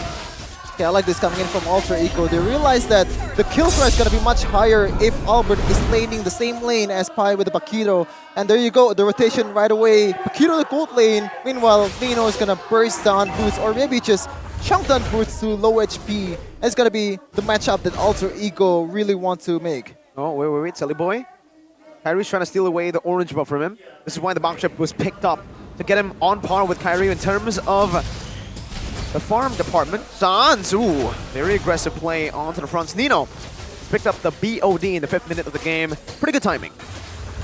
Pretty good, but Udil now has the rough waves. They might try and make a play happen with this, but we have yet to see. So far, it seems like the aggressor's going to be Onyx. Yeah, Divine Judgment coming down, the Bloom as well, getting Nino back to full. Half HP now, as the turret was able to connect. Now Kyrie jumping to the midst with a puncture as well. Nino should fall here. My goodness, that damage! Sans to the back with a Petrify on Turret and Kyrie with a Phantom Execution. Pai jumping in, but he's not able to find anyone. Jumps in with a few more jabs. Turtles' poison's used up as well, and Alter Ego are just losing everything. Triple kill, and even the rough waves dodged away. Onyx outclassing Alter Ego.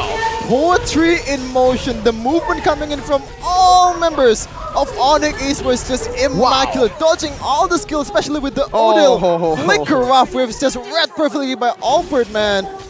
The micro on display on this team is just off the charts. Sans as well, right in the face of Udil, who has just chunked him. He just kept recalling. That is the kind of confidence that Alter Ego is dealing with. And look at that, Don't do the this. Baxia getting contested at his own purple buff. When have you seen that before? Oh, just last. Say goodbye to your buff. Sullyboy tried to go for the retry as well, but it did not work out. And now Kyrie might even actually push the tempo to go to the orange buff, with Keyboy already giving him vision. I think it's a bit too greedy, and Onyx will just go to the turtle. It's already enough of a dub. 2 levels up. Oh, 3 levels up on Sullyboy. Well, there's positives for Alter Ego. They're still staying true to their nature. Not taking any objectives at all, getting dominated by the opposing team. Hashi. Yeah, still no turtles at all. And look at that.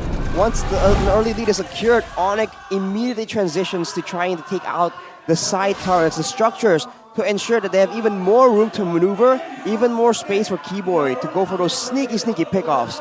I was thinking, like, which team actually has a bit of the edge when it comes to compositions in the late game, but even there, some, you know, for the most part, it seems like Claude is still gonna be a bit more dangerous compared to the Beatrix. Because the Beatrix is just very situational. There's so many things you require to get a good team fight out of a Beatrix compared to a Claude. I beg to differ. I don't think it's I think it's oh my goodness, Sans jumps into the back. The Beatrix passing to be used up. Now Nino swaps into the Render's apathy, but the breath of the ocean stop him in his tracks. Oh, a good shot, but it's only onto Keyboy. He took that for Albert. Back to the point though, I honestly think late game, no, Beatrix definitely has it compared to the Claude. In these skirmishes as well, Nino's gonna have a lot more to say than the Claude.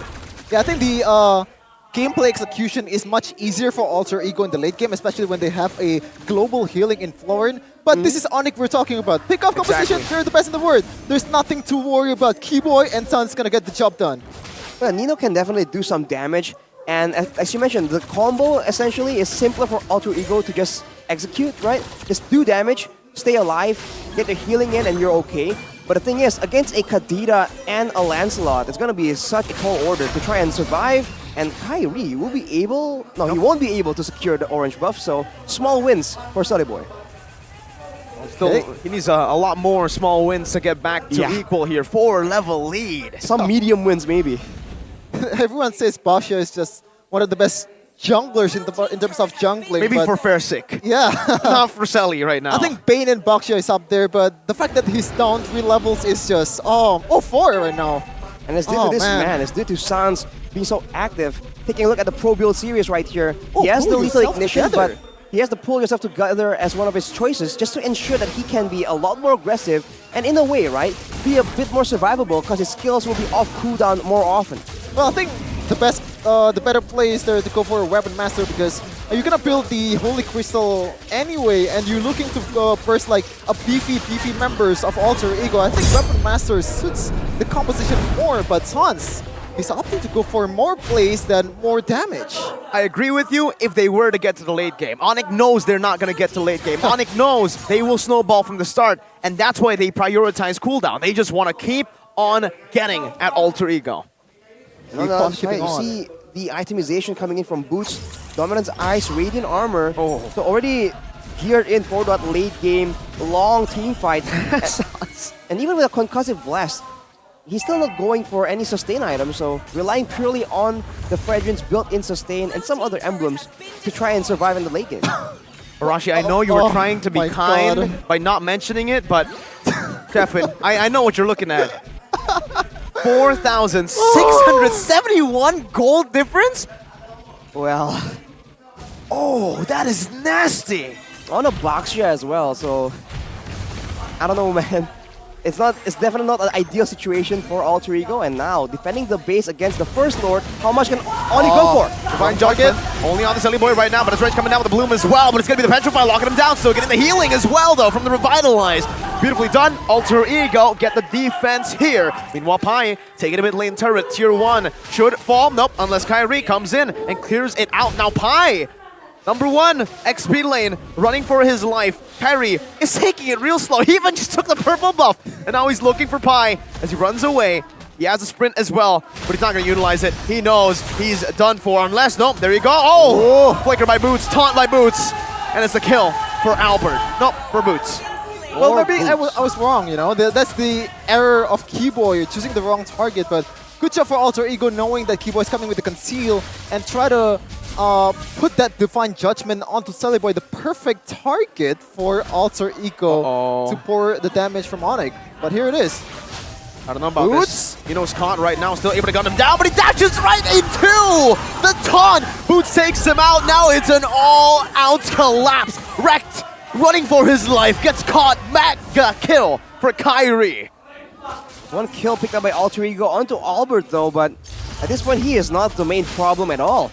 With 4 members still available, Onyx goes for a bit more right here, and Alter Ego needs to be very careful because the Divine Judgment is still available. Okay, Kyrie just Sans. damage and Sans knows. Bro, come on. The pass is gonna bail him out. Like, this is... I'm not gonna lie, I don't really like the recall here because like it wastes your passive, man. Like, I know you're trying to deal some psychic Emotional damage. Yeah, emotional damage, but you know, like, save your passive. Come on. Hey, when you're as good as Sans, you don't need to save your passive. Your passive saves for you. What? Oh, you have another passive. Close enough.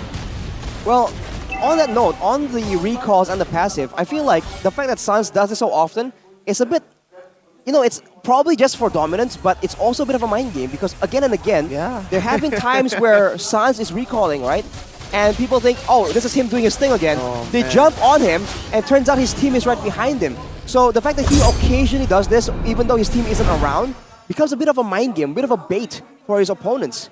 But now with the Lord secured, they're going to be back at it again in the jungle, looking for chances to just grab Alter Ego out of their comfort zone. Game fact by Grab here, MPL Season 12, the only player that has used Revitalize is Wrecked. Oh, he's using a flower in too. Another pickoff coming in from Onyx. This time around to Pi is 0 for 0. My goodness, this is one of the best EXP in Indonesia. Well, now we know how much damage it takes, right, Arashi?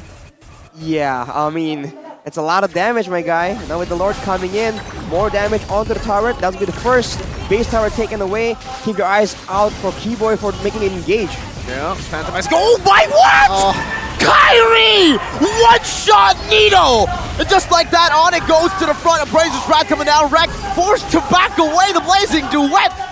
Onyx have done it. They've completely destroyed Alter Ego. You were saying? What were you saying about Beatrix in the late game? It wasn't late game, dude. Well, there is one error from Keyboy, but 13 minutes? doesn't keep, it's not late game. Doesn't keep Alter Ego's hopes alive until the late game, and Nino doesn't have any kind of chance to prove his damage or showcase his ability in the late game. But hello there. Hello there. Jeffin's looking. General Kenobi. Jeffin's in the market, ladies and gentlemen. But Onyx, they're in the market as well for another trophy. The first ever three-peat is what they're looking out for. I think we're way too early for that. Like, That's what Boots said last interview. I know. I think it's gonna come, but let's just not say it right now. It's gonna come? It to the end of the season. I see. Well, what a clean performance though for Onyx. Even though they put a less than ideal EXP lane in the hands of Boots, they know what to do with that pick, how to play around it, and that is just why it's so difficult. Sometimes the drafts don't look ideal, but Onyx somehow adjusts in the execution to make it work. And I think that is something that's very, very special and makes it very dynamic. So it's very hard to find an easy counter to the playstyle of Onyx. So you're saying it's initially not a bad matchup. I mean, a bad matchup for Onyx. Or maybe it's a bad draft for Onyx. I don't think it's a bad draft for Onyx. It was... They both had win conditions, specific win conditions, and for Alter Ego, they adjusted. They are playing for their XP lane and gold lane. They were helping their XP lane and gold lane get favorable matchups, but they just got outplayed, outclassed. At this point, the draft really doesn't matter when there's a big skill diff between the two teams. Oh man, saying skill dip in the highest league in Indonesia just feels wrong, man. Like these are supposed to be like very equal in terms of skills, very equal in terms of micro and macro, but just got absolutely dominated by Onyx. Just what's going on, Arashi? Well, early game pressure from Onyx, mid-trio movements make them dominate, and that's the story of the game. Initially, Pi was winning the matchup. Remember, Pi was the one pressuring, roaming around. But as the game goes on, as Keyboy and Sans get a bit more active, that's where they just find the chances, and eventually even Pi falls victim to that play. Well, EXP, Fredrin, Miracle, yes, it won, but there's not much, showcase of skills from Boots. Like, there's not much big CCs or like big plays coming in from Boots because he's just there. Like, he's supposed to be dealing CCs when it matters, but there's not much situation when that matters. Yeah, I mean, he was there, he was consistent, he was consistently getting Appraiser's Wrath as well, and he did his job, right? First ever win for an XP lane XP in Fredrin comes from Mr. Boots.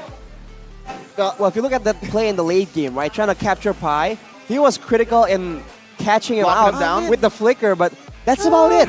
As far as the lane goes, all he does is make sure that the lane doesn't fall apart, right? He doesn't fall behind too far, and he sets up for a gank with his crowd control, and I think that's the main strong point of the Fredrin, right? The utility on top of the tankiness, and with damage coming in from the jungle and mid lane, I think that's a great bit of synergy. But the player of the game by the Samsung Galaxy S Series 5G is going to be Kyrie on that Lancelot.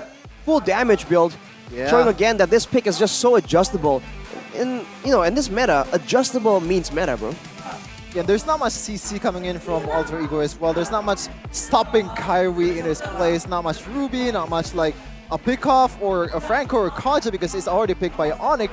That allows Kyrie to go free, to go absolutely mental in this game. 604 with 958 GPM. That's pretty high for a jungler, I'd say. Definitely. I mean, very high. We don't even need to look at the kills. Look at the objectives, the 50-50s he took throughout the game. Turtle, number 1, 50-50. Kyrie 1. He just dashed in. Huh? I think there's only one 50-50. All the purple buff steals were technically 50-50, but looking at his level, yeah, it's not 50-50. But to get to that level, superior pathing, superior retry in the first 50-50, superior gameplay. It's just doing so much damage as well with the Rupture Emblem. He was just completely destroying the whole backline. And like you said, it was picked later in the drafting phase, so they had no real counters prepared for the Lancelot. Showing again why that Fredrin pick really throws you off, right? You're thinking it must be 0% win on the EXP lane Fredrin. It's gotta be a jungle Fredrin. Nope, it's not. When Onyx is playing, it can be whatever they want. Okay, so maybe Onyx, the next game, they'll pick like, oh, which hero still has 0% win rate? Okay, I'm gonna use that. I'm gonna bump the win rate up just to make that hero seems playable for other teams. I'm trying to think right now. Heroes were still at 0%, right? Uranus Rome. Well, bro, no way. Against Rek, that would be pretty poetic, right? I mean, he did bring that up in his second game in MPL Indonesia. Definitely not going to happen, though. I was just, it was just a throwback. But, all right, Revitalize. Yeah, I was going to say that. Oh, man. Like, is it really effective? Is it Rek just trying to be different, trying to make, some play style that suits him the most? Like, what's going on with Revitalize? It doesn't get used by any kind of player, even in other region. Like, what's going on? Before we address that point, though, let's look at a heat map first for Kyrie at 5 minutes to 10 minutes. And honestly, it's pretty straightforward. It's all around the jungle, and then occasionally he just shows up on the lane. That's where he probably just grabs a kill and then like sneaks back into the jungle. So he's playing literally very assassin-like in the Land of Dawn. But on that point, on the Revitalize, I really don't feel like it has that much value, especially on a Florin, right? Because it scales with your max HP. So when he brought it using a Uranus, in a way, there's some synergy there. But on a Florin, surely, compared to Revitalize, a Purify or a Flicker would make for more output potential on a healing hero that will be the target for flicker. so many damage, for so much damage from the side of Onyx. Real coming in. Still has the flicker though at that time. Like Albert just read that, or maybe he's just lucky. I don't know. But You can see that. I mean, Pi was just confused on who to target. And yeah, the outplays, dodging away from all the damage and staying right in front of their faces, even though they're only at like 100 and 200 HP. Like, that's some Onyx level disrespect. They have 3 junglers in their team. Sans, Albert, and Kyrie. Is it a jungle meta, quote unquote? I mean, they play a lot in the jungle, and so far it's working, Arashi.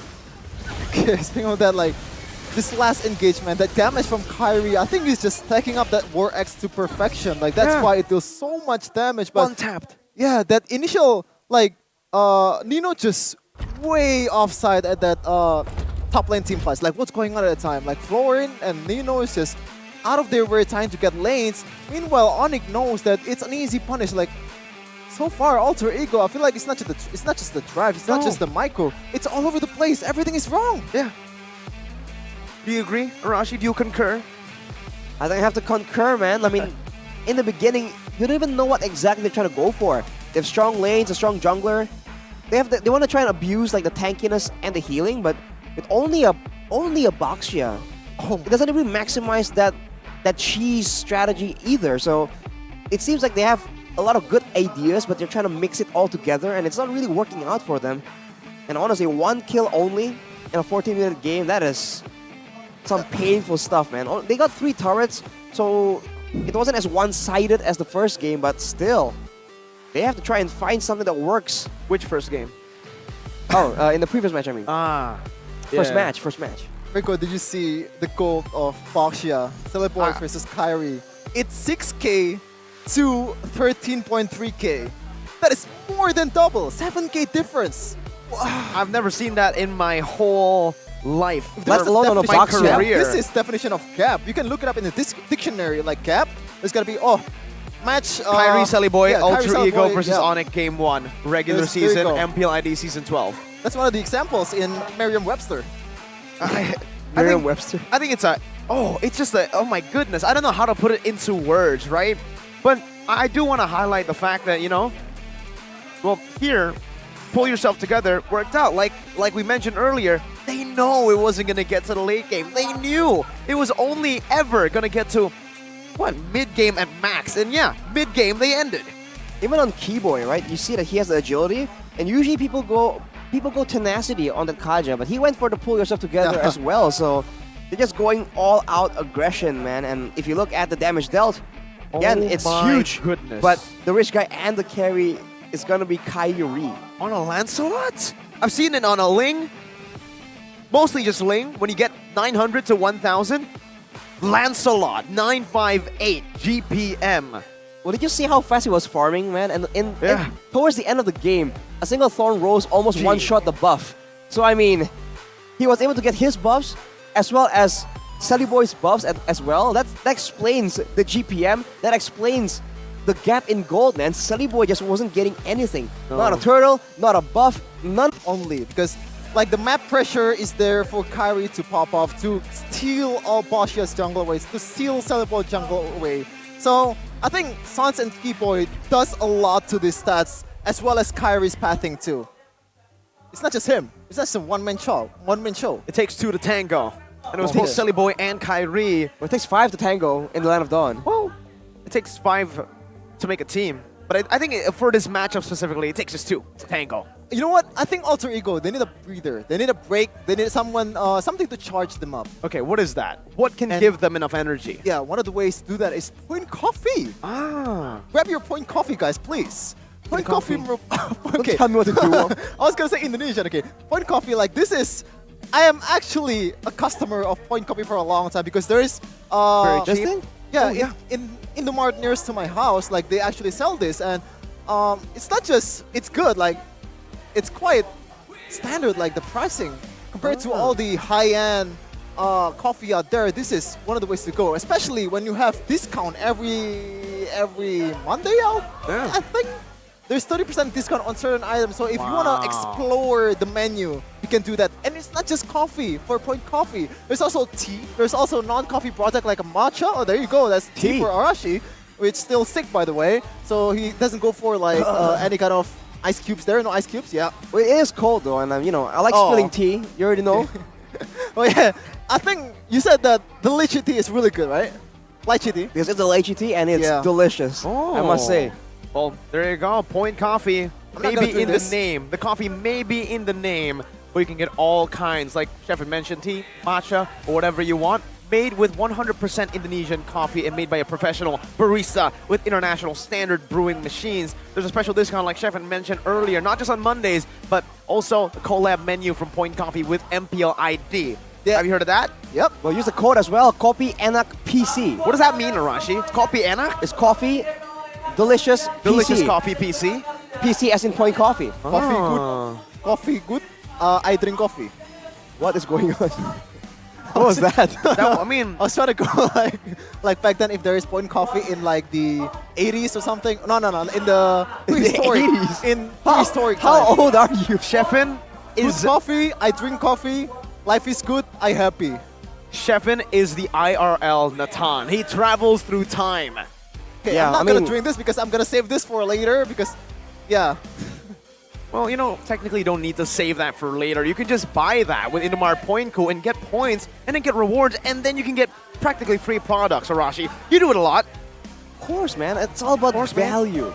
The value, dude. Value, dude. Okay, there's this saying about Retri Indomart, which means in Indonesian it's a reference to like if you Retri and there is still a few HP bars left in the Lord or the Turtle, that's Retri Indomart. And if you want to avoid that, just download the Indomart Point Co app. You're guaranteed to be good at Retri, like Kyrie. Whoa, really? Not versus Call TZ though. Okay, we don't talk about that. Why are you throwing shade, bro? Throwing shade at what? Throwing shade at who? The lychee tea? No. Like, you know what he's throwing shade at? The people who don't have Indomart Point Co. Oh, okay. Y'all missing out. What are you doing with your life? What are you doing if you don't have Indomart Point Co? That's your whole life. That's your whole life goal. His whole life goal? You gotta save money, you gotta invest, and the way to do that is to be responsible with your financial, Carlito. So go ahead, download Indomart Point Co. With every purchase you make in the Indomart, you guys can get rewards. And then, what can you get through with these rewards, these points? By the way, you can also get to the studio and there is Indomart Point Co booth. You can also get diamonds there. It's right there, I can see it. So if you're watching this stream in MPL Arena, just go right away to Indomart Point Co. Like there is still downtime until the match starts and get. You've been to Indomart, or if you have used, give us the, give us your take on what's happening in the game as well. Because our take is, that was a big stomp. It's a big stomp, all the way for the drafting phase. And we were saying earlier that the drafting phase might not even matter. That's how badly Onyx is dominating Alter Ego. So at this point, it's not even about finding a solution. It's about proving at least to Onyx, like, hey, take us seriously at least, man. They gotta show them that they are still an MPL caliber team and you cannot keep getting away with that. I think, like, if they're being serious, CW would be playing right now. So you're saying this isn't a serious Onyx that are stomping Alter Ego? It's still regular season. It's time to experiment. It's time to go out of your way to try some stuff until the time matters in the playoffs. So, like, any kind of losses in the regular season doesn't really matter as long as you get to the playoffs, which your chance is almost the same as everyone else unless you're in upper bracket like Onyx in the future.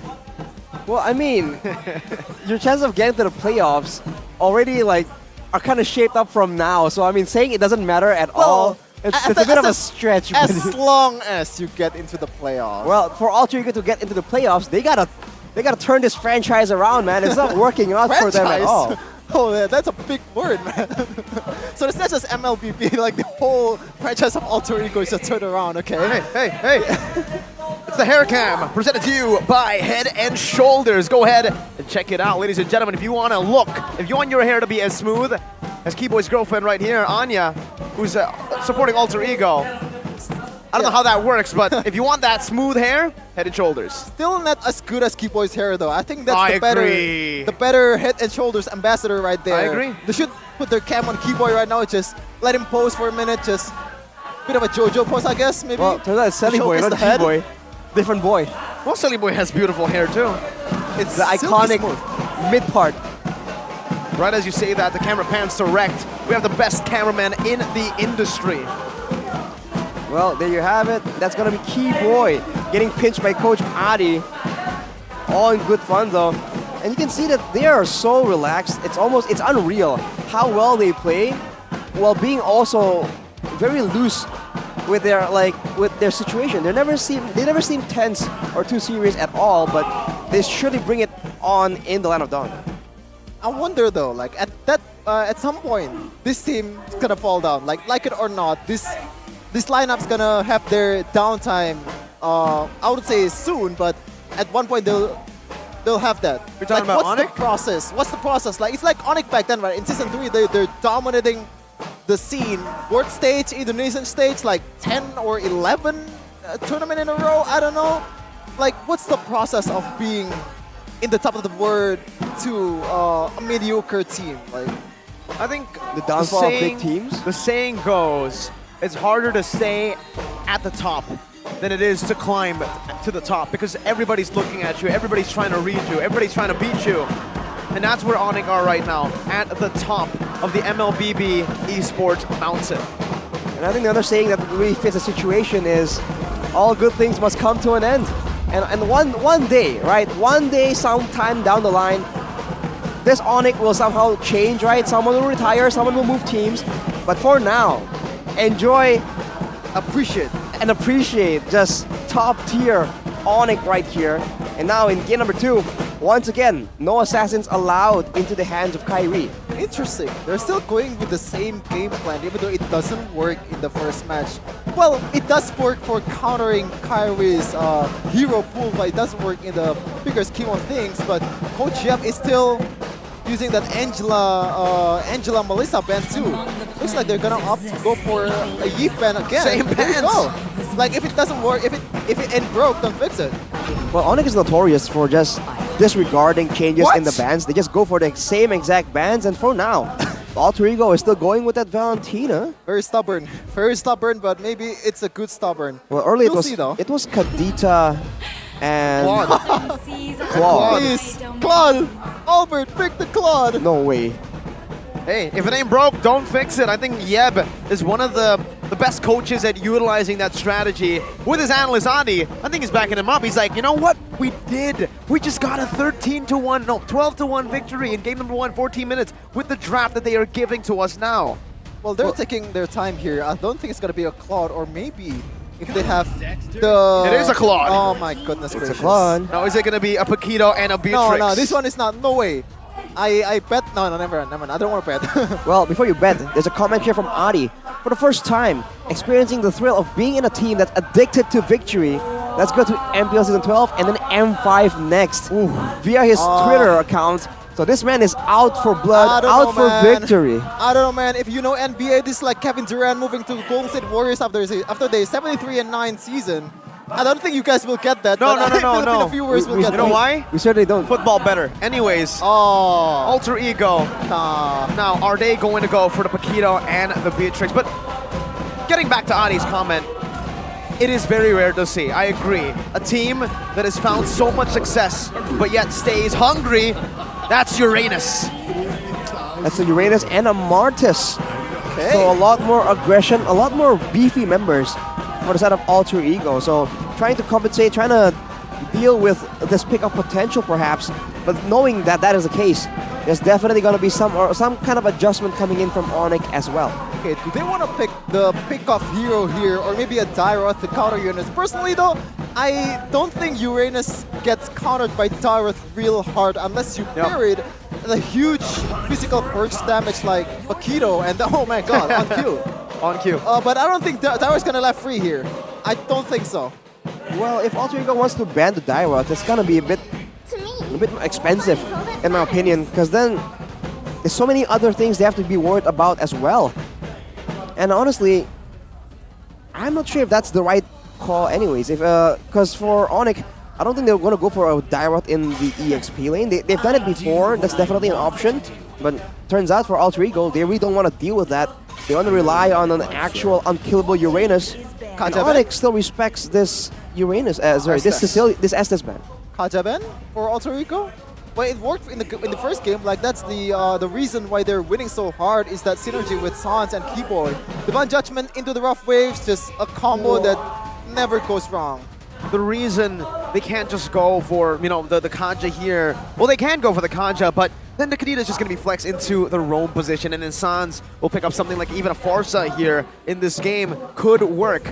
And that's why this Kadita is always in the first pick for Onyx when it's up for grabs. It's so flexible. Nah, I don't agree with you. Like, I know that Sans, Keyboy is a very, very capable Kadita. We're talking about Uranus and Martis here. You need a proper control, you need a proper CC, and there you go, Kajaben coming in from Alter Ego to make that Kadita work.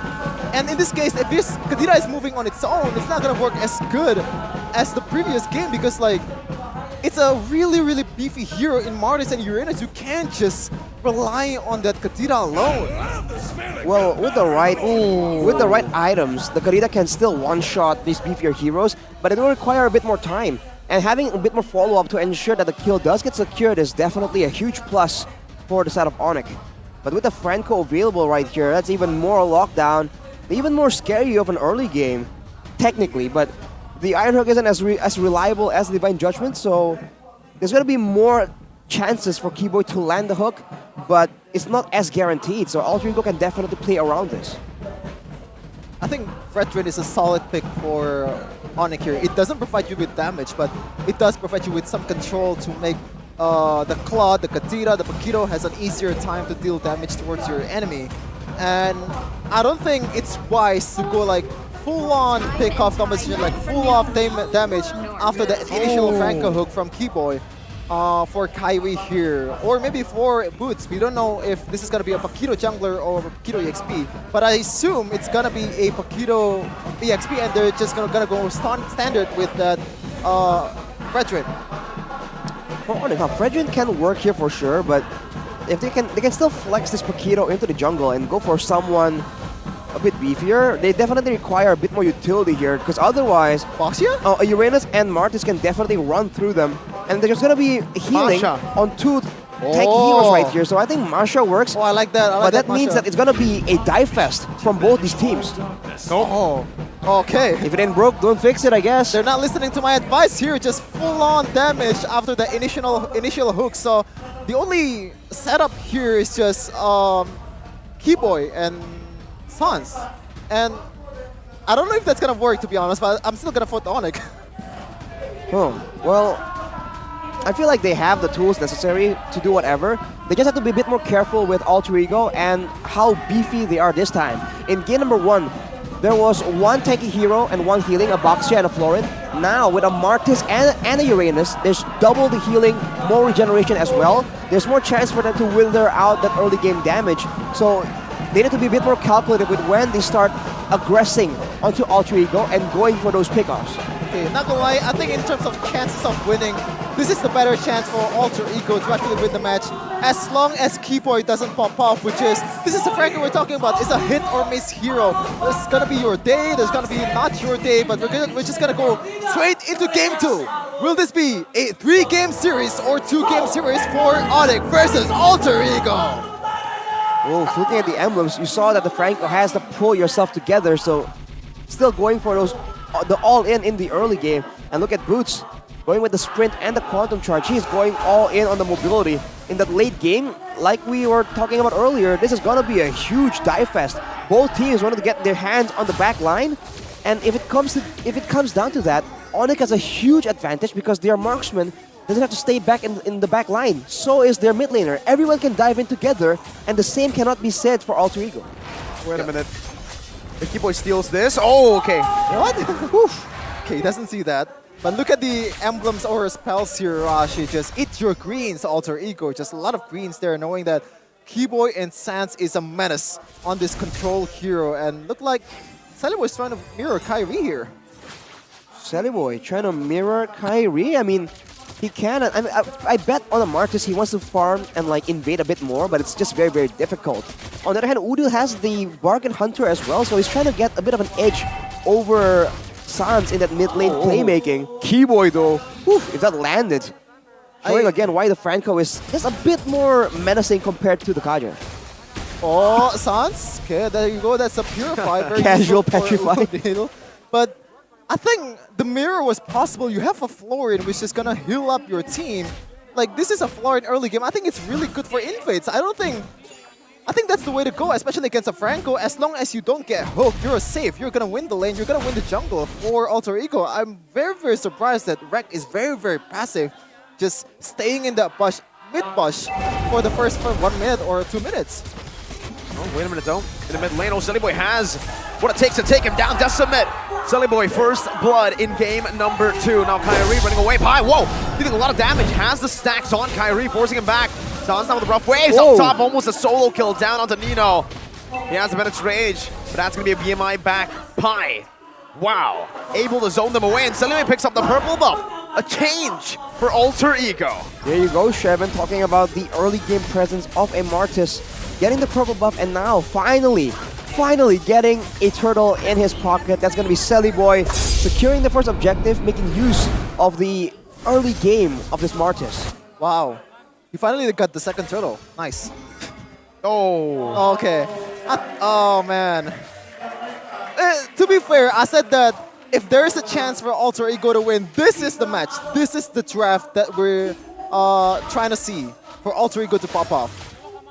And if Alter Ego do pop up, I guess the Miracle is back. Oh my god, yeah. That was a very convenient Miracle. If you win, we're blessed. If you lose, we're cursed. Nice. Hey, that's just how it is in these parts, Shevin. You just have to learn how the world works, Shevin. You gotta live in the real world. But right now, for Onyx, they're behind, but Kyrie is keeping up in levels with Soliboy, losing out on 1. But for now, I think they're still doing a good job maneuvering around the Martis, just denying a lot of kills for the Martis to snowball with. Oh, that's a combo of Boots and Kyrie. No Tyrath, so there's no huge physical burst damage as Albert is getting absolutely pressured in the top lane. Sans and Keyboy's coming. Oh, Albert as well with the BMI. Keyboy trying to zone him away. Good terrifying from Udil to disengage. And Onyx are losing out in the early stage. Alter Ego so far have been able to enable Nino in that gold lane. 600 GP of 600 gold lead held down by AE. It's hard composition for Onyx. This is like play your micro perfectly and we win composition for Onyx in this case. Like the only setups available is just Keyboy and Sans, and that's very hard to land, especially when you have 3 Purifies, 3 Arashi on the end of the opposing team. Well, keep in mind, the longer the game goes, the more value that Iron Hook is going to have in the hands of Keyboy. So technically, even with the Purifies, if you get hooked out of position and suppressed before you can even react, there's a chance that the late game can, out of nowhere, just start swinging towards Onyx, and you can rely on Keyboy to make sure the plays like that do happen. Oh, there's a fight here. Rek with the bloom. Oh, Keyboy getting decimated by Soliboy now as he's looking for another target. Kyrie getting chunked, forced to use the Thorn Rose and the Puncture. Alter Ego, could this be the first complete 3-turtle match for Soliboy? Alter Ego fan celebrates as they get the turtle for Soliboy. Now in top lane, Albert is just, every time there is a Blazing Duet, it's just going to use that because Nino is just way too dangerous to deal in the lane because he already has his items and a lot of physical damage and he cannot deal with that. And that's one of the ways to clear the lane as safe as possible. But Keyboy is just getting chunked real low. Oh! No Purify! Oh, but it's still on time. Too well early. played to Udil. And Sans with a rare mistake. It's definitely uncharacteristic for Sans, but like you mentioned, Shevin, Onyx, they're just trying to play defensive. They're leaving Kyrie kind of alone to deal with all this pressure coming in from both Soliboy as well as Pi in the jungle right here. Fortunately, he's still able to secure his buffs earlier, and now he still has it, but he is keeping up in levels with Soliboy, and that is a bit of good news.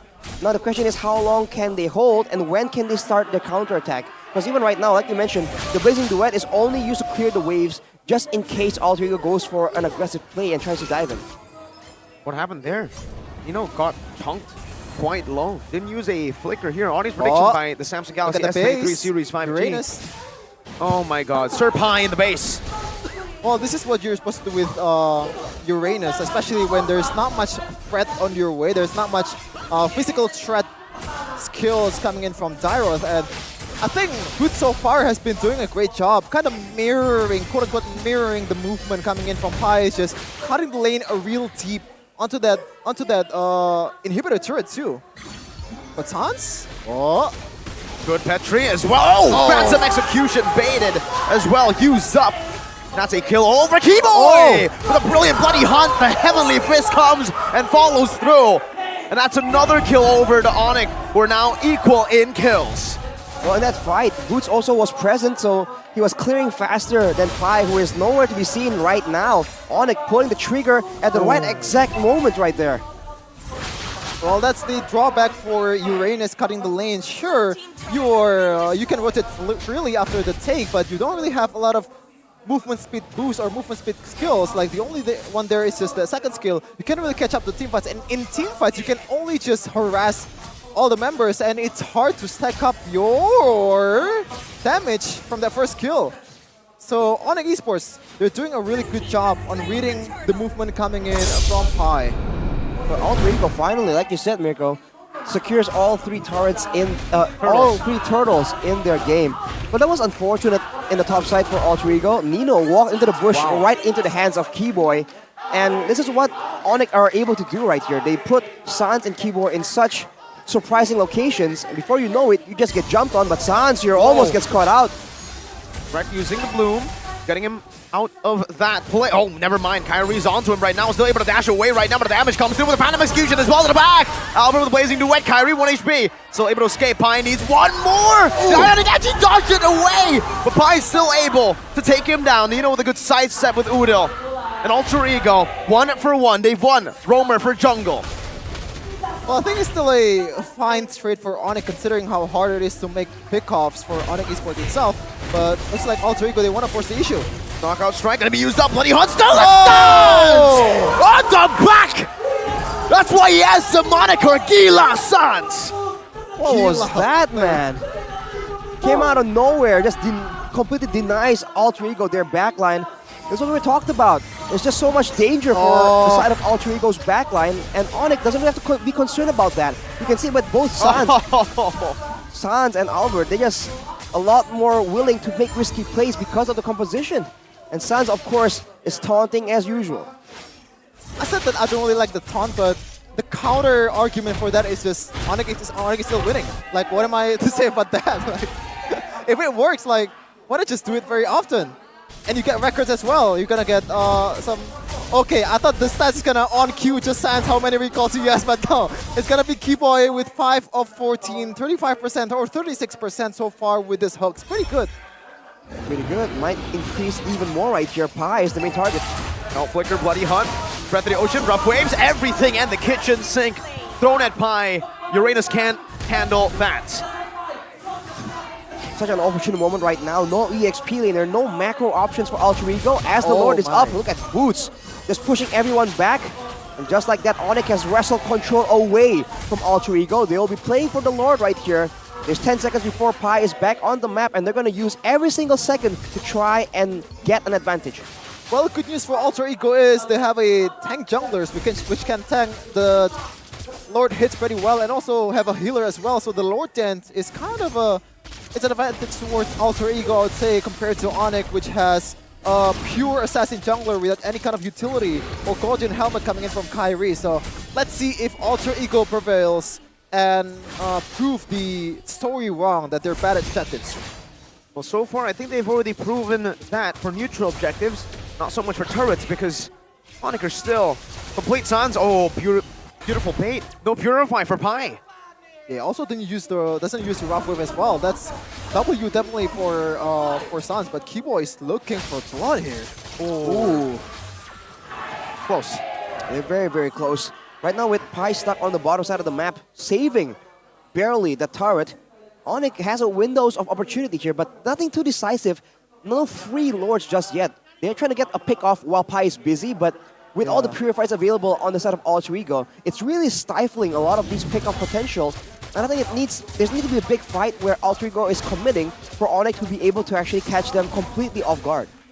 Yeah, speaking about Pi though, like, initially I thought that Paquito buff on that second skill, everything in the way, the minion in the way of the second skill is gonna get damaged. I don't think that's a huge buff initially, but right now, seeing how good the Boots use it right now, it's just, really changing doesn't my make mind! Solidify follows through even with the BMI. Now in the back though, the Heavenly Fist coming down, knockout strike, bringing Nino back. Good Bloom and the Bloody Hunt to get him out. Boots gunned down by Nino. 2 for 0. What a costly mistake from Albert right there. Taking the snipe just a bit too audacious in the front line.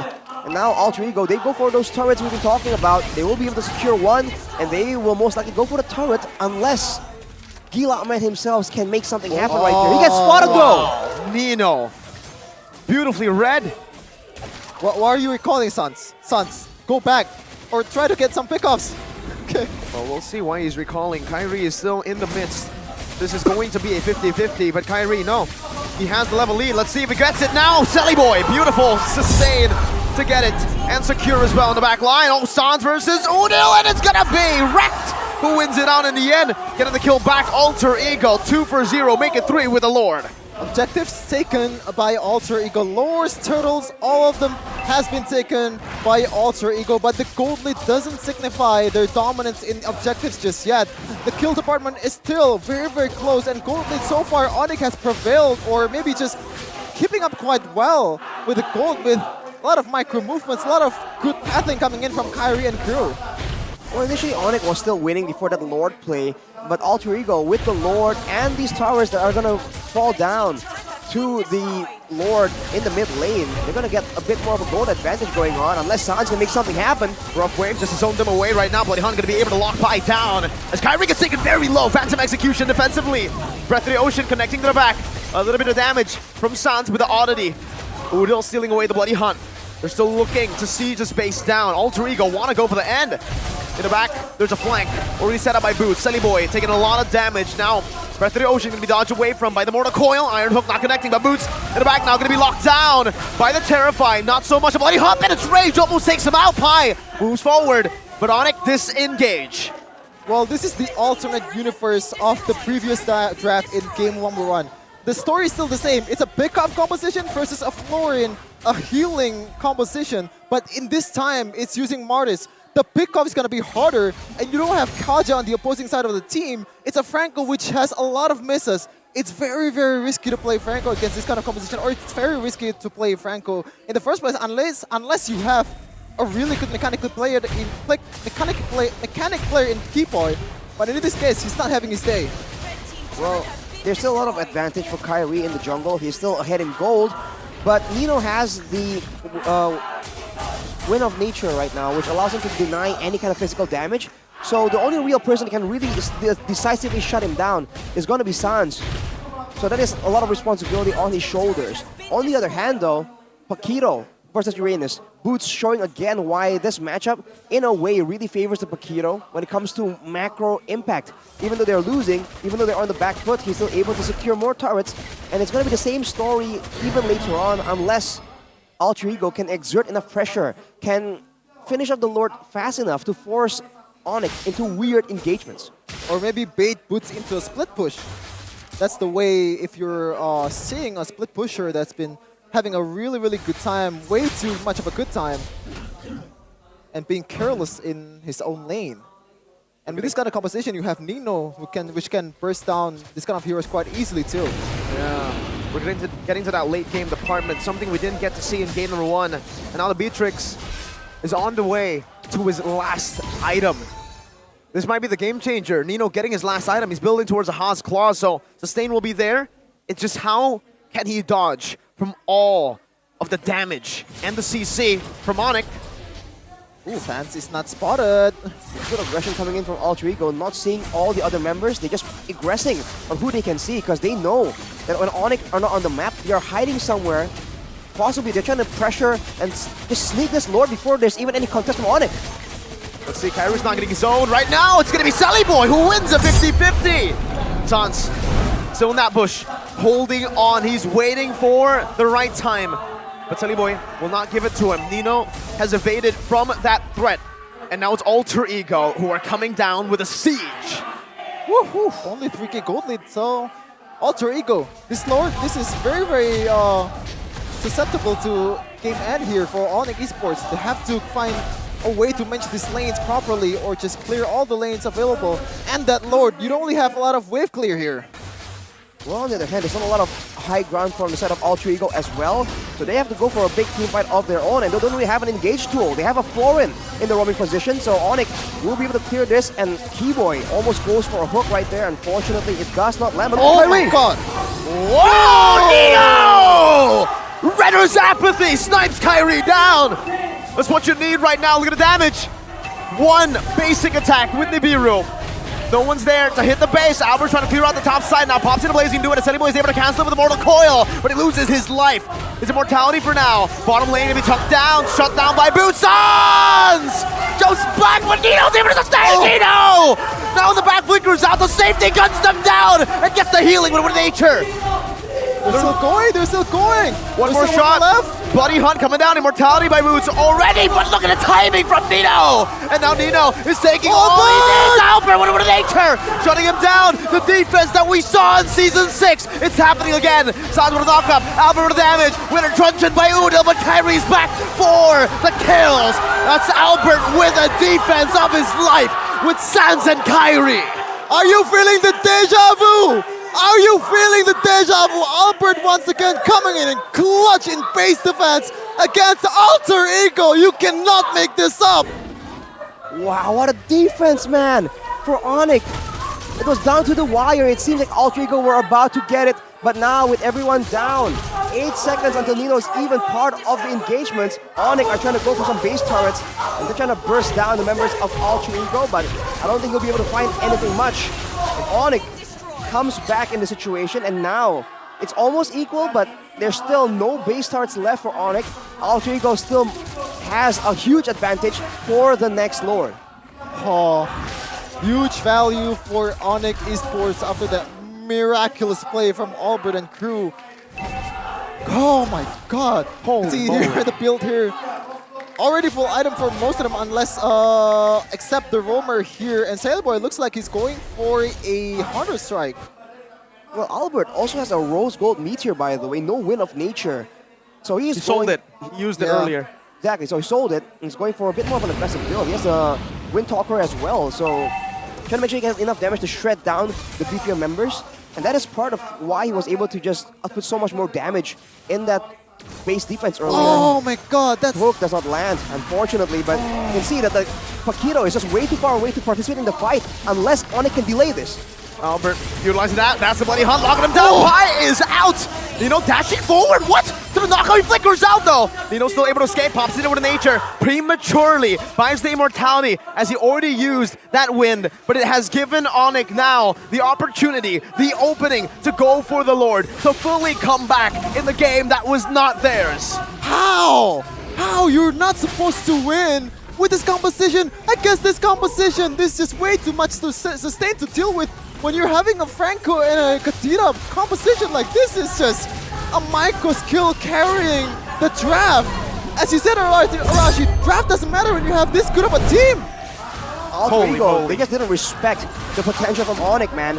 They walk into a bush, and I know you're a late game Uranus with a Purify, but against Onyx, and especially against a Franco, you need to be a bit more careful. And now Onyx already in position to punish any kind of mistake with the Lord coming in as well. They are the ones with the engaged tools available to orchestrate a dive, to orchestrate a direct attack onto the base of Alter Ego. And I don't know, man, without high ground, it's all in the hands of Nino and Udil to output that damage and clear the waves and deny the Lord before Onyx can end the game. Let's see how they defend this. 3 waves built up together. An Evolved Lord in the mid lane. Better Trade is going to be used up right now. Alter Ego still in the... Oh! Damage. Thorn Rose. Keyboy's looking for a pick. Gets Soliboy right now. Winter Truncheon going to be used up by Pi right now, but it doesn't matter. The Thorn Rose takes him outside. Jumps into the back. The Bloody Hunt locks Nino down. It has happened again! Albert has turned the tides and destroyed Alter Ego again! Turned the tides and turned the clock back for the Crown Prince, which is no longer the Crown Prince, it's the young Porcupine! 6 seasons from season 6 to get it done again. Oh, unbelievable, man. Oh my god! How do you beat this team? Everything was going well for Alter Ego. The draft made sense, but in the end, Onyx just find a way to make it work somehow, some way. Someone just crack the code, man. That's the expected response.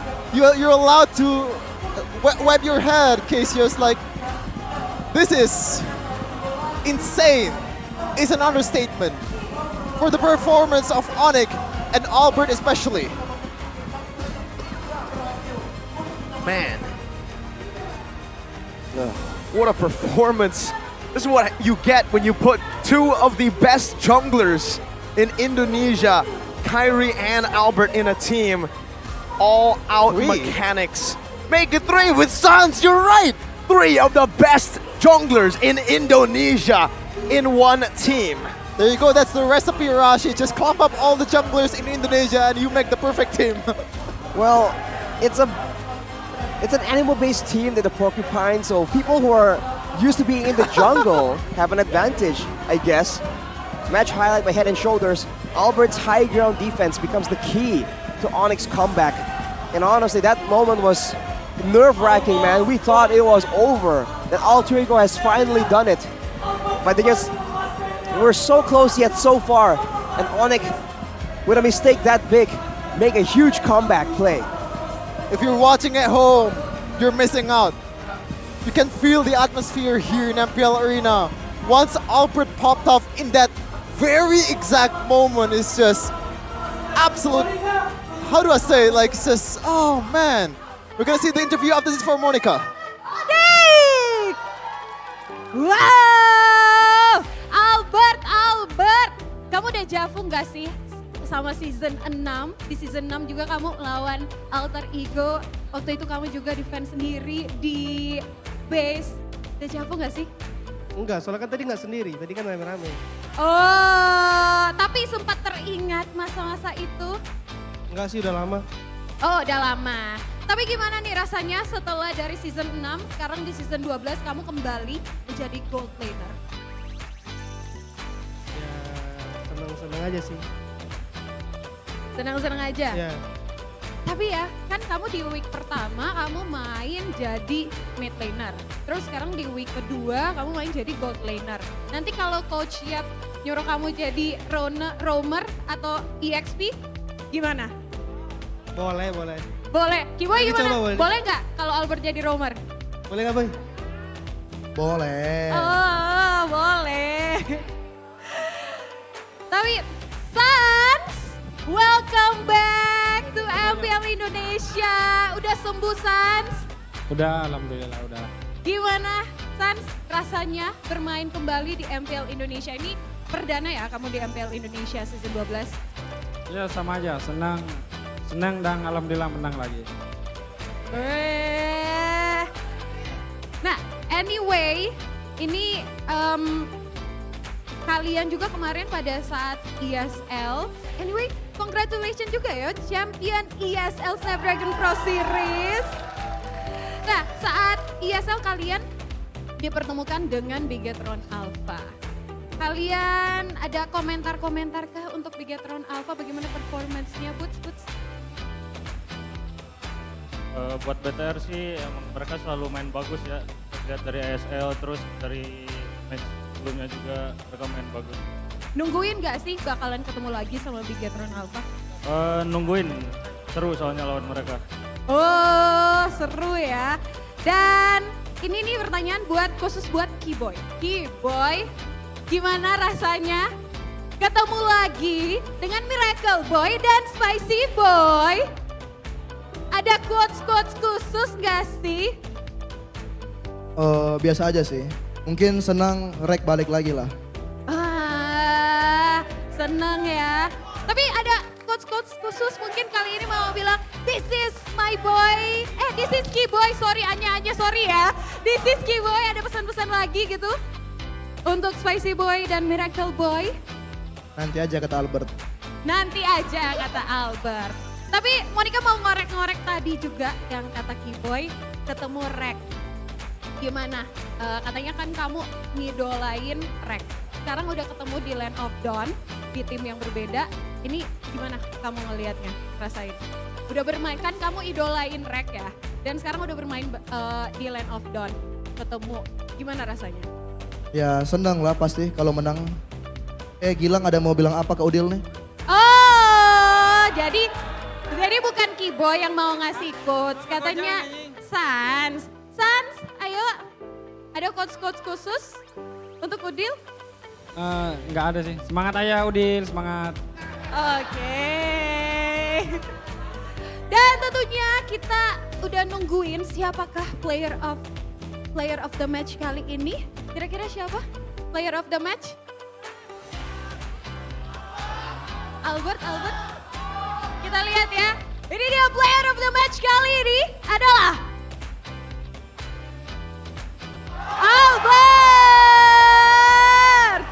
Albert, kasih komentar dong, gimana nih? Kamu player of the match? Hoki aja, hoki. Hoki aja? Ya, hoki. Tapi kan pastinya latihannya keras juga dong. Ya, tetap aja hoki. Tetap aja hoki. Dan yang terakhir, Boots, gimana?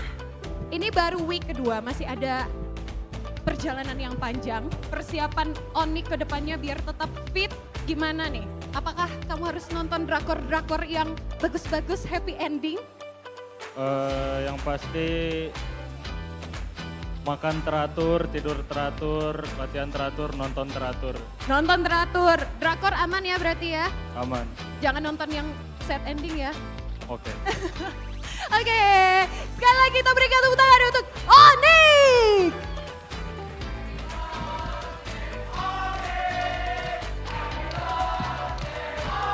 Dan tentunya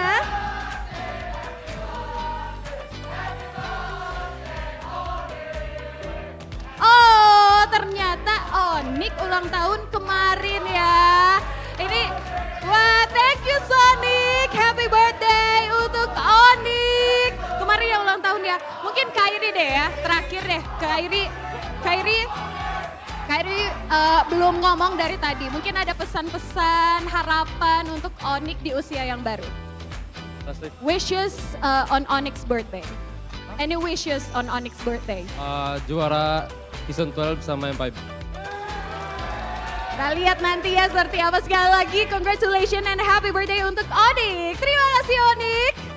Dan teman-teman semuanya juga Monica mau infoin informasi yang ini untuk teman-teman semuanya yang mana bakalan ada 6 tim ladies yang akan bertarung selama 3 hari. Mulai dari tanggal 28 hingga 30 Juli 2023 untuk meraih gelar juara WSL Season 7. Mereka ada Bigetron Era, GPX Basreng, RRQ Mika, MDR Delvin, Kagendra, dan Tiger Wong Sirin.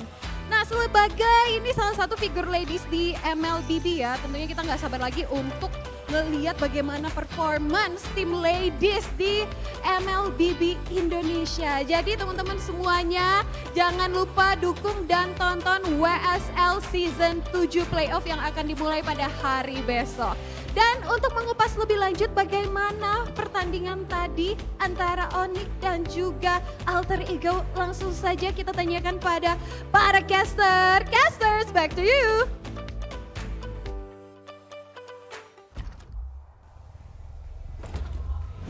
It's the best birthday gift as an Onyx fan. An absolute miraculous win, sealing the deal versus Alter Ego. But on the other side of the story, Mirko Urashi, Alter Ego, 3 straight losses and a very, very heartbreaking loss at the end of this day. How do they come back from this? Are they at the bottom right now? Are they 9th place? I think there are teams that hasn't played just yet, so we'll have to see. But for now, I think they are. It's just been a very tough road for Alter Ego, and they just haven't seemed to have found like a winning formula of some sort. When it comes to like the compositions, when it comes to the execution, what they want to do. Do they want to go for fights? Do they want to force the Lords? You see a bit more improvement here today. Whenever there's some macro play attempted by Onyx, they immediately pull the trigger and go to secure the neutral objective immediately. And that was great. It worked out occasionally, but it just wasn't enough. And here is the player of the match. It's a by Samsung no-brainer. Galaxy S22 Series 5G, Albert. We're going to see some highlights later on of that miraculous defense off the base. But he is 4-1 and 10 with an 88% kill participation. So man was doing a lot. And he was adaptive with the items as well. We see here the Wind Talker, the Wind of Nature, sorry, exchanged later on for the Rose Gold, etc., etc. I mean, he was just doing everything he can to try and snatch away the game from the hands of Alter Ego. But interesting emblem choice here by Albert. He goes for movement speed boost, which Claude already have. What do you think, Mirko? I think it's pretty normal. I think More this is what I go for as well. The agility, tenacity into the quantum charge. You can, obviously change the quantum charge and the brave sprite from time to time, but especially in this game, the agility, you saw it in play. The quantum charge, you saw it in play. It was all about mobility. And I mean, in the late game, when you are the main target for a lot of heroes, mobility becomes very, very important, man. I mean, if solidify wants to try and catch Albert through the BMI with the agility, the quantum charge, the sprint as well, good luck catching up to this Claude. So I think this is why it's so interesting, right? The current emblems. You can go for a movement speed based build, or you can go for a more sustained whatever you need, which is very adaptive. And now let's take a look at some of the highlights, because in that game, Alter Ego was for the most part in control, and with the exception of some moments here made by Onyx and their execution, there really wasn't a lot going for them all the way until quite late in the game. It's weird, right? Look at Onyx composition, like how they're defending that. Look at the wave clear.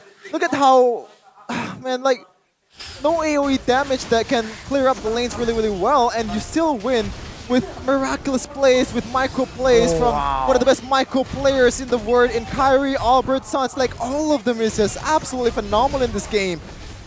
Oh, I think it was just a big miscommunication there. I mean, it was okay. Maybe it wasn't so visible earlier on, but here, Arashi, did you see that? Nino and Rekt were in the bottom lane. And meanwhile, Martis was trying to end the game solo. Yeah, they weren't working together as a team. You see that everyone wasn't exactly on the same page. And even if they were, the fact that they had, we just discussed this, Mirko, like that better late game essentially, right? Of course, against a Kadena and a Lancelot, it's a bit tough, but they have crowd control. They win by default by composition, and then they were in such a rush to end the game, even though they were the ones, quote-unquote, with a better late game. This is the last pickoff coming in from Keyboy. Sans reading perfectly onto Nino's movement, and Keyboy just punishes right away with the Bloody Hun. But I think in that match, the impact player, Sans, like that base defense, I think he played more role than Albert, I would say. The knockups is just that important for Albert to be able to deal damage, and it also deal damage in Nino that doesn't really have a lot of magic defense going on, you know? He was also doing a lot of damage with the Oddity to try and help with the clearing of the waves as well. So Sans is definitely the unsung hero of the entire situation for sure. But in this game, everyone really pulled their weight, even though it looks kind of sketchy in the beginning. Because even Boots, he was also the part of the reason why Onyx were able to actually have equal turrets, had like some momentum to play around with by outmaneuvering Pi on that Paquito, as we were predicting, just as we predicted in the drafting phase. Looking at the items right here, it's everyone just has late game items, just switching it out and about depending on the situation. I think you have to give credit to Nino as well for being able to do a lot of damage, stay alive, right? Dodge away from a lot of damage from both Kyrie and Sans on the Kadena and the Lancelot. But unfortunately, at the end of the day, everything needs to be, you have to be like in sync with your team as well in order to get maximum value and get that victory. I think the main strength and weakness for Alter Ego is the same thing. What's that? Alter Ego have built a composition that withstands an engage, that can withstand an initiation and actually turn it around, but they cannot engage. So once they get the lead, when they're able to force Onyx to jump onto them, they win. But when the issue is forced on them to now push, to now siege, to now look for a team fight. They can't ever force that, and that's what we saw. It was always still Onyx who controlled when to go in, how it happens, and Alter Ego. They're very susceptible to Onyx in and out movements.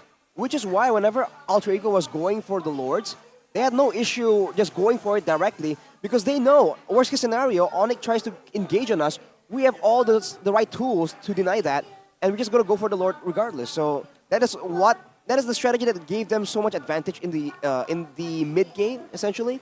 But like we said, especially when you're at the base, only Beatrix with the Renner can actually hit from that far away. There's no real way for them to actually catch someone or burst someone down without Onyx just backing away and healing multiple times. So I think that initially, once they lost a couple of members from to Onyx in the base, they should have just backed away and went back to the default strategy that was giving them so much success. Because trying to force the issue there with only 3 members allows for Onyx to just defend with 2 members and even get some more punishes that eventually led to the instant comeback, even though they were right in front of the base of Onyx. Alter Ego, 2 games lose streak in the first week. That's all right. New lineup. They're still adjusting. Need time. 3-game lose streak. Is it time? Is it actually time to make changes? They have a new jungler in Variety. They also have their old roamer in Rossi. And not gonna lie, in this kind of composition, you have Florin, you have S12, this kind of heroes. I think Rossi suits better than Rekt. Well, I mean, Rekt is also known to play the Angela, so no stranger to these defensive, supportive roamers for sure.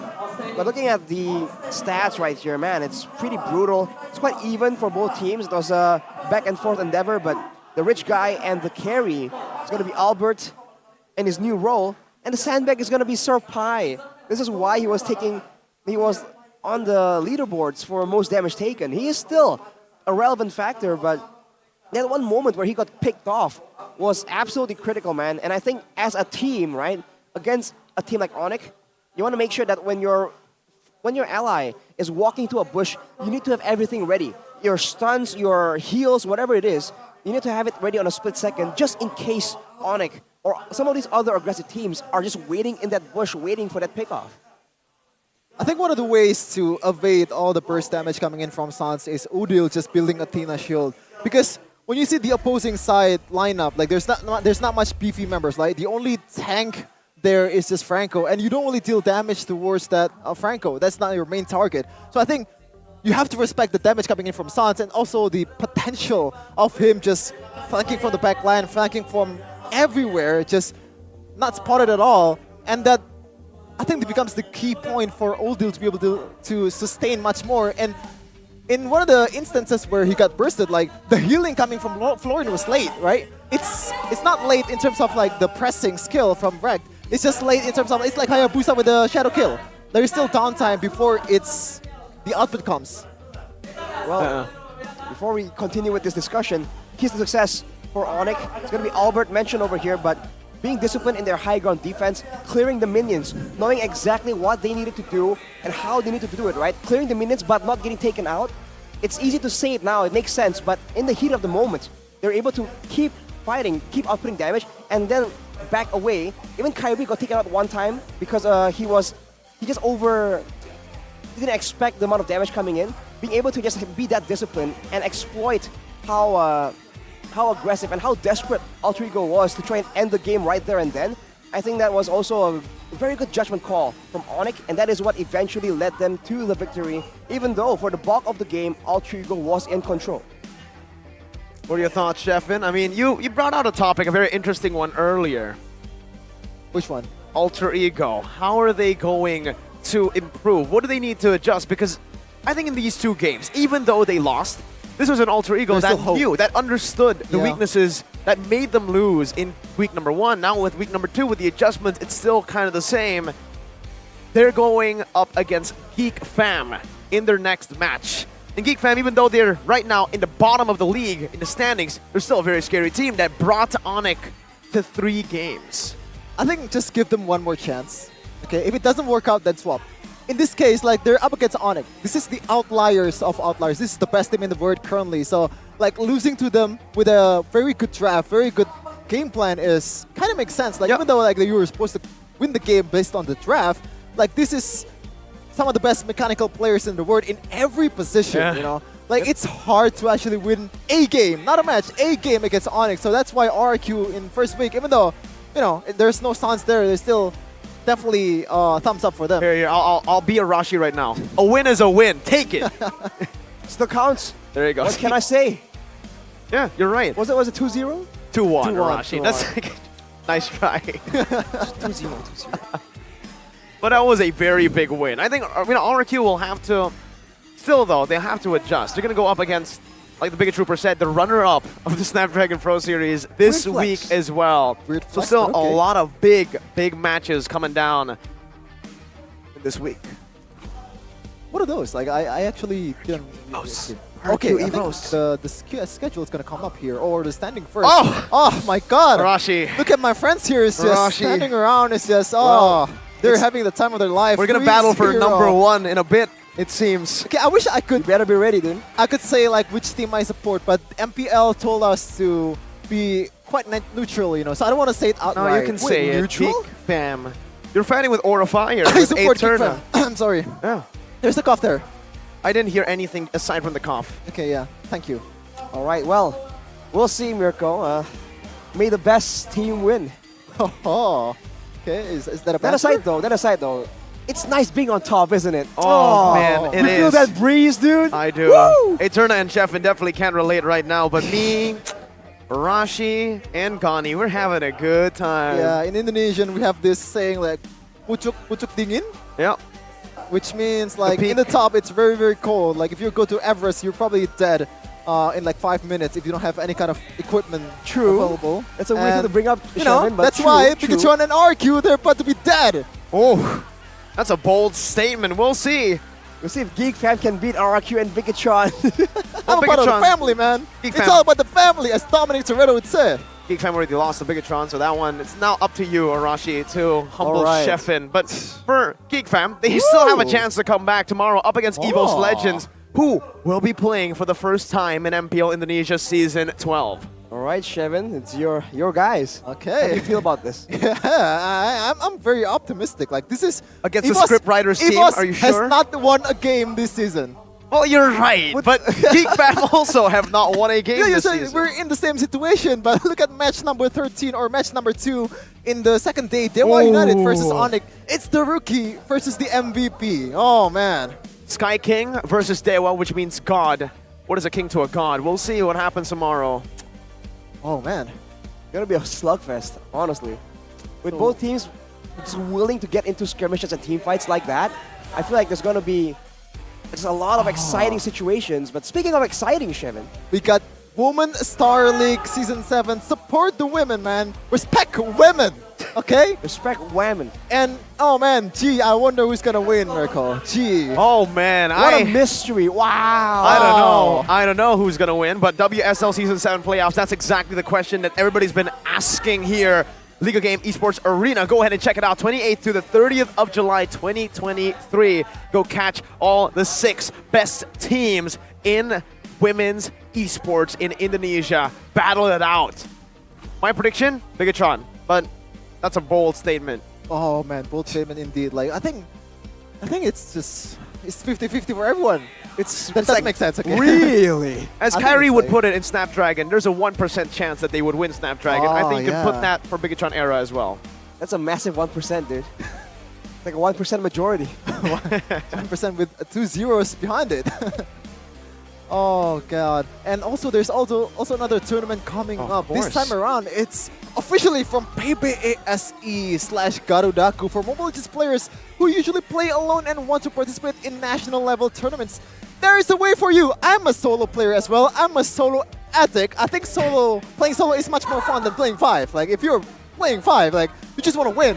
Solo, you have to experience the whole thing, man. And if you want to experience it in the highest level, it's PBASE/Garudaku tournament, which has 200 million rupiah as a prize pool and also a slot to National Esports League Level 2 if you succeed as a finalist in the National Esports League solo path. Like imagine, man, like you're just staying home playing games, like soloing all the way. all the day, like just the next year you're playing in MPL or you're playing in the highest level. Who knows? Like, that would be like a story, like. Absolutely. And that's why I'm gonna join PBSE / nah, just kidding. Well, it sounds like you need some more friends, Shervin, first of all. Well, it's solo. It's solo. What do you mean? I don't need friends. I just have to. Well, you need to meet some of the teams. Play solo. You're saying you like being solo, so you know. I like playing solo. We feel That's bad. okay. It's okay. It's okay, Sheffin. Having no friends isn't a flex. That's also a weird flex, Chef. It's fine. Sheffin, we've got you. We're your friends here, all right? Stop coping. Stop coping. But the National Esports League solo path can be joined by anyone, literally anywhere, and the registration is free. Total prize money for the entire tournament is 3.2, not million, billion rupiah. And billion. If you wanna be my friend too, like please join too, because yeah, you're gonna be my friend. How do they register? So what are you waiting for? Register yourself now. Admit your dream team at garudaku.com/LEN2023. LEN 2023, that is the year that we are in. 2023, Arashi. Oh, is it? And you know what year it is so far? It's the year of the Indonesians. Oh my god. Please don't jinx it, man. Like. Oh, you're right. I mean, Philippines will win, yes. Myanmar. Okay. But we're gonna see what's going on in the next stages of MPL tomorrow on Friday. Oh, this is Thursday. I just realized it. On Friday. So thank you for watching. Stay tuned for more action on MPL next day.